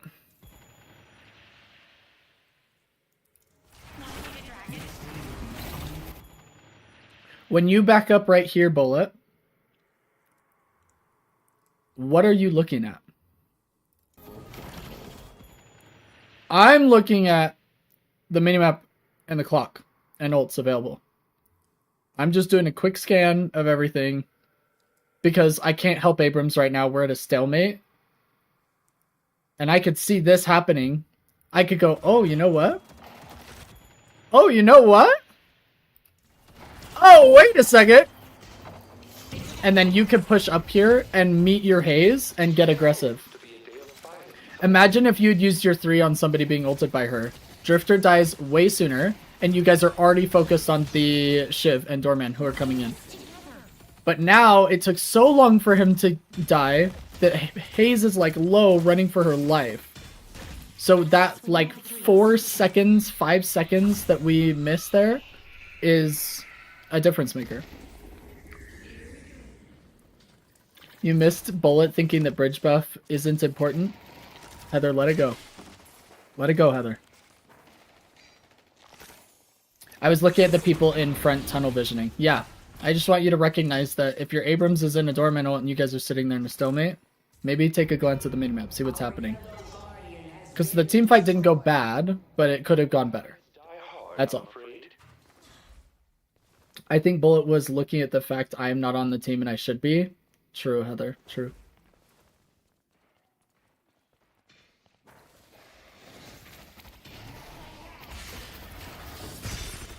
This guy's getting cooked by skulls. You need to push here. This guy's literally gonna die to a bunch of skulls. Oh my gosh.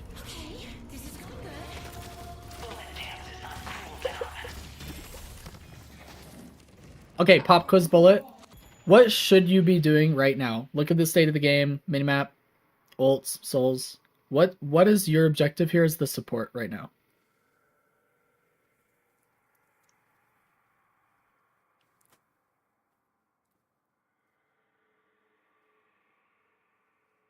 I don't know is a perfectly good answer.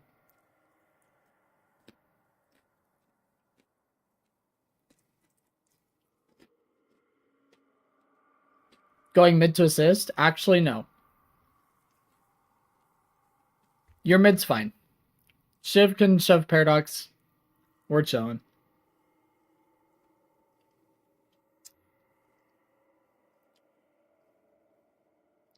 the most important objective on the map, you have two options. You can either go pick it up, or you can make space for it by shoving this lane. Okay, Urn just spawned. This is now our baby right here. This is Baby Bullet. Look how cute Baby Bullet is. We gotta protect Baby Bullet. We gotta deliver Baby Bullet to Mother's loving arms over here. So since you're already over here, if I'm you, I would shove the wave. I would ask Hayes if they can bring Urn. Otherwise, I would go to Secret Shop and teleport over to go grab it right after I help shove this wave. And I would just ask Graves and Abrams to make sure we keep this space for the Urn Depot. Comprende?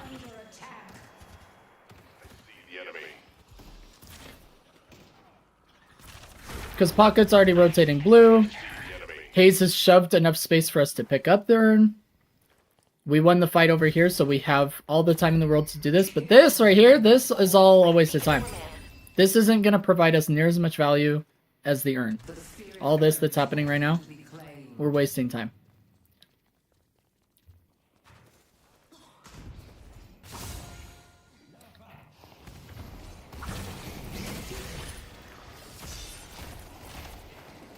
They took out Pocket. Leave us alone. Do we not have Guardian Ward? Do I not have cooldowns properly? Okay, we don't have Guardian Ward. Okay. Pocket. Leave us alone.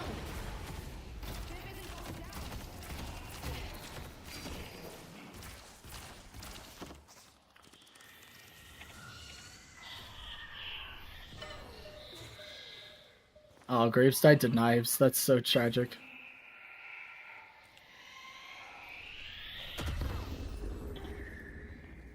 See, Urn has been up for 1 minute and 15 seconds. We should have already been fighting on Depot by now. Yeah, generally speaking, you just want to save your shields for your teammates. It's not the end of the world, but at least you used your shields. It's not the end of the world to misuse something. It's usually the end of the world when you're just not using it. Using it properly is a much easier adjustment. Like, never using ult is a much bigger problem than, like, using an ult poorly. So I'm not, like, super worried I would ult here. I would have ulted earlier so that you would have healed your Pocket and stunned the enemies. I think Pocket gets out here and you're chilling, but I would have ulted a little bit earlier. That would have been a good moment to peel for your teammate.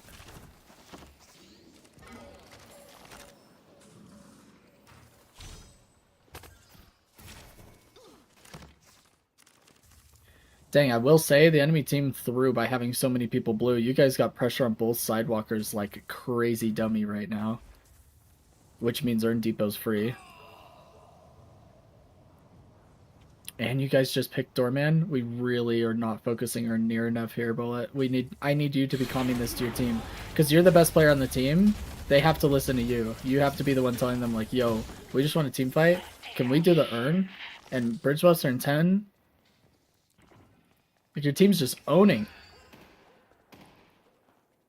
Shiv's now half HP, getting lower. And you guys are winning over here. I don't think we do any Urn this game. That's pretty bad. That is pretty bad. Shiv goes down. Abrams should not be under a walker. And definitely not getting stomped, but should not be under a walker that's resistant. That is really not 2.0.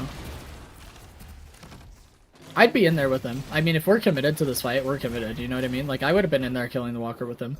You guys might have actually gotten it. But now he's gonna die and you guys didn't even get the walker.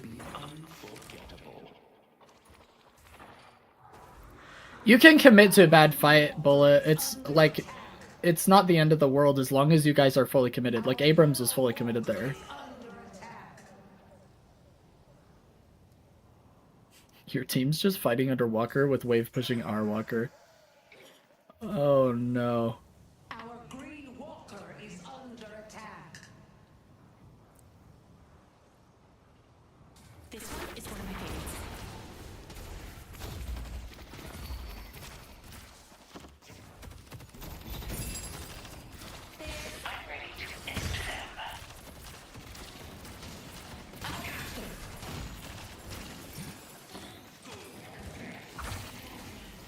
Huge.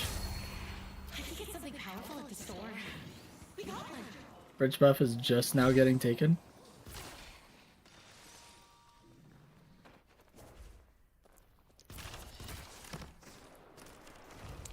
I think the Graves and Pucka are the lowest ranked players on our team. We grabbed 3 randoms from the Discord. I see. The Our Walker is under attack.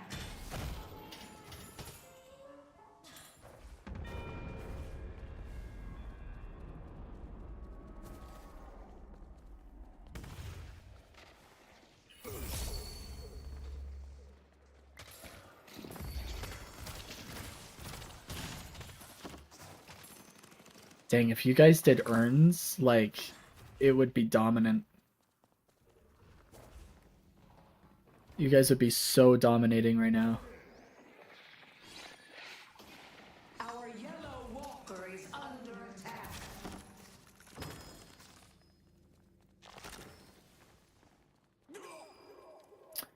I don't like you walking past the sinners. Your wave isn't shoved far enough for you to be worried about it, and they're not pressuring it far enough. I would have grabbed the sinners. It's a good way for you to get souls without stealing too much from your carries or front lines.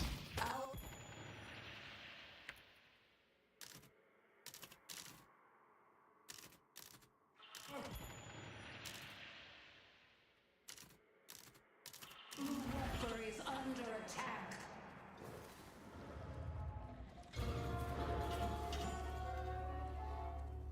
So unfortunate. I was worried about them pressuring me after they kicked Abrams out of lane. I mean, that's a communication error. You can just say to your Abrams, hey, I'm gonna try and grab this sinners, will you come hover me when you have the chance? So in case they pressure me, we can turn the fight. It's that simple. Like, it's a team game. Use your team. Let your team use you. It'll be way more effective.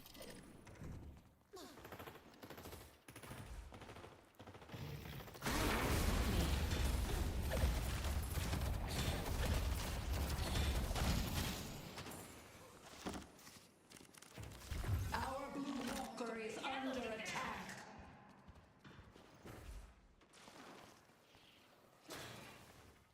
Our Yellow Walker is under attack.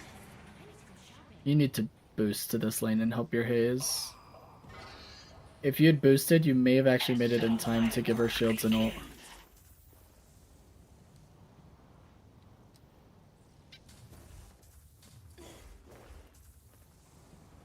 And then boost would still be active, you could have gotten back to blue.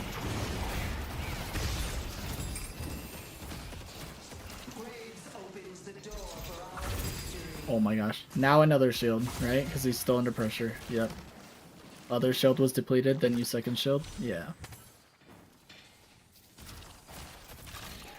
That second shield was the safety blanket we needed.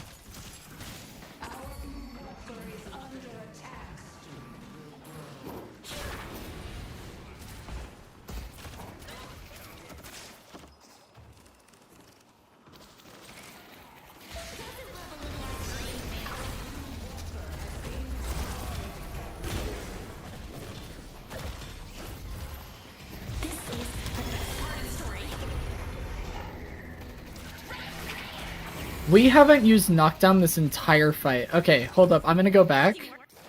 Because I want you to understand this. Okay. It was after you by knockdown. Okay, we head back. Okay. 1922. You thought Pocket died there, that's why shield wasn't on him instantly? Oh, I see. Okay, not a big deal. This is a 35-second cooldown.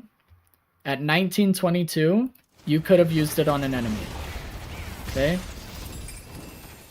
Now watch this whole fight.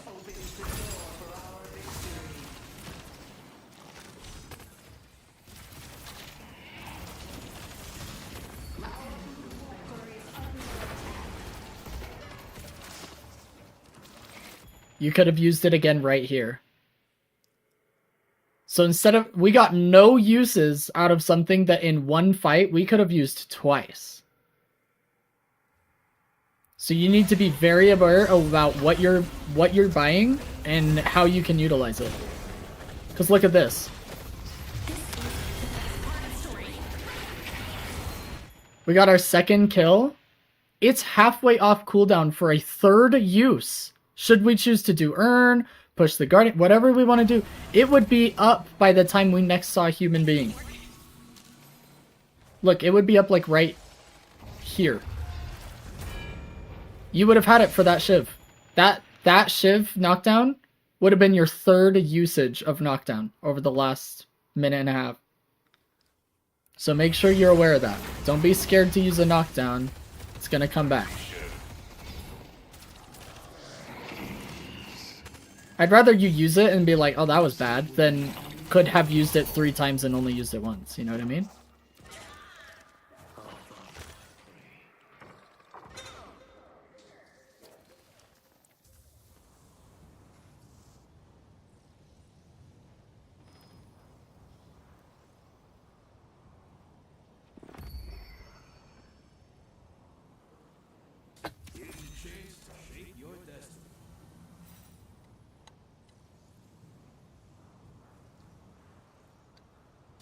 Hope you like the book.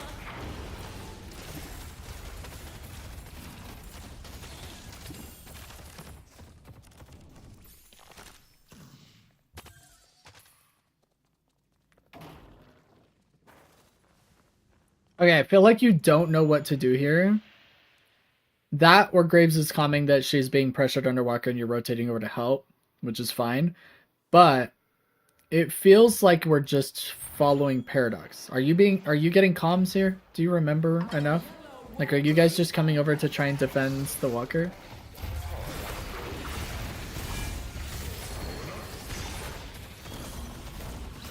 We make a good team. Ult here. I would have ulted here. You could have ulted Billy and Drifter right next to each other and they both would have died instant. You guys go mid boss. Graves was mentioning that she was being pressured. Okay. Well then following comms is great. Dang.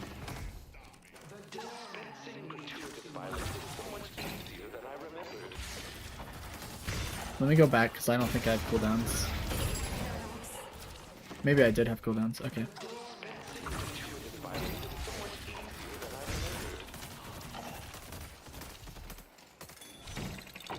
You didn't, apparently. Which explains why I didn't ult. But it would have been a great time for it. That's why I wanted to check cooldowns. Because I was like, something's not adding up here.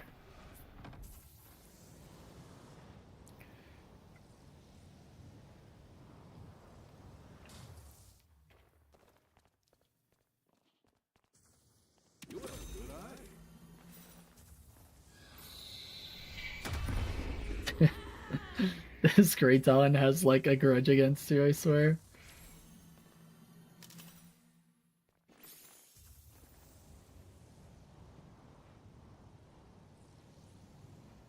Just no earn pressure at all.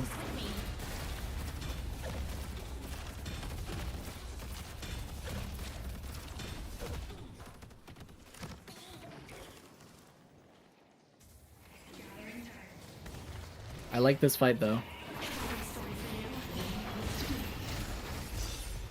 Shield needs to go out like way sooner.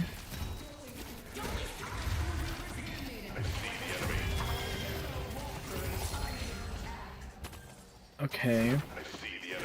I think ult was overkill there. I would have saved ult for the rest of the fight, like these like 2 players over here. But it's not necessarily a battle. I just would have preferred you saved it.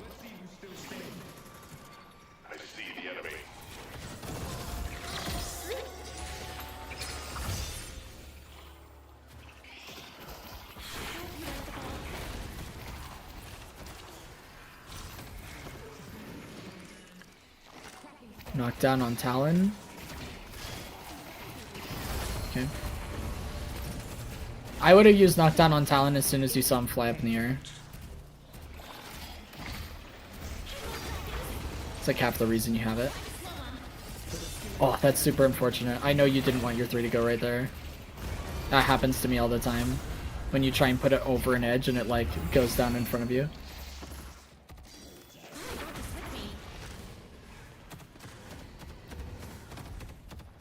They took out Paradox. It's so unfortunate you just got rescue beam back too. Trying to deliver the urn. Did you guys just get Walker off this fight? You did. Okay, that's good. So we got Walker. We traded like 2 for 2.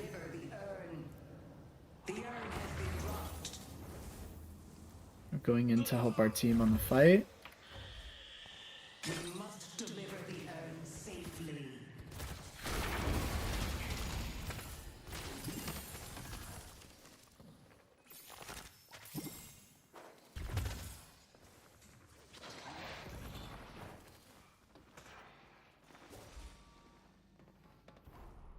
Let's push Broadway. Your stay will be unforgettable. Stop them from delivering the urn. Oh no! Guys, no! Heather! Heather, why are you breaking the VODs, Heather? This is old urn, isn't it? This is old urn, isn't it? Oh no. It's old urn, you guys, and it has broken our lives. It's not. New urn is up on top of the bridge. This is old urn. Oh, no, Bullet. Okay, hold up.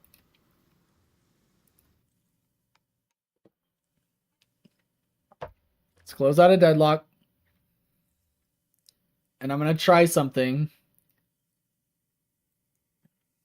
Because of bridge buff being not important. Screw this match. Okay, what we're going to do, Bullet. No, you're okay, Bullet. Don't worry about it. We did catch a lot of things that are going to be helpful for you moving forward. But I'm going to try and move after the urn. Because of how unimportant the urn has been, that might actually be the only depot. And if I skip past the depot and it works for us, we might actually be okay. That's my only hope. Because I did skip to the end of the match earlier and it worked, right? Or no? Is that a different one? Well, let's try it anyway. I have faith.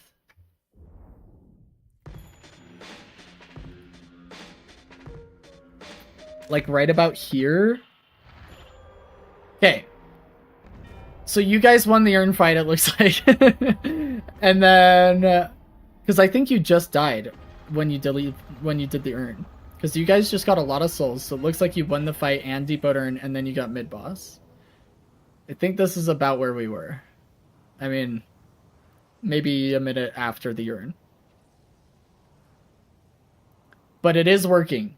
Heather, this means I may be able to do the rest of your VOD review. We're just going to have to let Deadlock break every time you do urn or skip past it somehow. Or the enemy team. Apparently any team that does old urn, it screws me.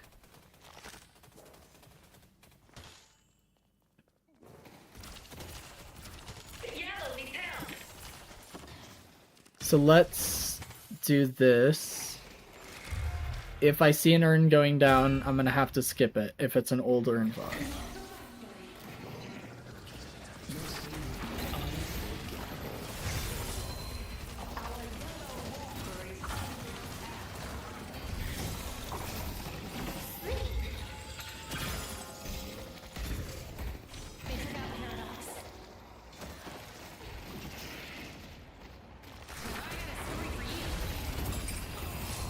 Nice. I would probably ult your Abrams. Yep. I would have ulted Abrams there for the heal, movement speed, and stun any target he's after, such as Rem or Drifter. So that was really good. I liked that. Oh, nice. What is Abrams doing? I like how the enemy team's just trolling over here, by the way. They're like getting a walker while you guys are ending the game. Massive.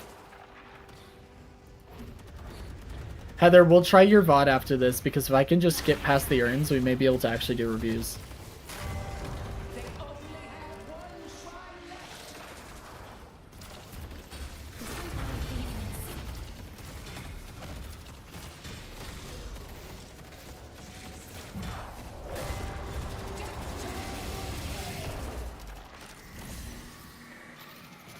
That's what I was looking at in this point. Yep.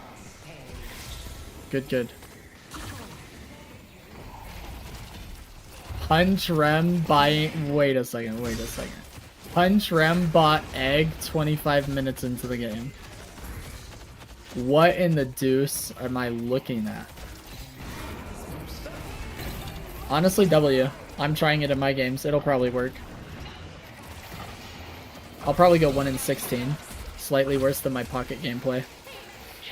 I thought I might need to run back to defend Shrine, but Abrams said, no, stick it out. Yeah, your Abrams was right. You guys definitely don't need to defend your base. Well, you're basically just base racing at that point, and if you can win the base race, it doesn't matter what they get. You guys definitely win the base race, right?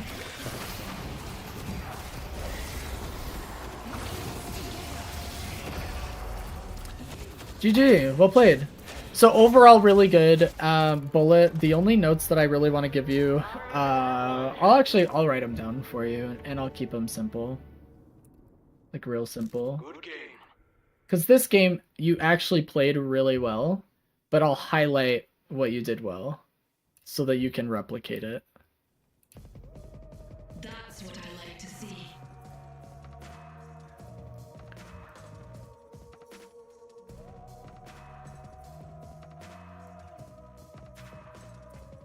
Okay. So let's do this.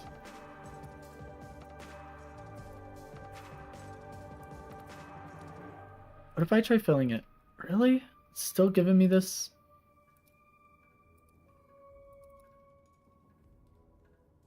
Alright, anyway. So positives.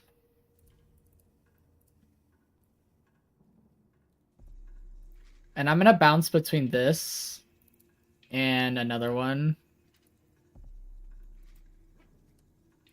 And that's going to be down here.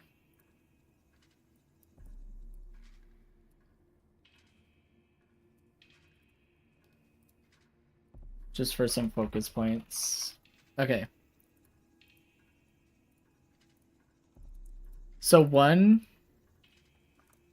I like the way you're playing with your lane partner. Oops. And always looking to help your team on the map. I like your ability, oh my gosh, to play back and support your team from a distance that allows you to get multiple uses out of shields, knockdowns, etc. So, good positioning. I'll actually make that a second thing.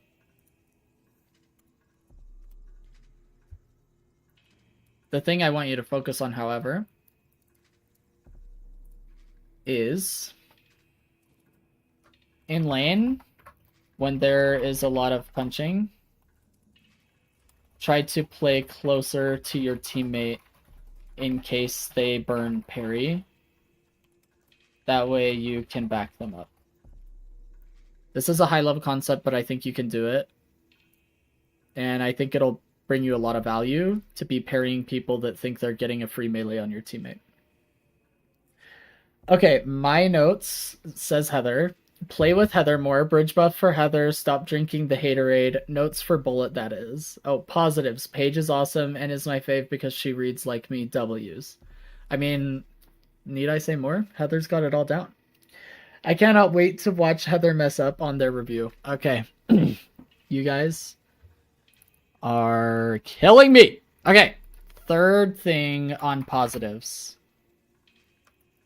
Great use of shields and overall micro. I like your positioning of your dragons and roots. Try to continue improving on micro, i.e. using your root in choke points, doorways, stairs, ramps, etc., as these are high traffic areas with high probability of landing on enemy hero. You've been doing this well. I just kind of want to outline that I want you to keep getting better at it. And then for focus point on ability usage, make sure you know the cooldowns of your abilities so that you can understand how to maximize them. You could have used knockdown like 3 times in one fight, and we used it once. I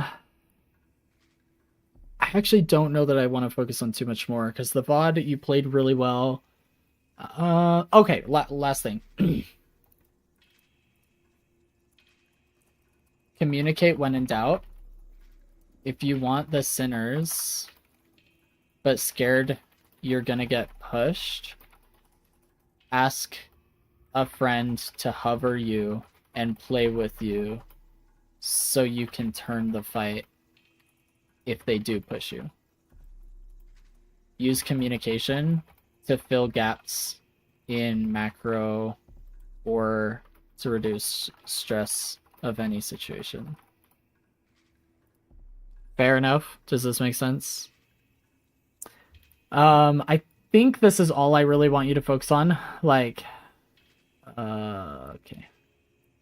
Like, I don't think there's a whole lot for us to go over, because I feel like you played this really well, and I simply want you to continue playing this well and improving on really small points. Oh, last focus point. Never mind, we're not done here. We are not done here. Oh, okay.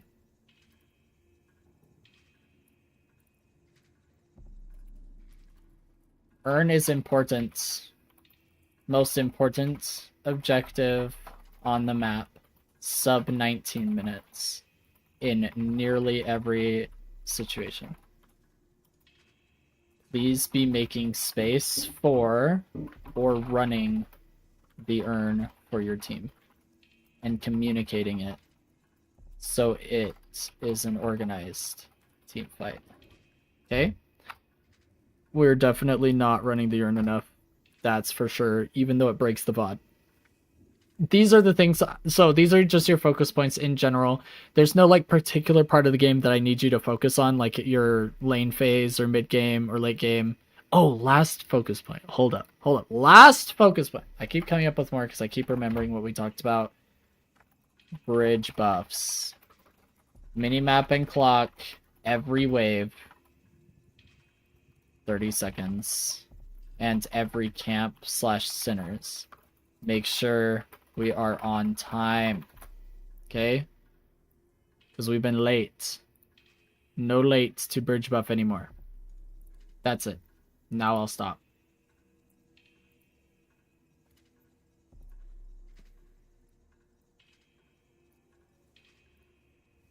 Alright. Hopefully that's going to help moving forward. Hopefully the VOD review helped. You actually played this really, really well, which is why I don't have a ton that I want to say about it in terms of improvements. Just little things that we've talked about before that I'm re-emphasizing. And then, I mean, really your micro's doing really well. Just keep applying these same concepts or focusing on like when you're using root. Try not to use it like right out in the open. Use it off a teammate's CC. Use it in a choke point. Make sure we're using our abilities as often as we can, like knockdown, for example, so we can get optimal usage out of these types of items. Build order's fine. I probably wouldn't be getting opening rounds if you're not going to build 4.8k gun spike, personally. High velocity rounds is okay, but I wouldn't spend another 800 on it unless like I would just rather you spend your money on something else unless you're getting 4.8k gun spike. But that's a personal preference. That's up to you. If you like the value you're getting out of opening rounds at just as a 1600 buy, keep doing it. It's not going to break your game, but that's just a personal preference as a page main. I would love to see you buy opening rounds, but I'd also like you to see you get like Express Shot or Alkfire or something, so you're getting 4.8k, but that's just me. Otherwise, I mean, really good job playing with your teammates. You're following the comms. I think we just need to focus on macro a little bit more when it comes to like minimap and clock, and then major objectives like earn.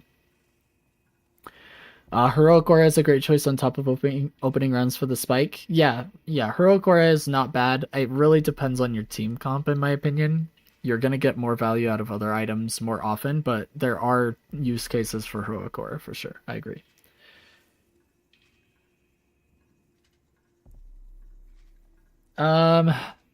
And like this is an example of what I mean. Like, you don't need 2 heroic auras on the team necessarily, so just depends on the situation. But yes, there is a use case for it. Hopefully that helped, Bullet. Let me go ahead and send this to you before I forget, actually.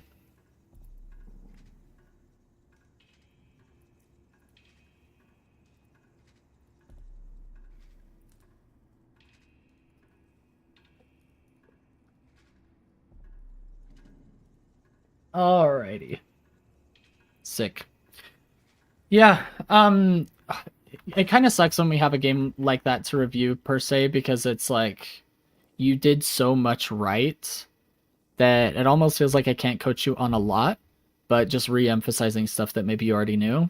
But maybe it's helpful to hear it a second time, because now you're going to start internalizing it a little better, you know?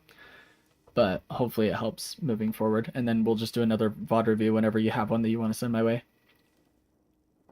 Heather, I need you to send me the match ID again for yours, and then we should be able to skip past the urn depots and make it work, even though you broke Deadlock.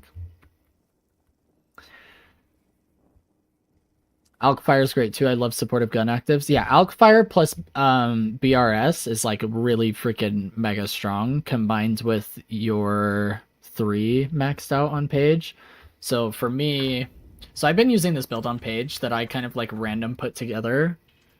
And I don't really suggest using it actually, because it is really odd. And it's really hard to be consistent with it. But this is like the base of it. And if you add Alkfire to this mix instead of Express Shot, it is actually insane the amount of shred once you hit your max 3.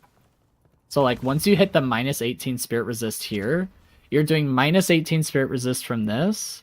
You're doing minus 8% here, minus 10% bullet, and then minus, 12% bullet depending on how much spirit you've built. Basically just off of landing knockdown 3 into Alkfire. So you just do this, and then I mean, it's just so much resist shred for your team. It's crazy. But I don't find myself buying Alkfire a ton, because I prefer Express Shot personally, because it's a more aggressive buy, but that's just me. Build ID, I don't even think it's published. I don't know that there is a build ID that you can copy. I mean, build ID 24, it says. Here, let me publish it really fast, and then it might give us a different ID. Created from match ID here. Did it publish? I think so.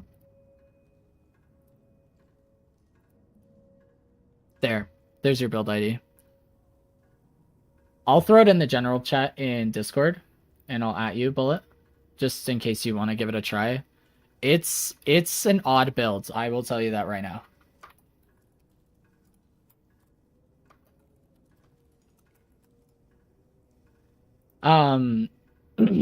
The reason why I like it, however, is that Fortitude keeps you roaming like permanently throughout the entire game and adds like that little bit of tankiness that helps you not get 2-shot by everything in the world. And then you Echo Shard your shields. That's even more healing for your team. And then, what in the heck just... What am I looking at? Okay, anyway... And then you go into like a Spirit Nuker late. So that's when we get like Tank Buster. We start selling gun items, Rapid Recharge. I put Veilwalker in here as like an added survivability / support from the shadows type deal. I don't find myself buying it that often because I usually end up rushing this first because I have so many actives early. And then... from here, it's pretty much whatever you want, but I usually run Refresher. Spirit Burn, if I absolutely need it, can replace Decay. So, like, if I'm mega freaking rich and I'm starting to, like, just replace items. Yeah, anyway. And then Indom can replace Fortitude or Veilwalker, depending on which one you want to keep. I do find Cheat Death keeping me alive a lot, like, way more often than it should. And then the Resist Shred in the mid-game combines with Knockdown and Decay. Like, if I show you my stats from... This game was like pretty decent, I think. Yeah. So like if you look at this game, this is like my elo's so low. Like actually, it's so sad. But me and Silver just dominated this game. We laned together and we just went dummy crazy the whole freaking game. I threw in a spiritual overflow at the end. That was just like offhand. I just decided to get it for the ability duration and spirit power and whatnot. And then I used it to replace all my gun items. I actually really liked it in the build, but that's just because I was mega freaking rich. So keep that in mind. Yeah, Refresher and Echo Shard. So Echo Shard is for double shields, and then Refresher is mainly for double ults for really big fights. I might have to try a punch build page. Be very careful.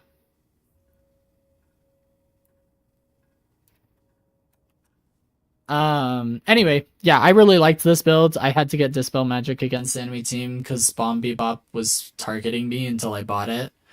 And then we turned into Spirit Nuker. But if you look at the damage, so like... Decay did 11% of my damage. I just chuck it on everybody I see. Anytime it's on cooldown, I'll run up to somebody, chuck it on them, and then run away. Because I'm like, I don't actually want to fight. I just want you to take damage from Decay. And it was actually like mega decent. And I saw the express shot like way late. So it ended up doing 20%.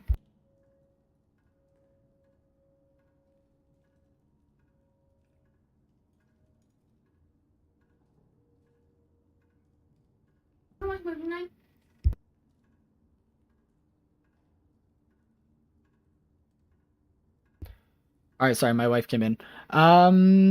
Heather said I might have to play some Paige. I haven't played her in so long. Paige is the best. Non-biased opinion. She was the first character I played. Yeah, she's awesome. Because she looks like me in reads. Nice. Bullet's first hero was Abrams, and it wasn't a fun match. That's funny. Alrighty. Okay, so... just know that Coach Blayton told you to be very careful using this build. It's like really interesting. Anyway, this was back with 4 lanes. Oh yeah, that's a long time ago. Thanks for the match, Heather. Let's go ahead and send it.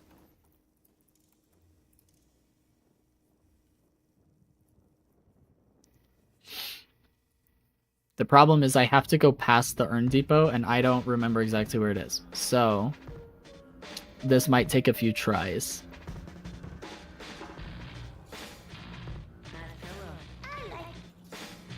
I think this is safe.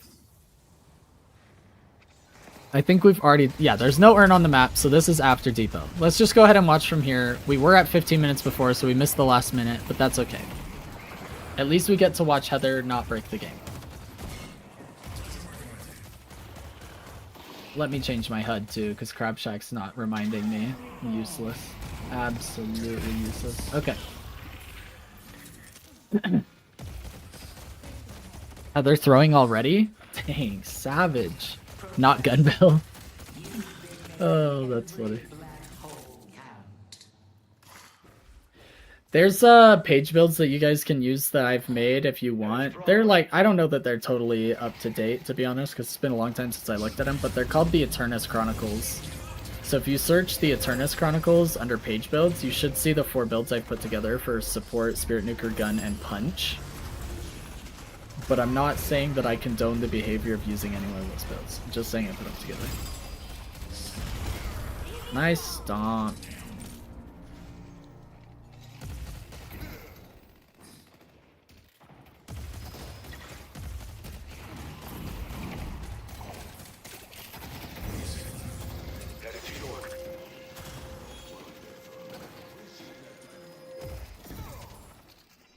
Dude, your Abrams actually just face tanks every ability in the game. That was tragic to watch.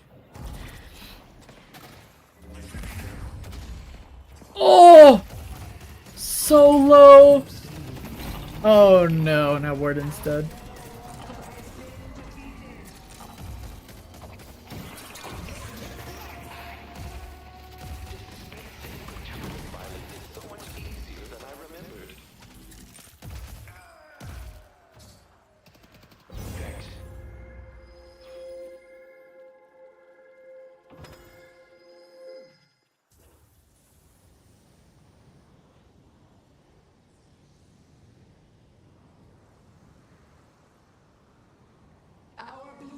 Walker is under attack. If Heather doesn't get this bridge buff, I'm gonna be disappointed. I mean, to each their own. After 15 minutes, I'm a little bit more chill on my students because it's the first 3 that will help you win most of your games more often than the last 3, if you know what I mean. Like, but yeah, we definitely want to be hitting bridge buffs whenever we can. If you really want to up your game, you hit the first 5. That's like game changing. But it's the first 3 that are the most important in my opinion in most of your games.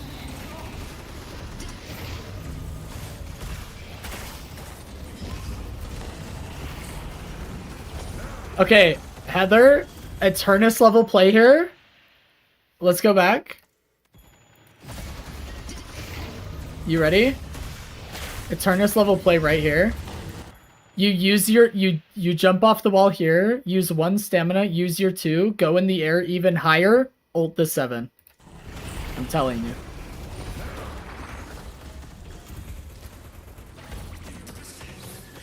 Dang, what is happening with the laggy lag face? Alright, here we go. I would have ulted the 7 out of his ult forever ago. This guy would have been sucked into a singularity a year and a half ago. Why does it say you have 880 health? What is my game right now? It still says it. Okay, never mind. We'll just move forward.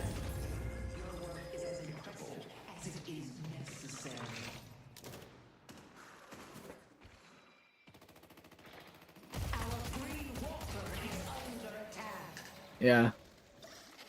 It says 880 and you're just going up. Awkward. I blame Bullet for my 800 health, Heather says. Savage.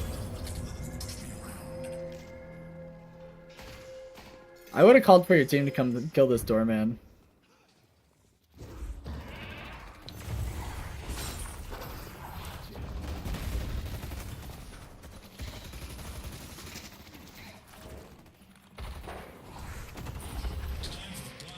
Nice.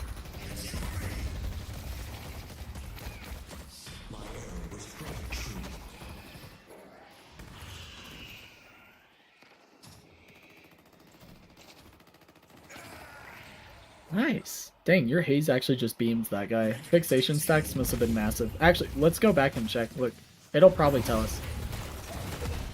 Yeah. 70 fixation stacks? Is that what we just saw? 60 something? Crazy.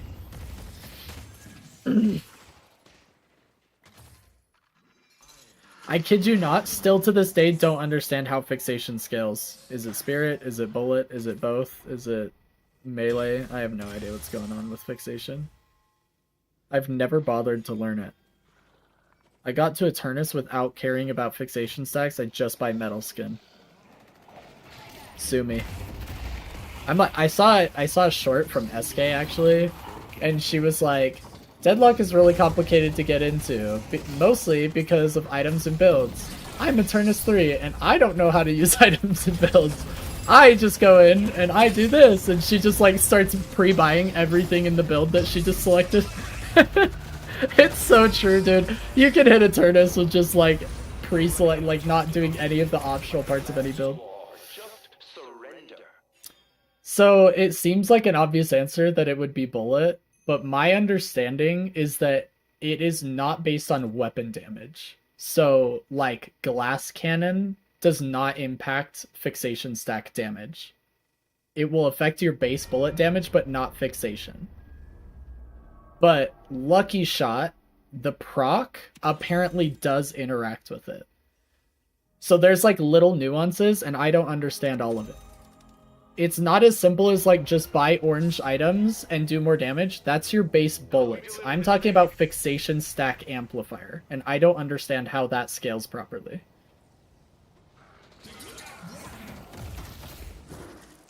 Oh no, the urn! I wasn't ready, you guys! Ah! Okay, wait. It's after this kill, so it's probably going to be like right around here. Okay, we'll be back. We'll be back shortly. Everybody chill. We'll be Heather. Heather, quit breaking Deadlock. What is wrong with you? Oh, I forgot to turn off my main monitor.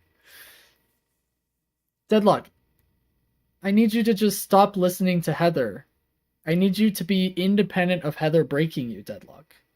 Yoshi, I need you to not let Heather have so much control over your game. That's what I need. Breaking games and stuff and things, for sure, for sure. Just trolling is what you're doing. Just trolling us.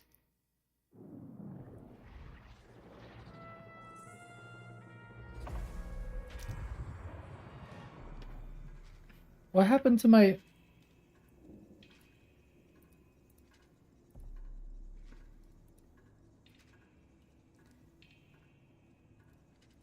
Wait, why can't you guys... What?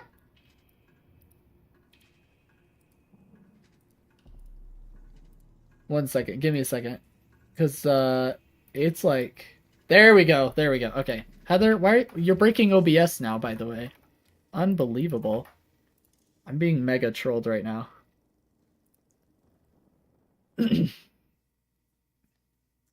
Trolling era.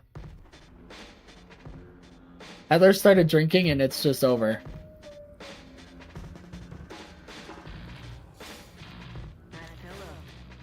Okay, like right around here probably, right?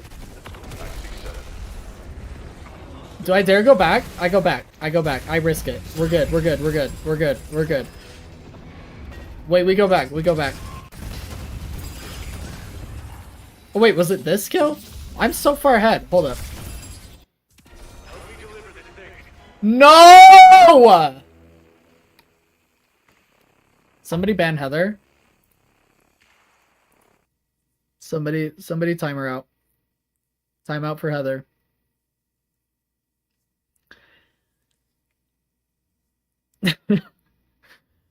The problem is when you click on it, it like does this little, let me go back 3.5 minutes and then fast forward up to the point you clicked on, and that's when it depoted the earning glitched it out.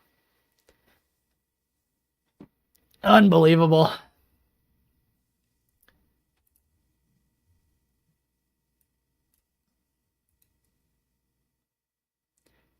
Alright.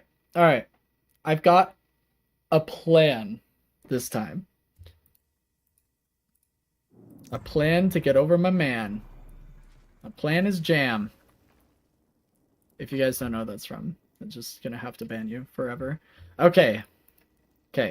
We're fine.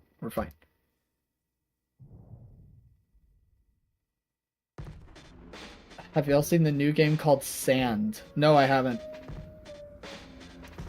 What style of game is it?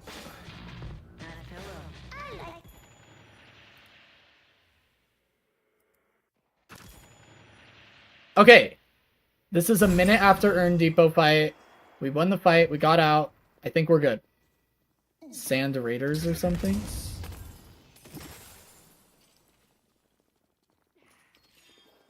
Interesting. Never heard of it. Some like extraction and having a mech. So is it like Arc Raiders? Is it meant to be like a sand version of Arc Raiders? It's hard to describe. I'll have to take a look at it, Bullet. But no, I haven't seen it. I've never heard of it. I see.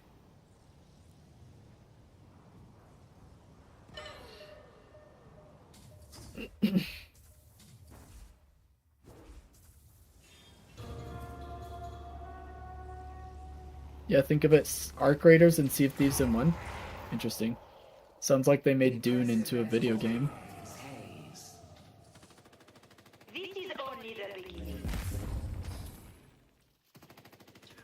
Alright, let's watch Heather and hope she doesn't break the game anymore. Unbelievable.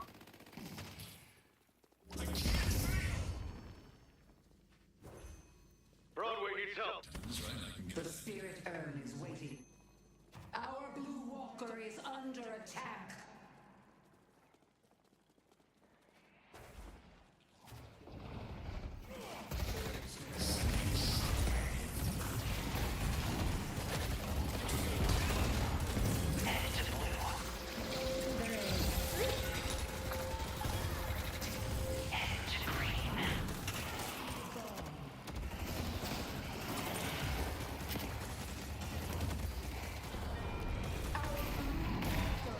Oh no!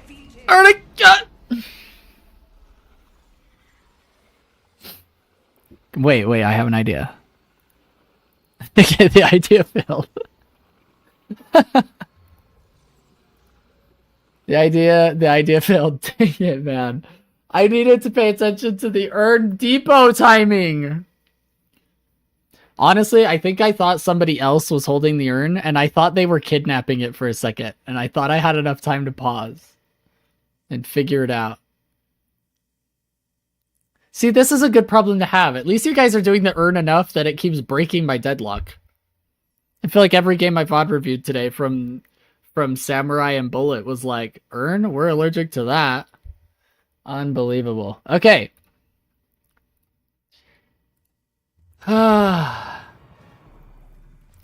So, you guys come here much, or?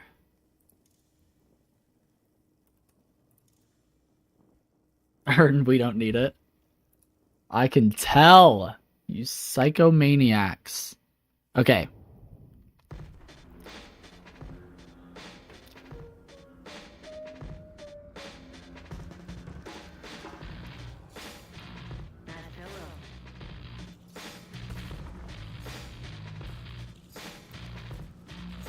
I already broke it? It hasn't even gone to that point in the game! Oh my... Yoshi, you're letting Heather have too much power. Yoshi, Heather has too much power and influence over your game. I need you to lock in. Yeah, I think I have to go to like 26 plus minutes.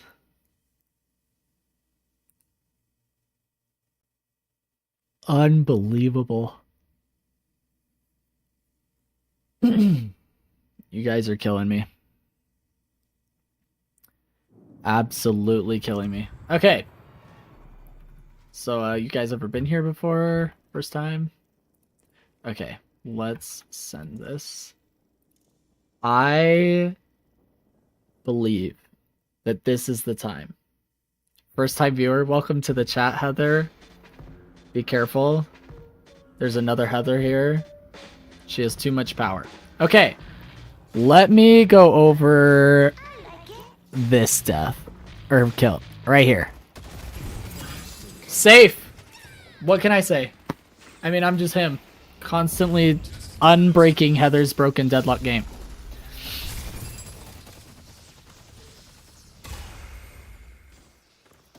Heather, do you buy Warpstone on Dynamo a lot? Because it might help you hit ults more often. It's really nice to just Warpstone forward and press 4. Just throwing that out there. Could you imagine if you had to re-download the VOD every time it crashed? It would be so fun. Let's not think about that. Do we not have Healing Nova here? Hold up. Oh, you should def pop Healing Nova then. You should hit 3 and Healing Nova and just full heal your teammates right here.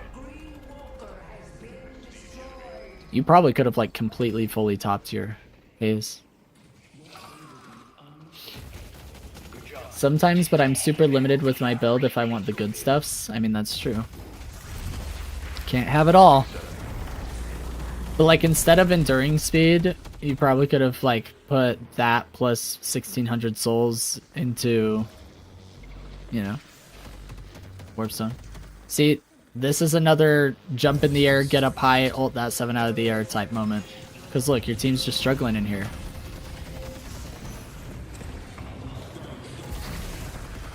Oh, that's so sad. You barely mistimed it. Barely.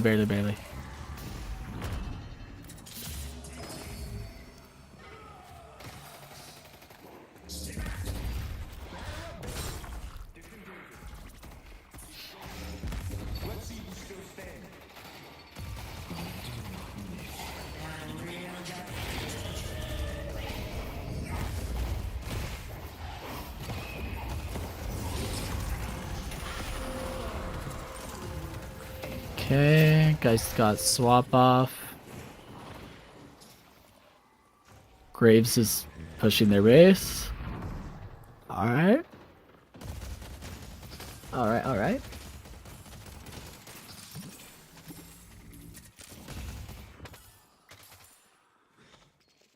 You're playing the game with 18k souls, by the way. You're the lowest on in the game right now until we spend.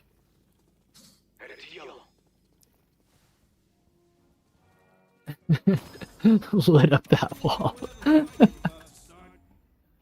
Oh, you guys. Ah, too funny. I was just showing it who was boss. Should we watch it back? I feel like we all need a moment to acknowledge Heather's dominance over the wall. Wait, was it? It was behind this, right? Yeah, it was back further.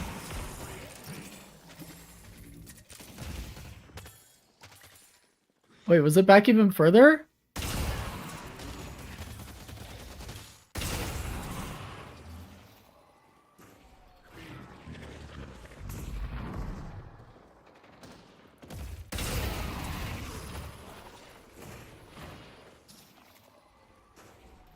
I swear it was like right back here. What the heck? How far was it?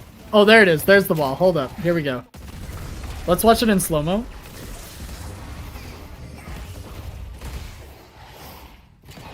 Are you guys ready to watch some domination right here? This is how you win. Right here.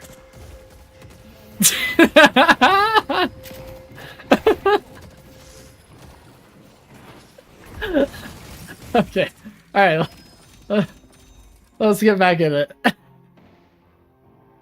While I am the boss, take these bullets.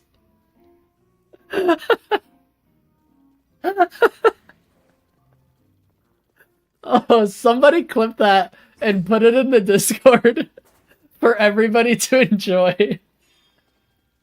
Just Heather dominating the wall in slow-mo. Oh my gosh. Heather is really a dom. Oh my gosh. I should change my name in Steam from Blayton to Wall Dominatrix.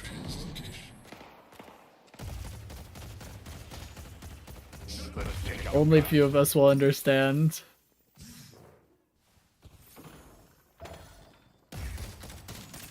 Heather would make so many people happy.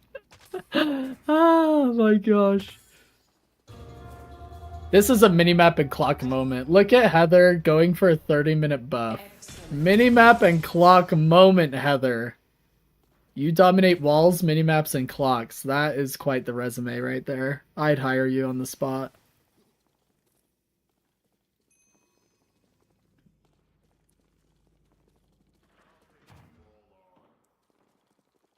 Heather wasn't at it before. That's true, but it's not a 5, 10, 15 minutes, so I'm cutting her some slack. She is going to get both bridge buffs, though, so that's a +1. Screw the team. If they ain't getting bridge buffs, I am. We should grab the urn. Except don't, because then I have to skip past it. It's just a whole mess. You know? But like in your other games that I'm not reviewing, you should grab that urn.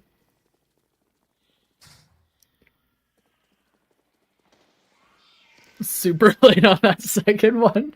Yeah, you gotta be early to both bridge buffs, Heather. We gotta lock in. I don't know why we didn't go mid-boss, to be honest. You should have brought Urn to mid-boss and just got mid-boss while you guys had like a 2-man advantage. I'm not backing down.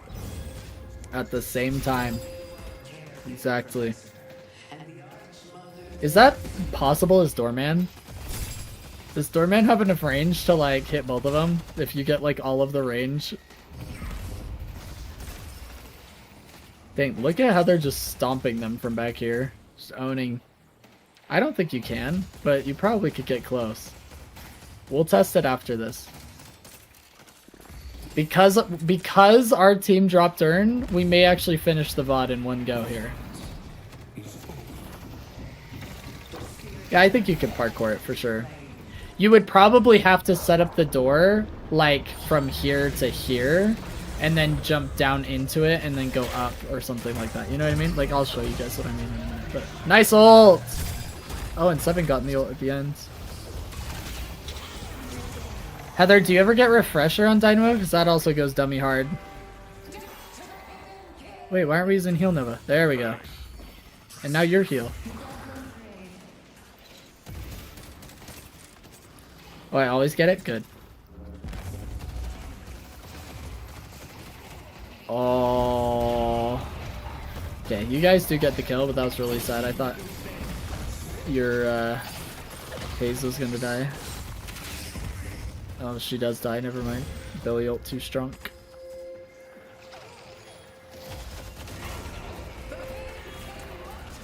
I mean, you guys could probably just stay and win, to be honest.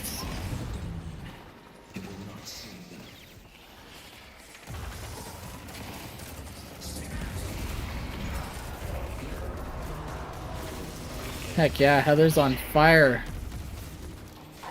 She's on fire! GG, Heather. Well played. Good times. Good job, everyone. You fought well. Alright, Heather, I'm gonna give you really simple notes really quick based on what I remember from the beginning of the game. It's actually gonna be mega simple. I think I'm actually just gonna give you like one tiny section that I want to add to like other notes we've already gone over. You ready? It's gonna be mega simple.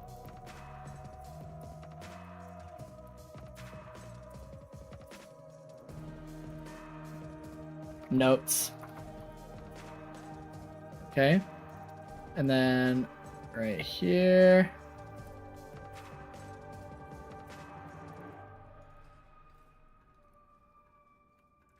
Hit both bridge buffs at the same time. Okay, and then you'll be Eternus in no time.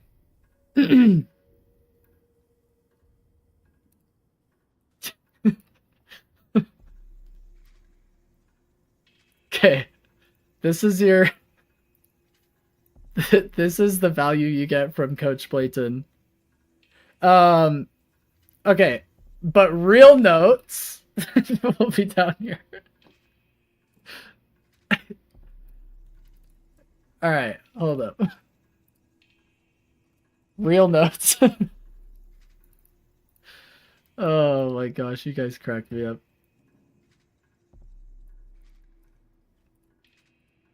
Okay, real notes. First, be more deliberate and intentional with the bullets in your mag. Don't just left click spam. Like, don't just left click until you have to reload. Be aware of securing souls that float out of minions in lane. 2, using your ultimate to cancel really strong channeling ults is a great use case. I.e. 7, McGinnis. Somebody help me with another one. I can't think of anything that channels for like really, really long time. Etc. I'll put, because I can't think of anything else. Don't be scared to use your ultimate on these targets if they don't have unstoppable in Dom to stop you. That kind of a thing. Third and last thing, make sure to dominate all of the walls, not just the one. That way you have true map pressure. Okay. And then number 4, make sure we spend souls. We were sitting on 11k. Just make sure we were not super weak in team fights. Oops, team fights by not spending. Okay? No shooting walls. What? No. All of them, Heather. Every single wall. I don't want to learn the 7 get the jerk out of my sky tech. Oh, I do want to. Okay. I was like, you should learn it. Alright. These are your notes. You're welcome. These ones are very, very important. I should probably do this, actually, so I can fill it in. Boop. Alright. There you go, Heather. This is Heather's... How many have we done? 3? I think this is Heather's 3rd set of notes. As simple as they are, 2 of them are incredibly important.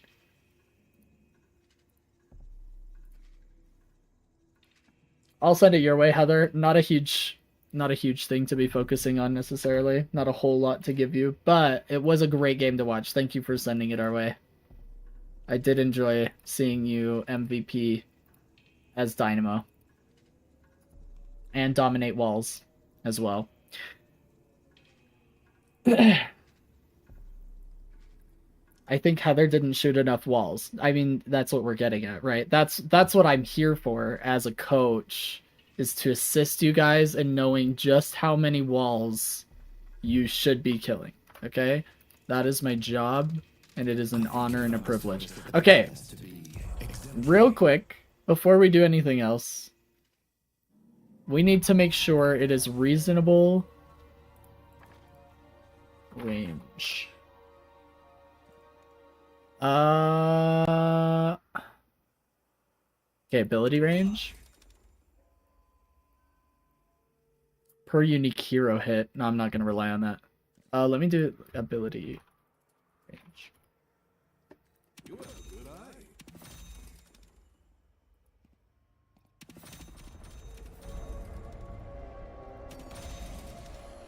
Oh no! Okay, wait, this gives me 10%? Compared to 12, 5, 6, 5. We'll get rid of this one. Oh no, and this gives 8? Okay, so we'll get rid of this one. Okay. So we have about all the ability range in the game. And we need to make sure we have so doorway. Nice. Okay, wait. Max doorway distance 180 meters. Let's see if we can do like a... What's gonna be reasonable? That's actually not bad.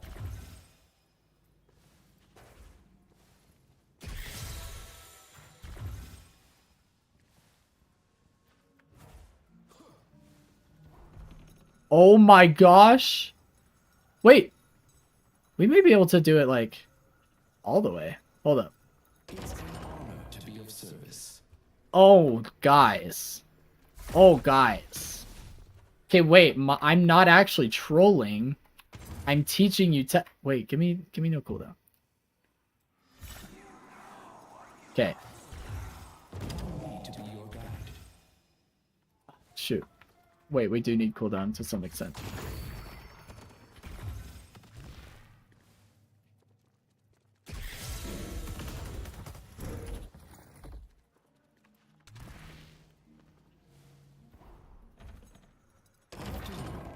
You guys! It's totally possible! You just need the worst build in the world, and then you're I don't even have stacks of Trophy Collector.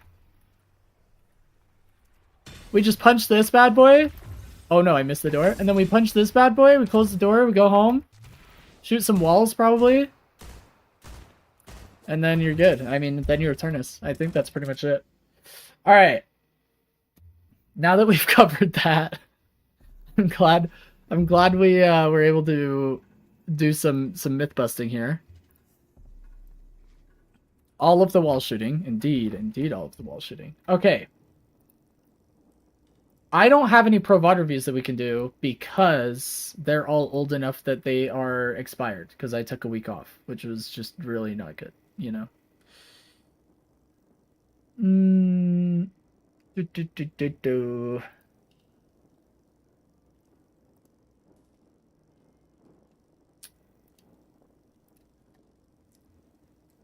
Doorman with both buffs might be dangerous. Anybody with both buffs. Doorman's just facilitating it, you know? What if that's your Venator going through both those doors and getting both? Go live in a game? I don't think you guys want to see Ascendant lobbies. It's pretty ugly out there, I gotta be honest with you. Find a random Lash or Dynamo. Okay, hold up. Let me see what we can find.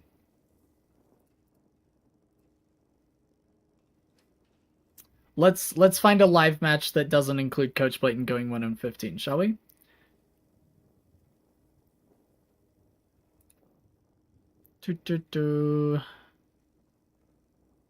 About 10 minutes would be ideal, and this has Lash and Dynamo on the same team, so this seems promising. Okay, we'll do a little bit of guess your rank. Except we're doing it from this team's perspective.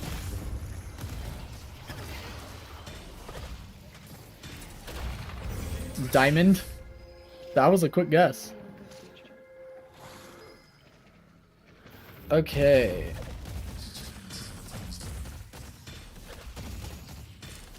Dynamo and Lash. Sick.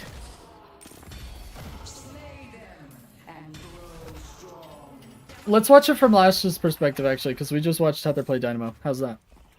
We'll switch it up a little.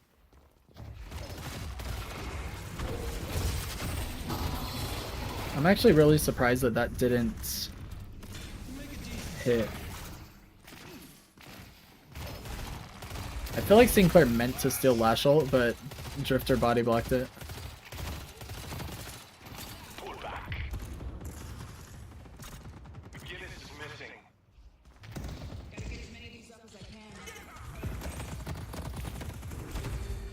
Woo! Uh-oh, bird coming.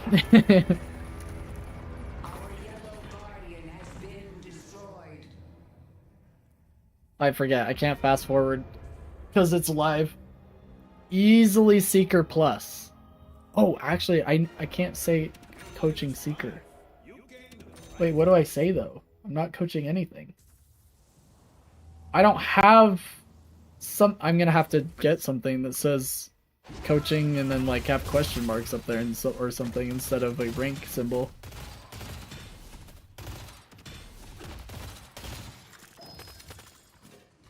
We're just gonna say watch party. That's it. Just watch party. Okay. Guess your ranks. No, I think it's higher rank. Lash has good enough movement. I think we're at least an ascendant.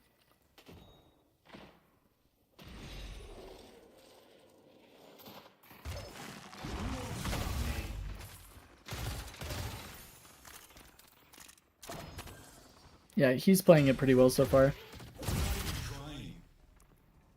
That was odd though, to punch when you can just flog. So probably not Eternus, but we'll see. I will say, we did watch a Victor play once, Heather and I, and I was like completely convinced he was like Emissary and it was Eternus 5, so you never really know. It's hard to say sometimes.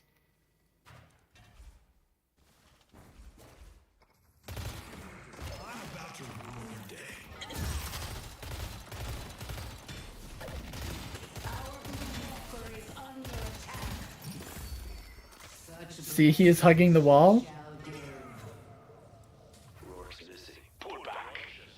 Oh, Venator's on the enemy team. That's looking pretty grim, actually.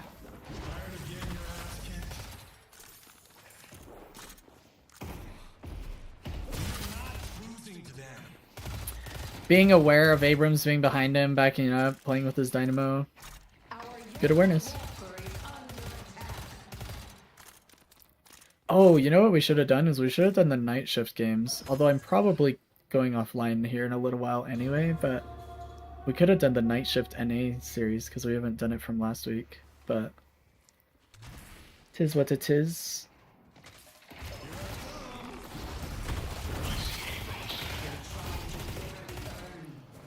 Nice Graves wall.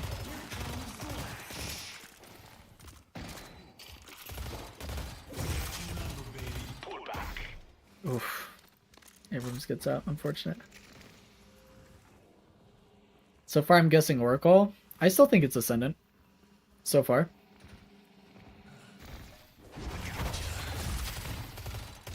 I think it's like mid-Ascendant, but I think it's Ascendant.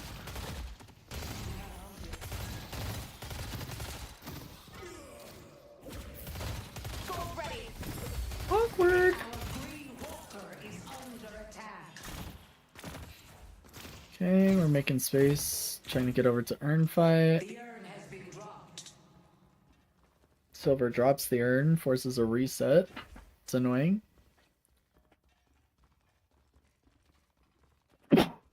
So now we have to go pick up the urn.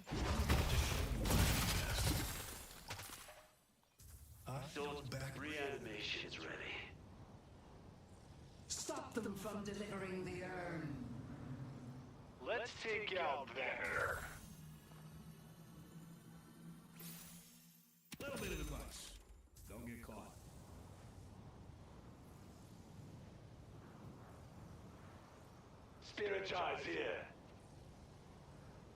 The dead are ready to obey.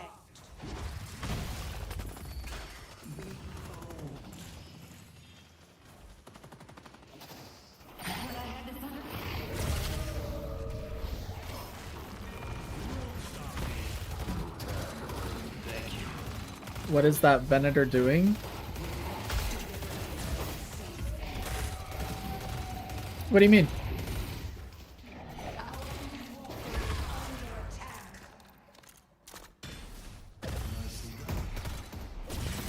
Maybe I didn't see what you saw on the minimap when you asked the question.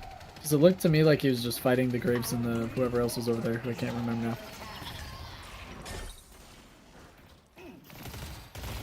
He grabbed Urn and pulled a little backwards, yeah. I think he was trying to deny the Urn and enemy smacked it out of him and got it from him.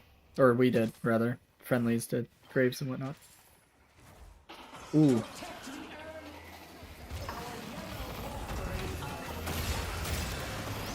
Nice double ult into the Dynamo.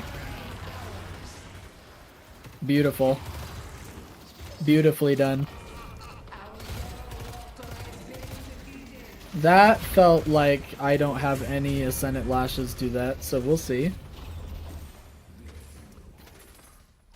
This might be Eternus.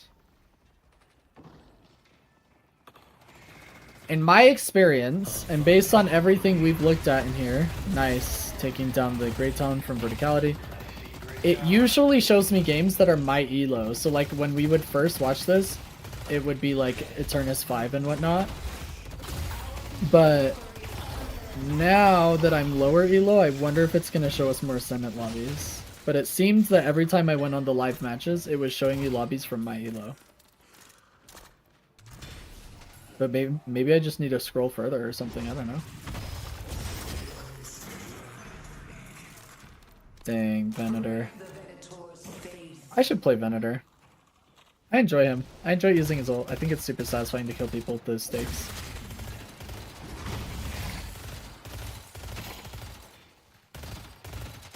Ready to use the Lich's blessing.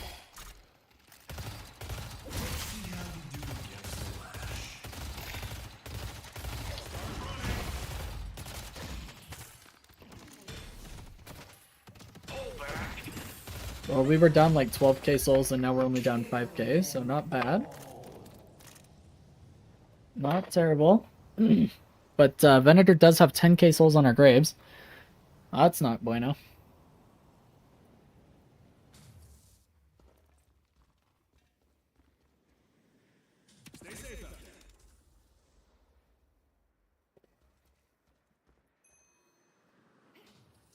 Our blue walker is under attack.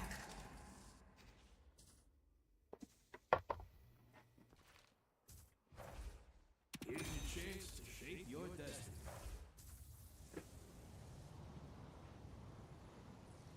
Interesting that he bought Suppressor when he's on the cusp of both Vitality and Gun buff.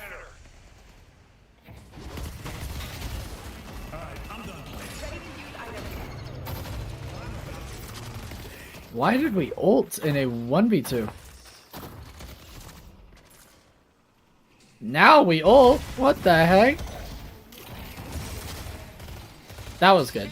That ground strike and flog were good. The ult was Mega Troll. I don't know why we're ulting against Venator and Silver when we're 10k souls behind him before our team even gets there to capitalize. Let's go mid. Mid boss is definitely the call here. Especially if they can get another kill. Ooh, he did hyperline him.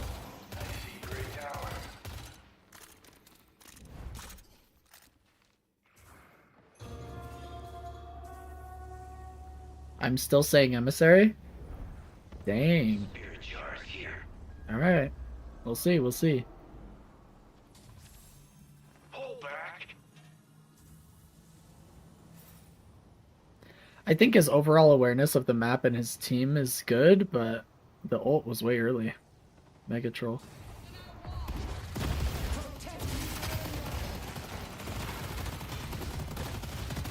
Dang, what a freaking ballsy punch, too.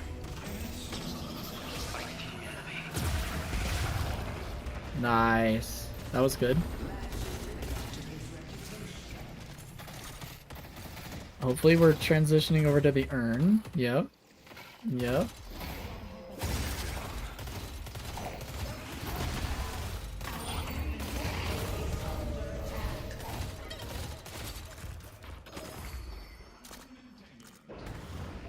Emissary to Oracle.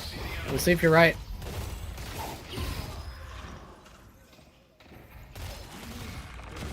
I think this is much stronger gameplay than Emissary. Oh, gotta be more patient. Okay, that was a low elo lash ult. He wasn't aware of the counter spell and he rushed, clicking on the left on the green circle.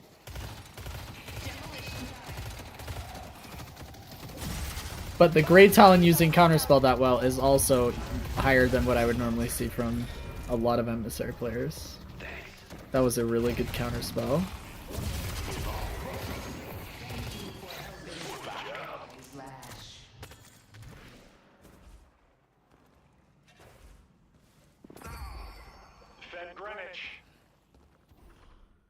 Oh, you're not defending green in time. Don't even bother going over there. Venator's gonna kill it before you even get on a zip.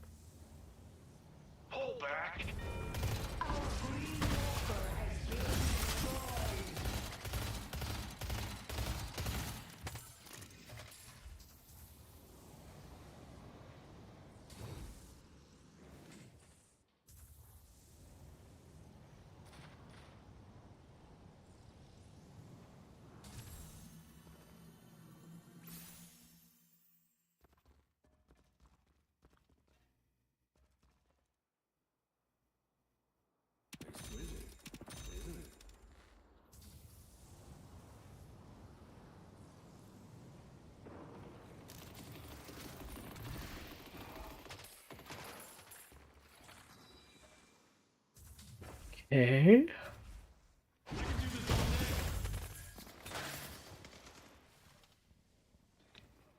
Oh, Death Slam. Ready to use ready. Let's see how you do against the lash.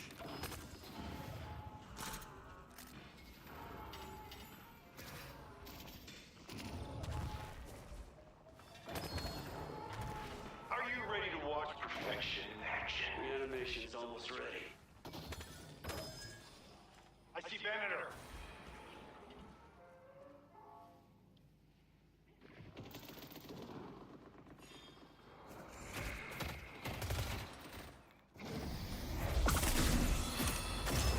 Ooh, yeah, that was really good from Sinclair. He did miss the bunnies. Well, he missed it on Graves, I should say. But that was really good from Sinclair. Graves ult's actually going dummy hard. Let's watch somebody else in this fight. Oh, it didn't click. Oh, we're all just leaving the fight anyway. Leave or they take mid. Good comms. They're going mid because Sinclair has ult every 4.5 seconds on a bad day, so he can just steal Dynamo ult. No, they're not going mid. Okay. Maybe it isn't Eternus. Because now we go mid. Let's go! Lash ult! Go crazy! Yeah, just go mid boss. It's fine. You just killed their best mid boss contest. Now you just have to deal with Abrams. Does Abrams have max ult? Nope. No one stop. You can just stun him out of it.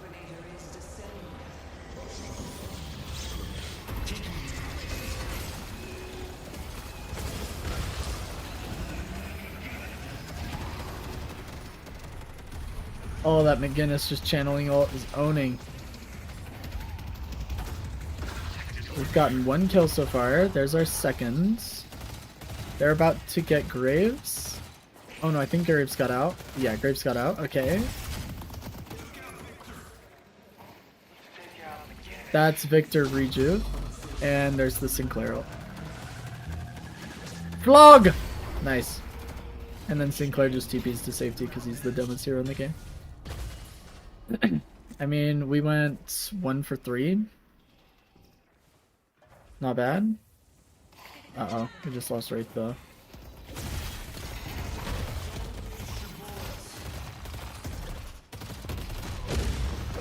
Awkward. Nice flog. What's funny is, like, in most games, I prefer the assassin archetype. So, like, when it comes to MOBAs in general, I usually played jungler or assassins of some kinds. But when it comes to Deadlock, like, I feel like Lash and Shiv fit that, like, assassin archetype, and I don't enjoy playing them, which is super weird. Headed to Greenwich. Reanimation's on cooldown. Let's push it off. Look, just don't bring any trouble my way, Lash, okay?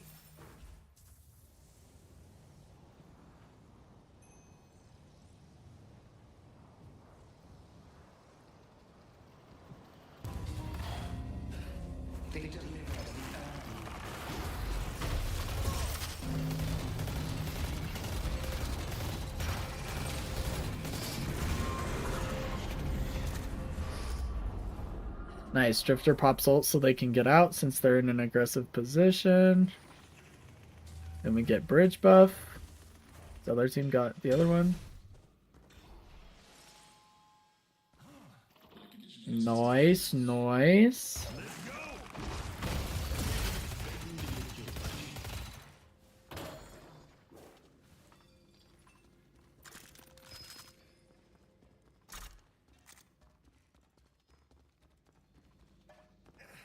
Ready to use item. I'm coming, baby. Try and run. I gotcha.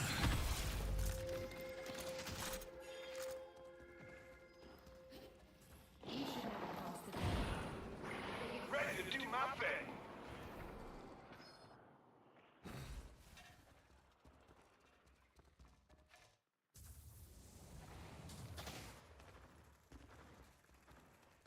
Headed to green.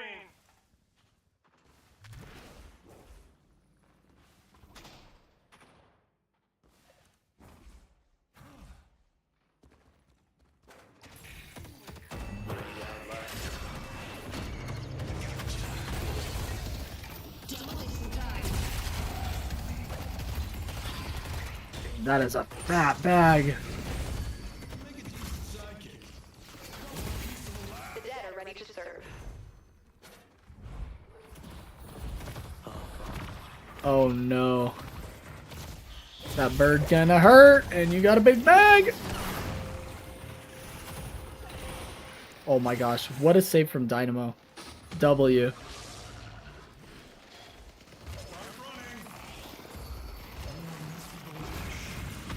Oh, it's so unfortunate. Barely missed him. I see Venator.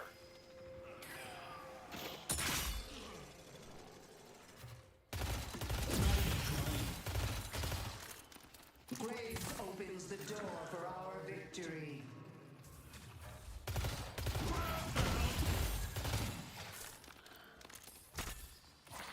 Hold back.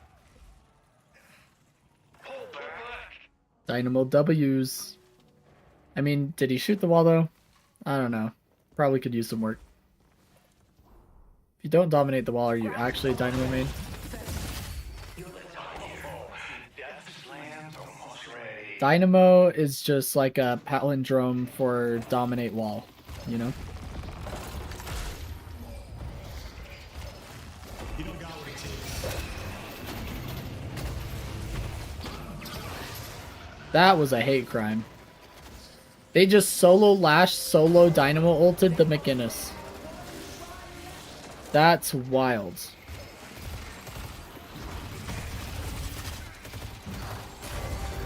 Definitely need more wall shooting. Uh-oh. Sinclair got Lash ult. Uh-oh.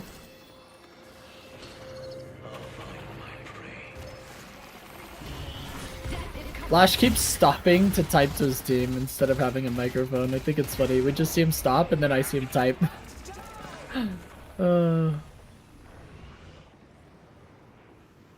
Grasp is almost ready. You are a caregiver, Professor. And the Archmother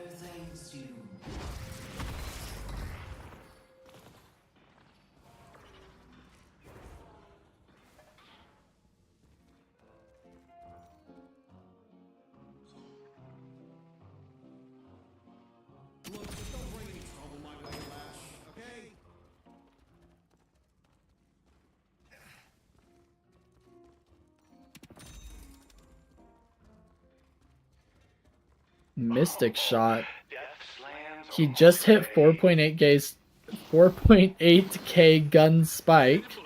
Let's hide here. at 29 minutes with Mystic shot.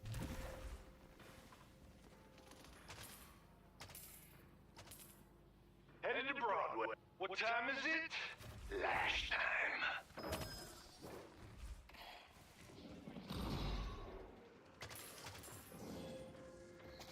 I like it.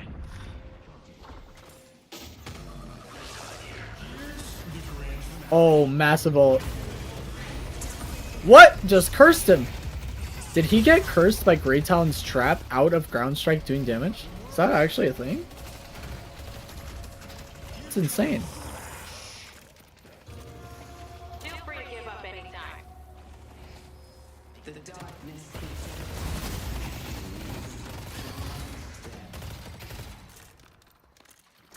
Let's hide here. What will you do with this newfound opportunity? That's awkward. GG Monstrous playing Lash. GG. Well done, well done. Good job.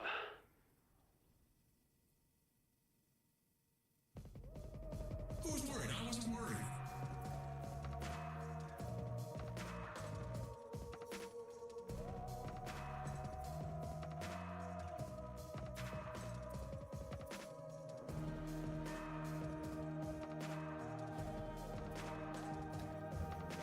Alright.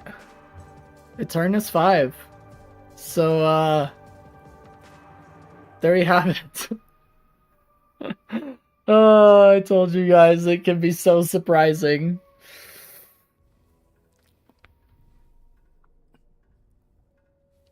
It can be surprising.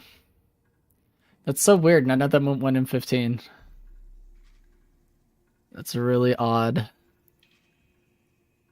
Really weird. Eternus 5, Bullet. We just found out. Eternus 5, baby. Hey, this was a Dynamo MVP. Heyo. I told you, it usually shows me like my elo for whatever reason. Actually, I want to test that theory really quick. Hold up. We're going to do standard matches. And we're going to go all the way to the end.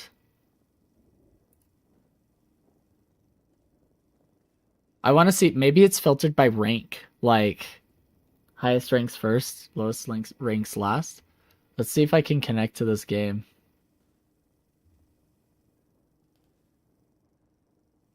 No? Okay. This game.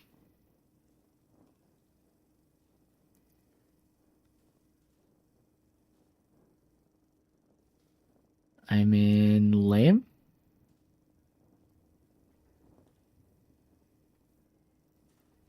It doesn't seem to be following my rank then, because I've significantly deranked while learning new heroes, and we still got an Eternus 5 lobby. So I do remember clicking on one random game, and it was like deathy. That was a good time. Okay, let's take a look at this. So this game's just about over. This was like at the very end of the list. So we'll see what rank it is.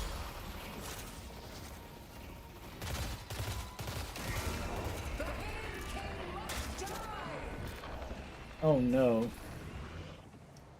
Hold back. We're gonna have to wait for them to like kill mid-boss.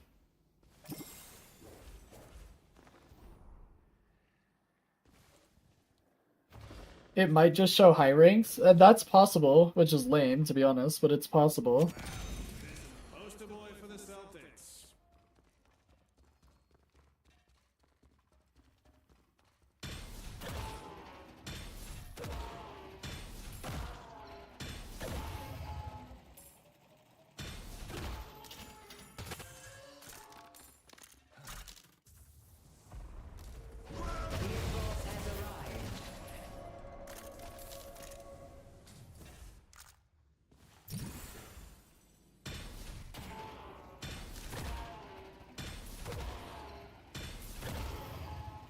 Dang, this game might go a second longer because enemy team has to, or the team we're watching rather, friendly team, has to win a team fight or get mid-boss somehow before they can siege base.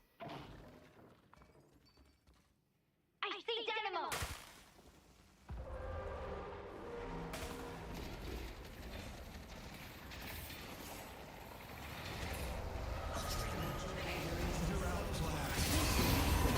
That's tragic. They just all have unstops and dynamo pops ult.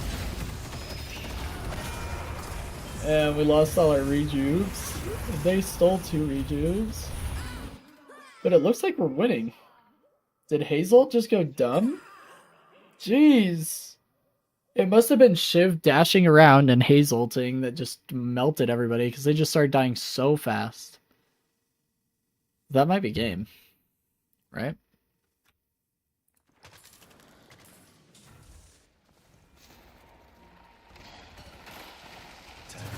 Yo, Haze shreds, I'll complain, but I won't counter buy.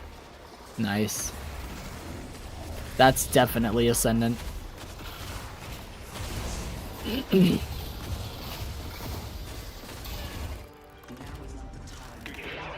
That sounds like my teammates.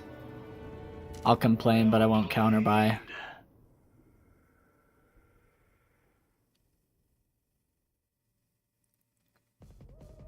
We can build a better world. Okay. Okay. Alright. This is weird. I don't think he went 1 in 15 either. I told you it was Ascendant. Oh yeah, those are my people, man. Those are the people I'm stuck with, learning new heroes. Unbelievable. Dang, that's weird he didn't go 1 in 15. It's kind of odd. Punch Ivy? Nice. Nice. Respect. Oh my gosh! Alright, you guys.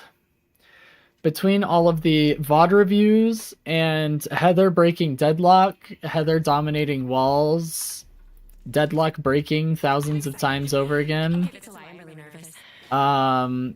breaking the freaking sandbox where I became the target dummy instead of a hero, I'm pretty tired. That's a lot. Do you think I can get on that lamp? Bro. Yeah, I just found my favorite spot. We can't get on that. No!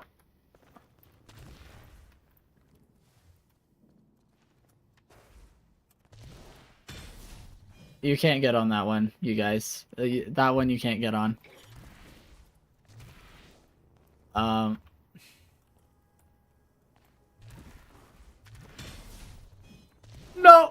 Okay, I guess I need 2 stamina.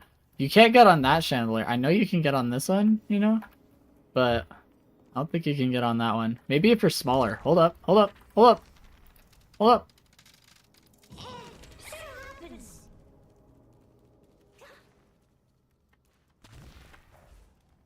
Oh, that didn't work.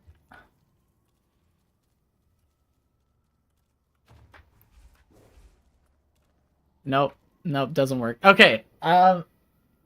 Clearly I'm tired. I'm like literally jumping around a hideout right now. I'm gonna call it a night. That's what I'm getting at. I will be doing more VOD reviews and live coaching tomorrow, more than likely. But I won't be doing it later in the week. So I may do it on Thursday, but I'm gonna try really hard to be there tomorrow because I'm going out of town for the weekend. But I will catch you all later. Thanks for being here. Oh, I'm like so close to getting up there too. Anyway, it was an absolute pleasure seeing Heather break some Deadlock and shoot some walls and giving you guys some VOD reviews. Hopefully we'll be able to, it's just so sad, you guys. The learning curve. Oh my gosh. Hopefully we'll be able to reconnect tomorrow.